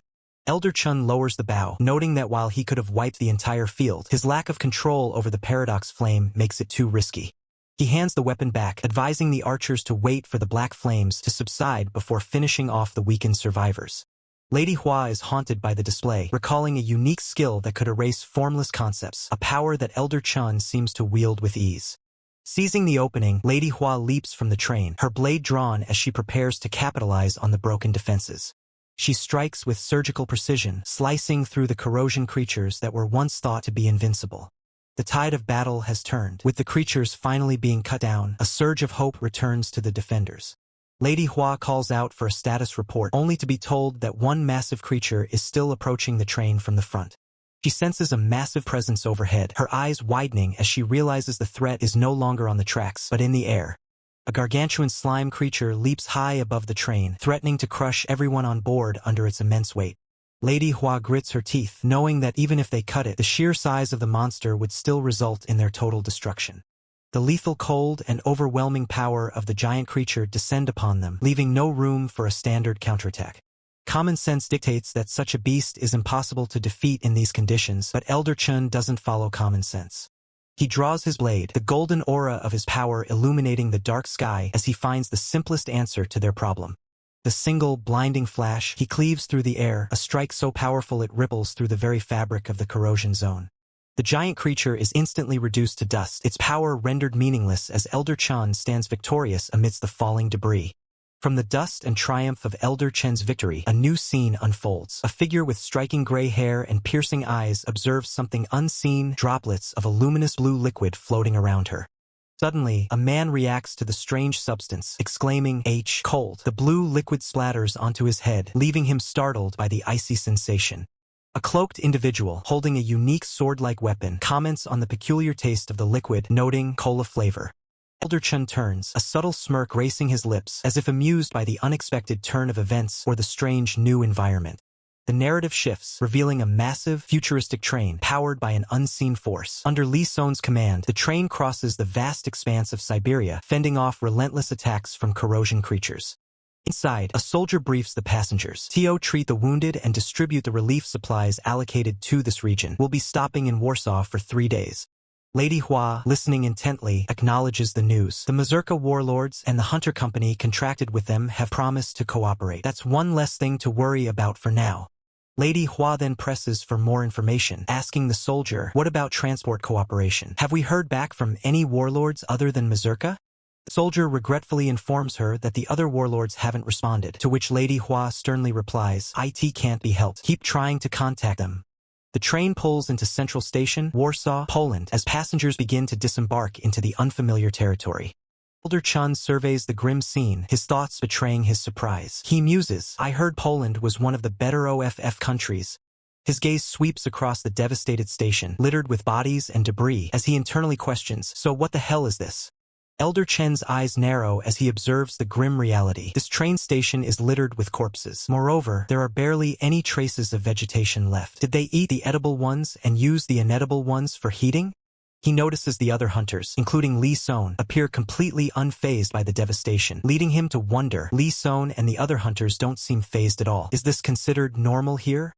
As Elder Chun takes in the disturbing sights, a man approaches him, asking directly, "Are you Yo Chanseok?" Elder Chun is surprised to hear Korean, thinking, he can speak Korean? The man then introduces himself. "I'm Warrant Officer Yosef Polanski of Mazurka." Warrant Officer Polanski gestures, offering to guide them. "Let me show you to your lodging." The cityscape of Warsaw reveals a mix of damaged structures and a distant, hazy sky, hinting at the challenging environment. A sleek black car drives through the desolate, cracked streets of Warsaw, transporting Elder Chun to his assigned lodging. Inside the car, Elder Chun observes the arrangements, noting, seeing everyone move separately, it looks like lodgings are assigned based on rank. Warrant Officer Polanski initiates a conversation, confirming, "You said you're a freelance hunter, right?" Polanski then gets straight to the point, proposing, "I'll be direct with you. Since you have no ties in Korea, what do you think about working in Poland long-term?" Polanski explains the advantages. "Of course, the infrastructure and buildings aren't as good as Korea's, but you'll have much more power." Elder Chun, intrigued, questions internally, "Power?" Elder Chun internally reflects on Polanski's words. Even with corpses scattered all over outside, he speaks of power that allows one to casually offer limousines and champagne. Polanski continues, "I know that in Korea, there are many restrictions on your actions because of public image management." The chilling smile, Polanski reveals the true nature of his offer. "If you work with US, whether it's women or people beat to death for fun, we can provide as many as you want." Elder Chen's eyes narrow in cold fury, his thoughts seething. "This bastard, can I punch him?" The harsh reality of Warsaw fades into a warm, serene sunset, marking a passage of time and a shift in focus. Elder Chun arrives at his new lodging, a modest apartment, and steps inside with a soft thud of his boots. He looks around, unimpressed by the accommodations. "They supposedly assigned me to good lodging, but it's at the level of a cheap neighborhood motel." He inspects the bathroom, noting a shower and a bathroom. At least it's not dirty. His gaze falls upon a stack of instant noodles, and he laments, are my meals supposed to be made up for with this instant food? Knock sounds at the door, followed by a voice calling out, Chanseok, are you inside? Elder Chun, holding his instant food, looks toward the door with a questioning expression. A woman with braided hair enters, greeting him with a coy smile. Hello, Chanseok. Her eyes hold a suggestive glint as she continues, it's nothing much, but by any chance. The sound of a shower running fills the air, indicating the woman's unexpected request. The shower continues to run as the woman apologizes. I'm sorry. The bathroom in my lodging is shared, and the water is rusty. Elder Chun, lounging on the couch, dismisses her concern, saying, it's all right. What's the point of being acquaintances if we can't do this much? With a serious expression, Elder Chun turns the situation to his advantage, stating, in exchange, I have something to ask you. The woman readily agrees. Ask me anything, Chanseok. After agreeing to Elder Chen's terms, Lady Hua's mind wanders to the grim realities of their world, starting with a perplexing observation. These food supplies here, why are they all Korean-made? Her expression reveals a deep concern as she ponders the implications. Elder Chun, with a calm demeanor, reveals the reason behind it all. It's because of the Korean government's policy. Lady Hua reacts with a stunned, elaborates on the policy, explaining how it prioritizes importing essential resources like rare minerals, fossil fuels, grains, meat, fruits, vegetables, and so on from each country directly to Korea. Lady Hua, still processing the implications, voices her surprise at how it's amazing that other countries cooperate so willingly. Elder Chun reveals the harsh truth. Getting on the Korean government's bad side means they can't expect cooperation from hunters, further clarifying that visas won't be issued without government approval. Elder Chun continues, explaining that it's a world where farming and mining can't be done without the protection of hunters now. He adds that to survive, other nations have no choice but to comply, even if Korea makes such outrageous demands.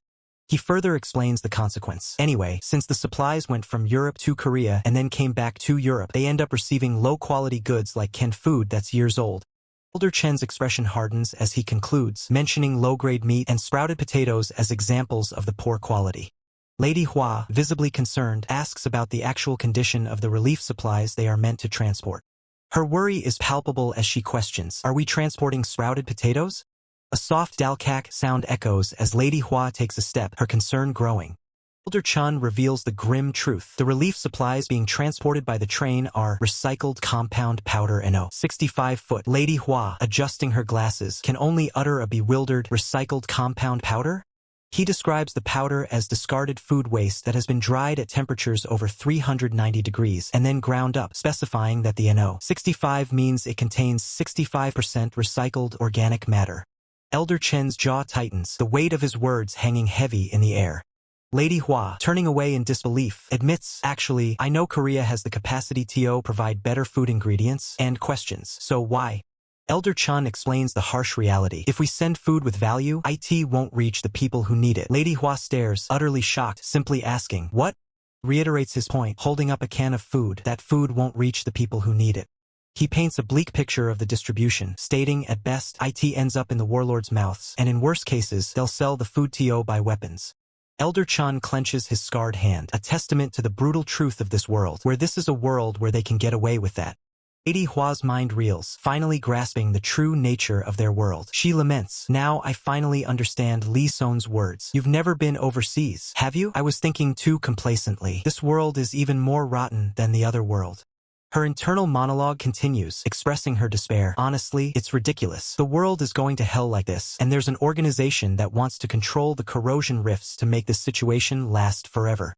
Elder Chun meticulously wipes his hand with a yellow cloth. Lady Hua's resolve solidifies. She declares internally, I've got a feel for what stance I should take from now on. With a soft chiojik sound, Elder Chun turns to Lady Hua, who flinches slightly. He addresses her directly, Jie Sujong. Their eyes meet, a silent tension building between them. Elder Chun asks, can I ask you something? Lady Hua, with a slight Puljiak flinch, responds hesitantly, what is it? The scene shifts dramatically to Hamburg, Germany, where a helicopter lands on a futuristic platform, ready for deployment. The series of sharp tac sounds, a powerful figure descends, landing with impact. Kaiser Daniel Lewis, the stern-faced German warlord leader, bellows in German, what the hell is going on? His captain urgently calls out, Captain! The captain quickly explains the chaos. The thing is, some Korean guy named Yu Chanseok is running wild, demanding to know why we aren't cooperating with the train's operation. Elder Chun, referred to as Yu Chanseok, is seen violently engaging multiple soldiers, unleashing powerful attacks with a boeok sound. The warlord leader, enraged, shouts, "Stop!" He issues a stern warning to Elder Chun. "If you lay another hand on us, I will formally protest to the Korean Hunter Association." Elder Chun, unfazed, holds a soldier effortlessly by the collar, his gaze unwavering. With a brutal boeok impact, Elder Chun delivers a devastating punch, sending the soldier flying. Kaiser Daniel Lewis, the German warlord leader, screams in fury, "You son of a bitch, do you really want to die?" A cowering soldier looks up at Elder Chen's descending hand and defiantly states, "If you're going to kill, do it properly." Elder Chen's eyes gleam with a chilling intensity as he coldly responds, "That's the only way you'll survive." Chaos momentarily subsides as the scene shifts to the grandeur of the Warsaw Royal Castle, hinting at new developments. A new presence steps into the opulent halls of the Warsaw Royal Castle, their heavy boots echoing on the polished stone. Elder Chun, looking weary but determined, makes his presence known with a polite yet firm, "Excuse me." Lady Hua, engrossed in a mountain of paperwork, responds without turning, stating, "I'm a little busy right now." Turning to face him, Lady Hua's expression is stern as she demands, "Keep it brief." Elder Chun advances, revealing critical intelligence. The descendants of Dangun are trying to control the corrosion rifts. Lady Hua reacts with a sharp, "What?" Lady Hua's eyes widen in alarm as she recounts, "That's what I heard from one of their members I faced in Tsushima." Her voice trails off, "Why didn't you tell me?" Elder Chun maintains a calm, almost detached expression, observing her reaction. Lady Hua's hand moves to the documents on her desk as she acknowledges, "It seems you've made up your mind." Elder Chun declares his stance, "I don't think I can get along with those guys. They're strange." Lady Hua responds with approval, "I'm glad you made a good decision." As Lady Hua listens, a system notification appears, announcing, "Commander Lee Son, Han Sanga is here." Lady Hua questions Elder Chun, "You and Han Sanga carried out a request together in Tsushima, right?" A new figure, Gong Kite, steps into the room, commenting on the recent decision, stating she probably had similar thoughts. Gong Kite continues, expressing his disbelief. "To be honest, the situation in Warsaw, I couldn't believe it even after seeing it with my own eyes." Lady Hua, her concern deepening, probes, "Is South Korea unaware of the situation of other countries? Surely that can't be true, right, Miss Gumyang Group?" Gong Kite grimly replies, "If I weren't a hunter, I probably would have lived my whole life without knowing. I just can't accept this situation." Lady Hua cuts him off firmly, "No, it's a shame, but that's not our job." Elder Chun adds his pragmatic view, explaining, "We have a mountain of things to do just for the request we've taken on, and we can't get any help. The situation is difficult, so just focus on what's in front of you for now." Elder Chun raises a hand, interjecting, "I have something to tell you about that." A silent question mark hangs in the air. A voice of disbelief echoes, "You're going to directly negotiate with the German warlord?" Elder Chen's voice resonates with conviction, "Yes, my way." Lady Hua's concern is evident as she thinks, "I'm a little anxious about what your way is." Elder Chun then questions, "Honestly, can't we just suppress those warlord bastards with force?" Lady Hua explains the political constraints, "But I assume we can't do that due to our public image. Can't be helped due to diplomatic reasons." But Elder Chun remains silent, considering her words. Elder Chun declares his bold plan, "So as an independent hunter, I'll take the helm instead." Lady Hua, her expression grave, confirms, "We're gonna stay in Poland for a while anyway, right? You'll go resolve it in the meantime." Her thoughts then shift, acknowledging, "It's an extreme method, but there really is no other way now." As Elder Chun begins to leave, Gong Kite asks with concern, "Will you be okay alone?" Elder Chun confidently replies, "I'll have it resolved before the distribution of relief supplies in Poland is over. Please come directly to finish up." Gong Kite insists, "Isn't it dangerous? I'll go with you if you need me." Elder Chun dismisses his concern with a stern warning, "Just focus on what I taught you. Be ready to get scolded if I don't see any improvement." Elder Chun, already at the door, instructs, "Please request a chopper for me. It should take an hour." With a confident smirk, Elder Chun looks back over his shoulder and declares, "Well then, I'll see you in Germany." The scene transitions, highlighting the title card, "World Saving is a Skill, Enveloped in Ethereal Purple Energy." The narrative shifts to a chaotic battlefield, a helicopter hovering above explosions, as a system message reveals a critical detail. Yu Chanseok's mana levels are not great. A figure with goggles and a maniacal grin unleashes a surge of glowing energy, his intent clearly malevolent. A squad of fighters unleashes a barrage of energy, the system noting their numerical advantage offers a good chance to overwhelm even a South Korean hunter. Suddenly, a colossal blue energy wave erupts, effortlessly sweeping away multiple combatants. Elder Chen's eyes gleam with dangerous resolve as he declares, if only Yu Chanseok were an ordinary hunter. Now choose, will we solve this through talking or fight to the end? Elder Chen stands triumphantly over a defeated foe, confronting the German warlord's forces with unwavering defiance. Kaiser Daniel Lewis, the German warlord leader, stares in disbelief, exclaiming, what is this guy? His mana should have run out by now, so how is he moving? Kaiser Daniel Lewis whirls on his subordinates, roaring, what are you doing? Kaiser Daniel Lewis barks the order, shoot, as his soldiers swiftly aim their rifles, the metallic clicks echoing. Kaiser Daniel Lewis's face contorts in a raw scream of fury and disbelief as the situation escalates.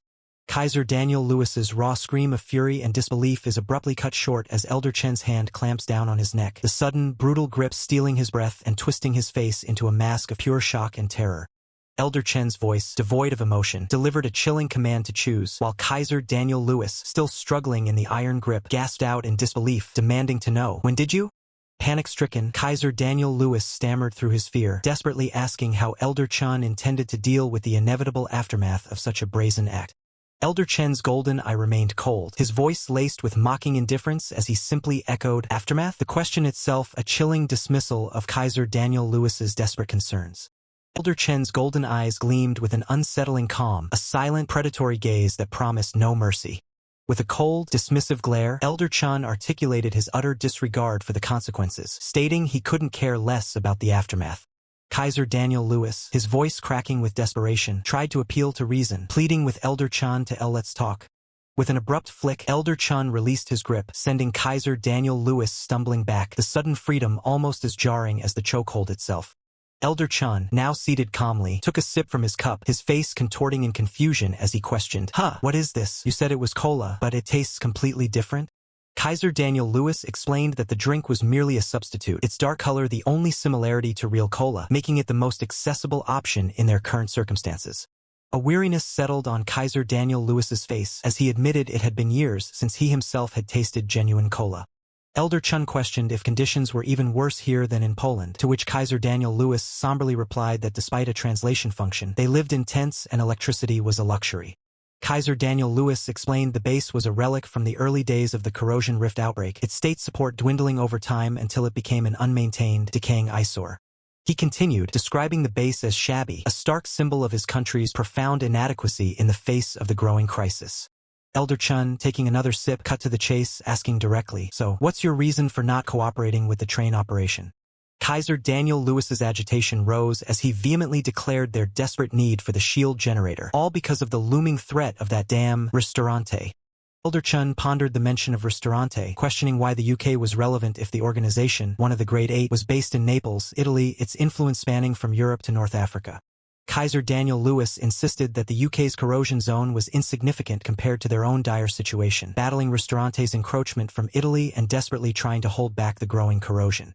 Elder Chen calmly explained that the shield generator was experimental, requiring a safe testing ground like the UK for data collection, implying that non-cooperation would only delay their own access to the vital technology.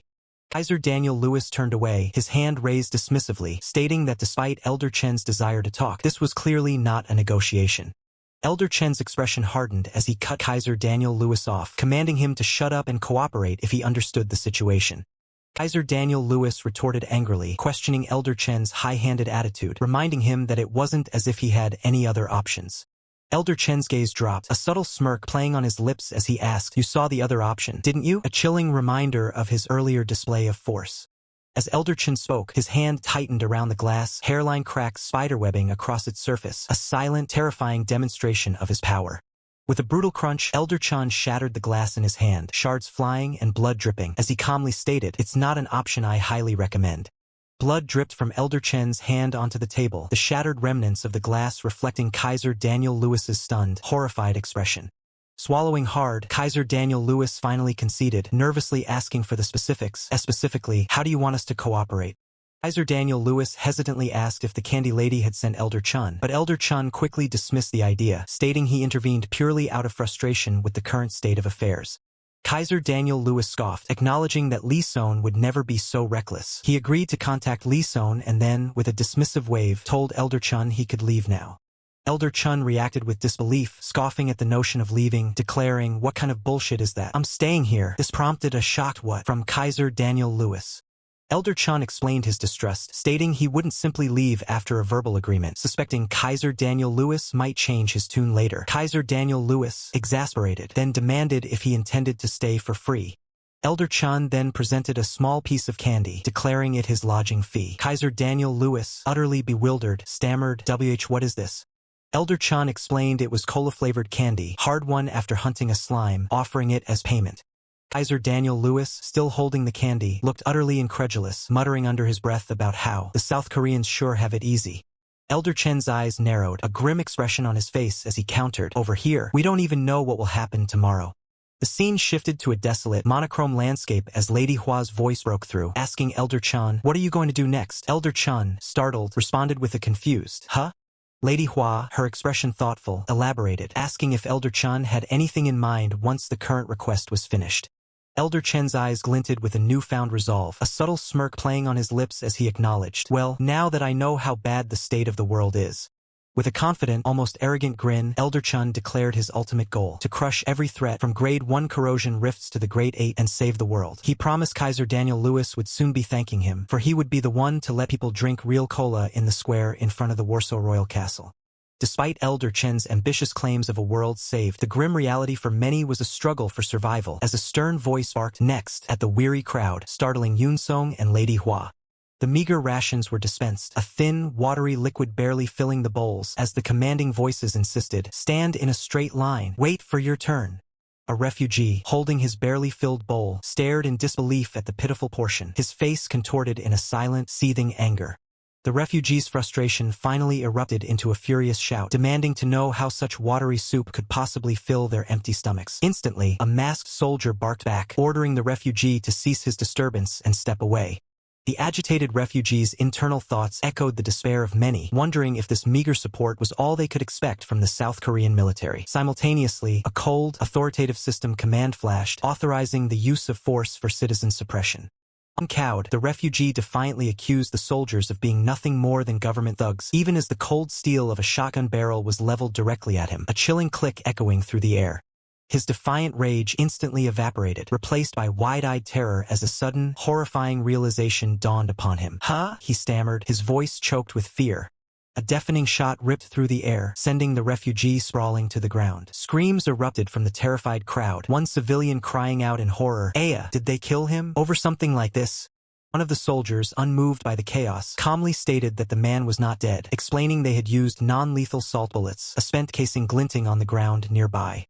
As the refugee was roughly subdued, the soldier delivered a stern warning, acknowledging the difficult situation but emphasizing that further disturbances would be met with immediate suppression by salt bullets. Flicker of realization crossed the refugee's mind. If they were using salt bullets, it meant the soldiers were forbidden from using lethal force. But the warning was clear as the soldier's voice boomed, everyone, get back, I won't say it twice. The crowd, no longer fearing death, surged forward in a desperate wave. Move! I've been starving for 3 days, one man screamed, as a beleaguered soldier frantically radioed, damn it, request backup from HQ. Lee Son reviewed a grim report, 37 with minor injuries, 8 with severe injuries confirmed. This is the 24th case of forged ration tickets we've caught. Her voice betrayed exhaustion as she added, it's still so chaotic, we don't have enough manpower. Suddenly, a male aide called out to Lee Son, announcing, Lee Son, we have an incoming message from the Kaiser warlord. Her eyes widened in surprise. What? Transfer it immediately, she commanded, her voice urgent. With a decisive click, Lee Son introduced herself as Lee Son of Janabi from South Korea, a triumphant smile spreading across her face as she declared, you succeeded, you Chanseok. The imposing clock tower of the Kaiser warlord's domain stood as a testament to their power. As the crucial news arrived, the Kaiser warlord would indeed accept Janabi's request for cooperation. This grand, yet war-torn, edifice was the seat of the Kaiser warlord in Germany, a powerful faction whose influence now extended to a new alliance. Kaiser Daniel Lewis, a formidable figure adorned with medals, greeted Lee Son to Hamburg. Welcome to Hamburg, Lee Son, he stated, a hint of curiosity in his voice as he added, you sent quite a strange guy. Lee Son, now clad in a sharp suit with a sword strapped to her back, returned his greeting with a confident smile. It's nice to see you, Daniel, she said. Thank you for complying with our request for cooperation. Meanwhile, high above the bustling station, Elder Chan sat perched on a narrow ledge, his gaze fixed on the train tracks below, a wisp of vapor rising from the ground. From his vantage point on the towering structure, Elder Chan surveyed the vast cityscape, his cloak billowing slightly as he maintained a watchful, almost predatory, posture. A soft, almost ethereal Dronzer sound preceded Lady Hua's appearance, floating gently behind Elder Chun. "What are you doing up here?" she inquired, her voice carrying a hint of concern. Elder Chun calmly replied that he was scouting the perimeter, before asking Lady Hua the reason for her visit. "Son is looking for you," she relayed, delivering Li Son's message. Elder Chen's expression tightened, his golden eyes narrowing. "Got it, I'll head down," he began, but his voice trailed off, a sudden urgency in his gaze as he noticed something unseen. Across the distant cityscape, a powerful, radiant light erupted from the iconic clock tower, piercing the sky with an intense, almost blinding glow. The light intensified, a brilliant banchuk flash emanating from the tower, signaling a sudden and powerful magical surge.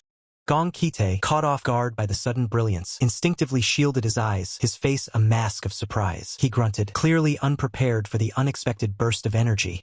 With a powerful supud of movement, Elder Chun launched himself through the air, his eyes fixed on the distant light. Lady Hua, floating above, called out in alarm, "You Chanseok, where are you going?" Elder Chun sprinted across the rooftop, his landing a precise tug, as he traversed the city's highest points with incredible speed, driven by an unknown urgency.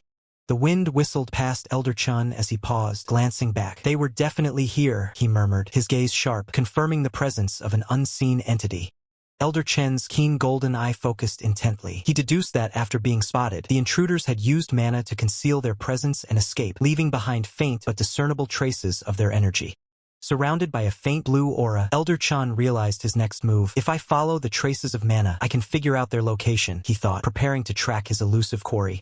Glowing mana traces swirled, converging into a clear path. Elder Chen's internal voice spoke with certainty. "Their location is..." His gaze snapped upwards, following the mana trails. "The ceiling?" Elder Chun mused, a hint of surprise in his expression as he realized the unexpected verticality of their escape. The sharp Seoug sound, Elder Chun manifested a glowing blue energy blade, his eyes fixed on the ceiling as he prepared to confront the hidden threat above. He lunged with explosive force, his energy blade tearing through the air with a resounding jog as it sliced into an invisible barrier, disrupting the concealed space. Elder Chun observed the disruption with a knowing smirk. "Tearing through space, huh?" he mused, a glint of intrigue in his golden eyes. "That's a new method." Suk Joheum, the mysterious figure, remarks on the swiftness with which his location was discovered. He declares his intent to suppress his opponent before they can proceed further, revealing himself as Suk Joheum, a descendant of Dangun. Elder Chun, observing Suk Joheum's traditional attire and unusual weapon, questions its nature. Suk Joheum corrects Elder Chun, stating his weapon is not a mere cane sword. With a powerful strike, Suk Joheum reveals his weapon to be a calamus sword, unleashing a wide, arcing attack. The calamus sword's energy rips through the environment, tearing apart the very ground in its wake. Elder Chun lets out a grunt of effort, bracing himself against the formidable attack with his spear.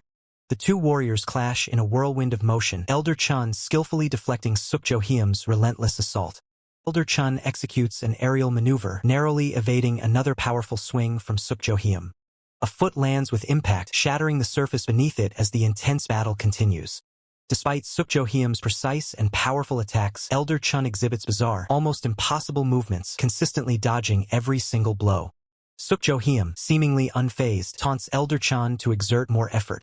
Realization dawns on Elder Chun as he considers Suk Joheum's peculiar movements. Suk Joheum's foot phases through the solid ground, surrounded by a ripple of purple energy. A flicker of surprise crosses Suk Joheum's eye as he registers Elder Chen's sudden understanding. Elder Chen's spear appears to strike Suk Joheum, but the figure merely phases, rendering the attack ineffective.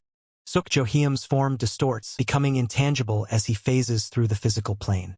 Purple energy crackles around Suk Joheum's face as his phasing technique continues to confound. The enigmatic purple aura intensifies around Suk Joheum, showcasing the power behind his unique ability. As Elder Chun attacks, Suk Joheum's body appears to split into multiple, phasing forms, making Elder Chun exclaim in confusion. Suk Joheum confidently asserts that his opponent will never be able to land a hit on his body, surrounded by a shimmering blue aura. A foot stands firmly on the ground, seemingly untouched by the chaos of battle. A faint orange glow emanates from around the foot, hinting at a sudden surge of power or movement. Elder Chen's eyes reflect a distorted reality, indicating he's perceiving something beyond the ordinary. Suk Joheum moves with incredible speed, leaving streaks of red and cyan energy in his wake against a chaotic backdrop.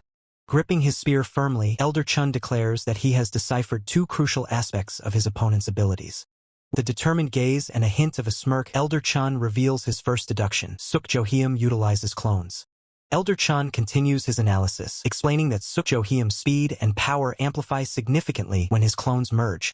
From beneath his hat, Sukjoheum confidently states that his opponent is powerless against him. A system notification appears, displaying the title card for World Saving is a skill, featuring the hooded World Saving skill incarnation. The two formidable opponents stand at a distance on the desolate street, poised for the next phase of their battle. Elder Chun internally deduces that Sukjoheum's sudden speed increase upon clone merging is an innate ability. The menacing glare and confident in his phasing technique that allows attacks to pass harmlessly through him, Sukjoheum vows to end Elder Chun's life with his very next strike. Elder Chun observes Sukjoheum's confident demeanor, concluding that his phasing technique has never been countered, but subtly implies Sukjoheum's luck is about to run out. The dramatic title card for World Saving is a skill appears, engulfed in ethereal flames, signaling an impending turning point. Sukjoheum, enveloped in a surge of powerful purple energy, moves with fierce determination, ready to unleash the full extent of his Another World technique. Yoonsong watches in stunned silence as the surge of purple energy from the Another World technique rips through the battlefield. Frustrated and desperate, Yoonsong shouts to his comrade, demanding to know how they are supposed to kill enemies that seem to defy the laws of physics. High above, the spectral monsters drift through the air, their forms shimmering as they evade every physical strike sent their way. Yoonsong realizes their attacks are simply passing through. It's not a dodge. They're using mana to displace their physical bodies into another dimension entirely. Seo Junho narrows his eyes, his analytical mind breaking down the mechanics of the enemy's spatial displacement. Gritting his teeth, Yoonsong asks the question on everyone's mind. How the hell are they supposed to counter a skill that makes the enemy untouchable? Seo Junho observes that the skill activates at the exact moment they're attacked, perfectly matching the speed of his own strike. He tightens his grip on his weapon. To defeat them, he realizes he must match that precise timing with a calculated adjustment. The polearm remains steady in his hands, acting as a conduit for the explosive power he's about to unleash.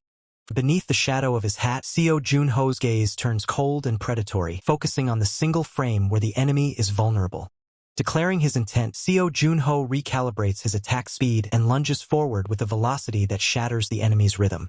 The enemy warrior's eyes widen in absolute shock. He never expected a human to move with such calculated, overwhelming precision. With a heavy thud, the once arrogant opponent is forced to his knees, his spatial defense completely bypassed. Struggling to comprehend his defeat, the enemy gasps, wondering how it was possible for Seo Junho to reach him at that speed. Looks up in terror, desperately asking what kind of monster Seo Junho truly is. Seo Junho doesn't offer an answer, instead preparing to finish the job with a lethal, high-speed swing. The blade cuts through the air with a terrifying whistle, leaving the opponent no room for escape. A massive explosion of energy and dust erupts as the final blow connects, leveling the surrounding area. Seo Junho suddenly turns his head, sensing a massive disturbance. An explosion. This wasn't part of the plan. He muses that his luck might be better than he thought, but the tension in the air suggests otherwise. Suddenly, his earpiece crackles. A voice commands him to stop his pursuit and return immediately. The situation has turned critical. The news is devastating. A sarin gas bomb has been dropped in the northern outskirts of Hamburg. Seo Junho can't believe what he's hearing. System alerts flash, detailing the horrors of sarin gas, a lethal nerve agent and forbidden weapon that turns the area into a literal hell. Understanding the gravity of the threat, Seo Junho gives a short, determined response. I've got it. Without wasting a second, he turns away from the fallen enemy, declaring that he's already on his way. He pushes off the ground with explosive force, his silhouette blurring as he accelerates toward the city. Leaping across the rooftops of Hamburg, Seo Junho wonders why they didn't strike the city directly. Is there a hidden motive behind this attack? The intel continues. Relief supplies are at risk of contamination, and the transport train is scheduled to depart in just 5 minutes. He learns that a single ally, Lee Son, is currently holding off the enemy forces at the station. Seo Junho pieces it together. He's figured out their goal. It's a calculated move to cripple their logistics. They want to separate Lee Son from the train. Once she's isolated, capturing the supplies becomes child's play. When asked who she's fighting, the answer is chilling. It's an archer. A vision of a frozen, ruined landscape flashes, the work of the same archer they encountered back in Tsushima. Seo Junho's expression hardens. He knows exactly how dangerous this marksman is.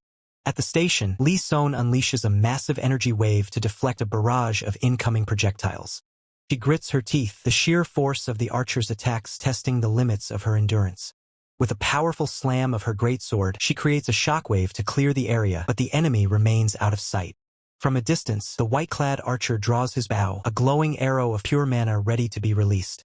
The arrow erupts into a blinding pillar of light, a catastrophic strike aimed directly at the heart of the station. Lee Son can only watch in shock as the overwhelming power of the archer's attack threatens to consume everything. The wind howls across the roof of the speeding train, the cold steel vibrating beneath the hunter's boots as the situation reaches a breaking point. Amidst the chaos, the mysterious archer narrows his glowing eyes, drawing his bowstring with lethal precision. Below, the station has become a war zone. Yoon Song shouts over the roar of explosions, reporting that the relief supplies are finally loaded. There is no time to waste. The evacuation team pushes the remaining survivors, ordering everyone to board before the platform is overrun. With a screech of metal, the train lurches forward, tearing through the air in a desperate escape from the collapsing zone. Inside the carriage, the air is thick with dread. A hunter confirms that all personnel are on board, but the danger is far from over. Yoon Song wipes sweat from his brow, his breath shallow as he realizes how narrow their window of survival has become. Outside, the world is a blur of fire and debris. Shockwaves from the archer's power continue to rattle the train's frame. Suddenly, a heavy thud echoes from the roof. The hunters freeze, eyes darting upward as the ceiling groans under a new weight. Men exchange panicked glances, wondering who the archer could be. It is clear to everyone that Lee Son is being pushed to her absolute limit. Fear takes hold. If a high-ranking hunter like Lee Son is losing, then none of them stand a chance against the monster outside. Yoon Song looks up in confusion as a strange sound comes from the maintenance hatch, sensing a presence that shouldn't be there. A figure drops from the hatch, hanging upside down with a smirk. Yu Chanseok exhales, complaining about how hard it was to catch the speeding train. Hunters shout in surprise at Yu Chanseok's sudden arrival, but he simply looks at their stunned faces and asks why they're all just standing around. The team can only stare in disbelief, their minds racing to process how Yu Chanseok managed to board a train at this speed. Yu Chanseok warns them that the enemy has successfully isolated Lee Son, meaning things are about to escalate. He orders them to the roof to prepare. Heavy silence falls over the carriage as the hunters weigh the danger of returning to the line of fire. Yu Chanseok clicks his earpiece, ordering all hunters on the channel to take their combat positions immediately. Back on the roof, a massive explosion of dust and energy erupts, signaling the next phase of the brutal confrontation. Lee Son stands her ground amidst the smoke, her eyes narrowed as she acknowledges the incredible skill of her opponent. Hooded archer, Seo Junho, notes that she is a 10th rank hunter, impressed that she managed to block every one of his opening attacks. Lee Son lets out a strained smile, mockingly apologizing for ruining whatever grand plan he had for their destruction. Seo Junho's red eyes flare with murderous intent as he tells her not to worry, his voice cold and unwavering. Behind him, a group of masked warriors appears. He declares that victory was decided the moment the mission began. The tracks stretch like a lifeline across the desolate landscape, but the path ahead remains treacherous. The engine roars with mechanical fury, pushing its limits to outrun the shadow of the descendants of Dan Gun. Waiting further down the line, Seo Yeonju watches the approaching train with a calm, knowing smile, welcoming the chaos. Chanseok receives a grim update over the comms. A suspicious group has been spotted on the bridge directly ahead. The bridge is lined with masked figures, a silent wall of steel waiting to intercept the train. A blade is drawn, the metal singing as it catches the dim light, ready to strike the final blow against the fleeing hunters. Combat erupts on the roof as the two forces collide. The train becomes a high-speed slaughterhouse as bodies are thrown into the wind. Seo Yeonju steps forward, locking eyes with Yu Chanseok and greeting him by name with chilling politeness. Yu Chanseok tenses, his eyes narrowing as he demands to know how she could possibly know his identity. She admits that her superiors ordered his live capture, her hand moving with fluid, dangerous grace. With a cold glint in her eyes, she confesses she isn't exactly cut out for taking prisoners, especially since the elders aren't around to stop her. Man stares at the instrument in disbelief, his voice tight as he questions if he's really seeing a Gaejeum on a battlefield this deadly. The air shatters as a sudden movement tears through the ground, a blur of speed that leaves the surroundings in a hazy wake. The man watches with a sharp, calculating gaze, his golden eyes narrowing as he prepares to counter the unseen pressure mounting against them. A hand reaches out, desperate to grasp the shifting reality as the enemy's power begins to manifest in physical waves. A massive shockwave erupts, centered on the girl with the instrument. Man finally pieces it together. She's using sound waves as a medium for her attacks. It's a persistent nuisance, but he's confident he can handle it if this is her only trick. A warrior focuses on the strange weapon, noting the way the purple energy coils around the blade like a living thing. The man mutters to himself about the copper bells mounted on iron pillars, realizing the ritualistic nature of the enemy's gear. A witness watches from the sidelines as the opponent begins a frantic, eerie dance, swinging his massive blade in a pattern that distorts the very air. The force of the ritual sends the man reeling back, the sheer weight of the spiritual pressure threatening to buckle his knees. He reaches upward, trying to steady his internal energy as the sound of the bells begins to vibrate within his own bones. The man realizes that the opponent's movements weren't just for show, that squinty-eyed guy was performing a complex ritual to enhance his power. It wasn't just a dance, it was a powerful buff skill. A blinding light erupts across the tracks as the skill's effects take hold. Man's eyes widen as he witnesses the raw scale of the transformation, the intensity of the light reflecting in his golden pupils. A bystander grits his teeth against the massive shockwave, wondering how an attack could be powerful enough to be heard from such a distance. A dark grin spreads across a blood-stained face as the opponent pushes his body past its limits, fueled by the manic energy of the buff. The man covers his ears, blood trickling down his face as he mocks the girl, telling her that her playing is absolute garbage. Girl laughs hysterically, her eyes wild as she screams that sound can never be blocked, telling him to struggle until he dies. The man looks at his hand, purple sparks of energy beginning to dance around his fingertips. If she thinks sound is unstoppable, he's about to prove her wrong. Activate the skill. A violent surge of purple fire and lightning consumes the area, dwarfing the girl's presence. The girl freezes, her mind racing as she tries to understand what kind of trick this is. She desperately tries to signal for a follow-up attack. Her eyes bulge in terror as she realizes something is fundamentally wrong. The world around her has gone completely cold. She tries to scream, but her voice won't come out. The silence is absolute, suffocating every attempt she makes to speak. Man watches her struggle with a cold, detached expression. Everything is going exactly as he expected. He steps forward through the purple haze, noting that she clearly isn't used to fighting on a silent battlefield. The flames flicker around him, masking his presence as he prepares to end the encounter once and for all. The girl's eyes dart around frantically. He's vanished. She curses his pathetic little trick, but the fear in her eyes says otherwise. She tries to reassure herself that it's still 2 against 1. Even if he lands a surprise hit, her ally will be there to finish him off. But then she looks at her ally. He's trembling, covered in sweat, and looking completely broken. She can't understand why he looks so defeated. A horrifying realization dawns on her. She isn't the one setting the trap anymore. She's the one being ambushed. A silhouette flashes through the purple light, a blade descending with lethal precision before she can even react. The man recalls the initial plan he made with his companion. The goal was to capture the target alive, no matter the cost. The blade bites deep into the target, blood spraying across the purple-tinged air as the plan reaches its bloody conclusion. They were both prepared for the possibility of death. It was a risk they accepted the moment they stepped onto this battlefield. The man screams for them to stop, his face contorted with a mix of rage and desperation as the situation spirals out of control. The girl collapses, blood pooling around her as she looks up one last time, her eyes fading as she whispers the man's name in confusion.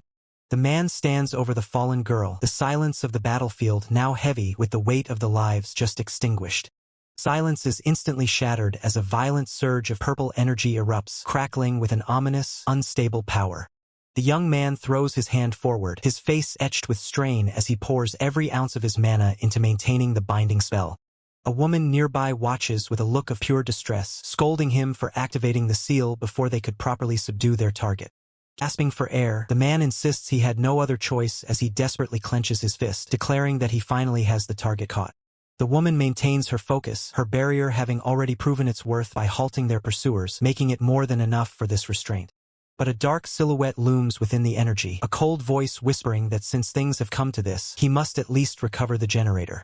The man's heart sinks as he realizes the impossible is happening. The target is breaking out. He frantically orders his ally to grab the generator and retreat. A sudden, sickening crunch echoes through the air as blood splatters against the ground, marking a lethal breakthrough.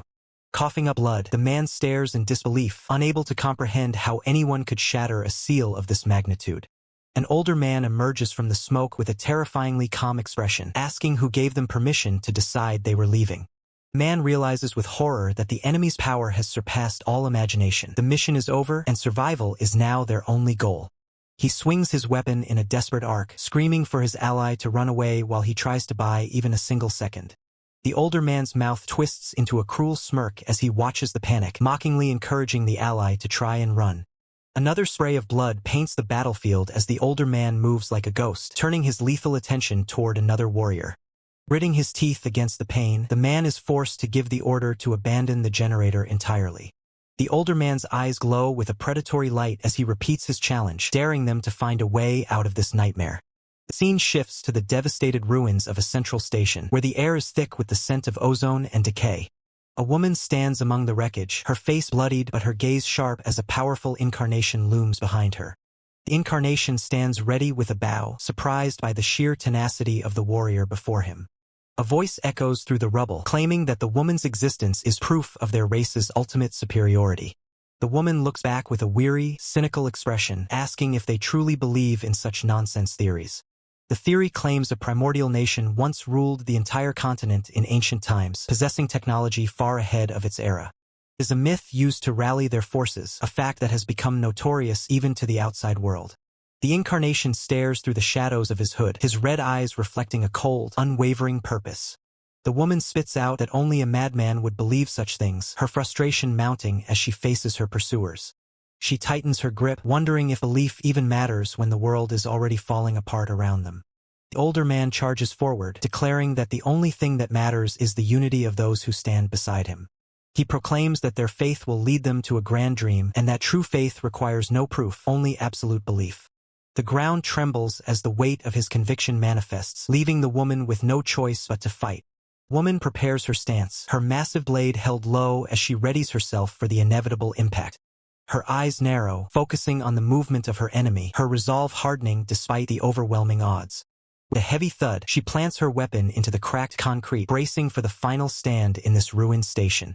Amidst the smoke and devastation, she stands alone, a solitary figure against the encroaching darkness of a world gone mad.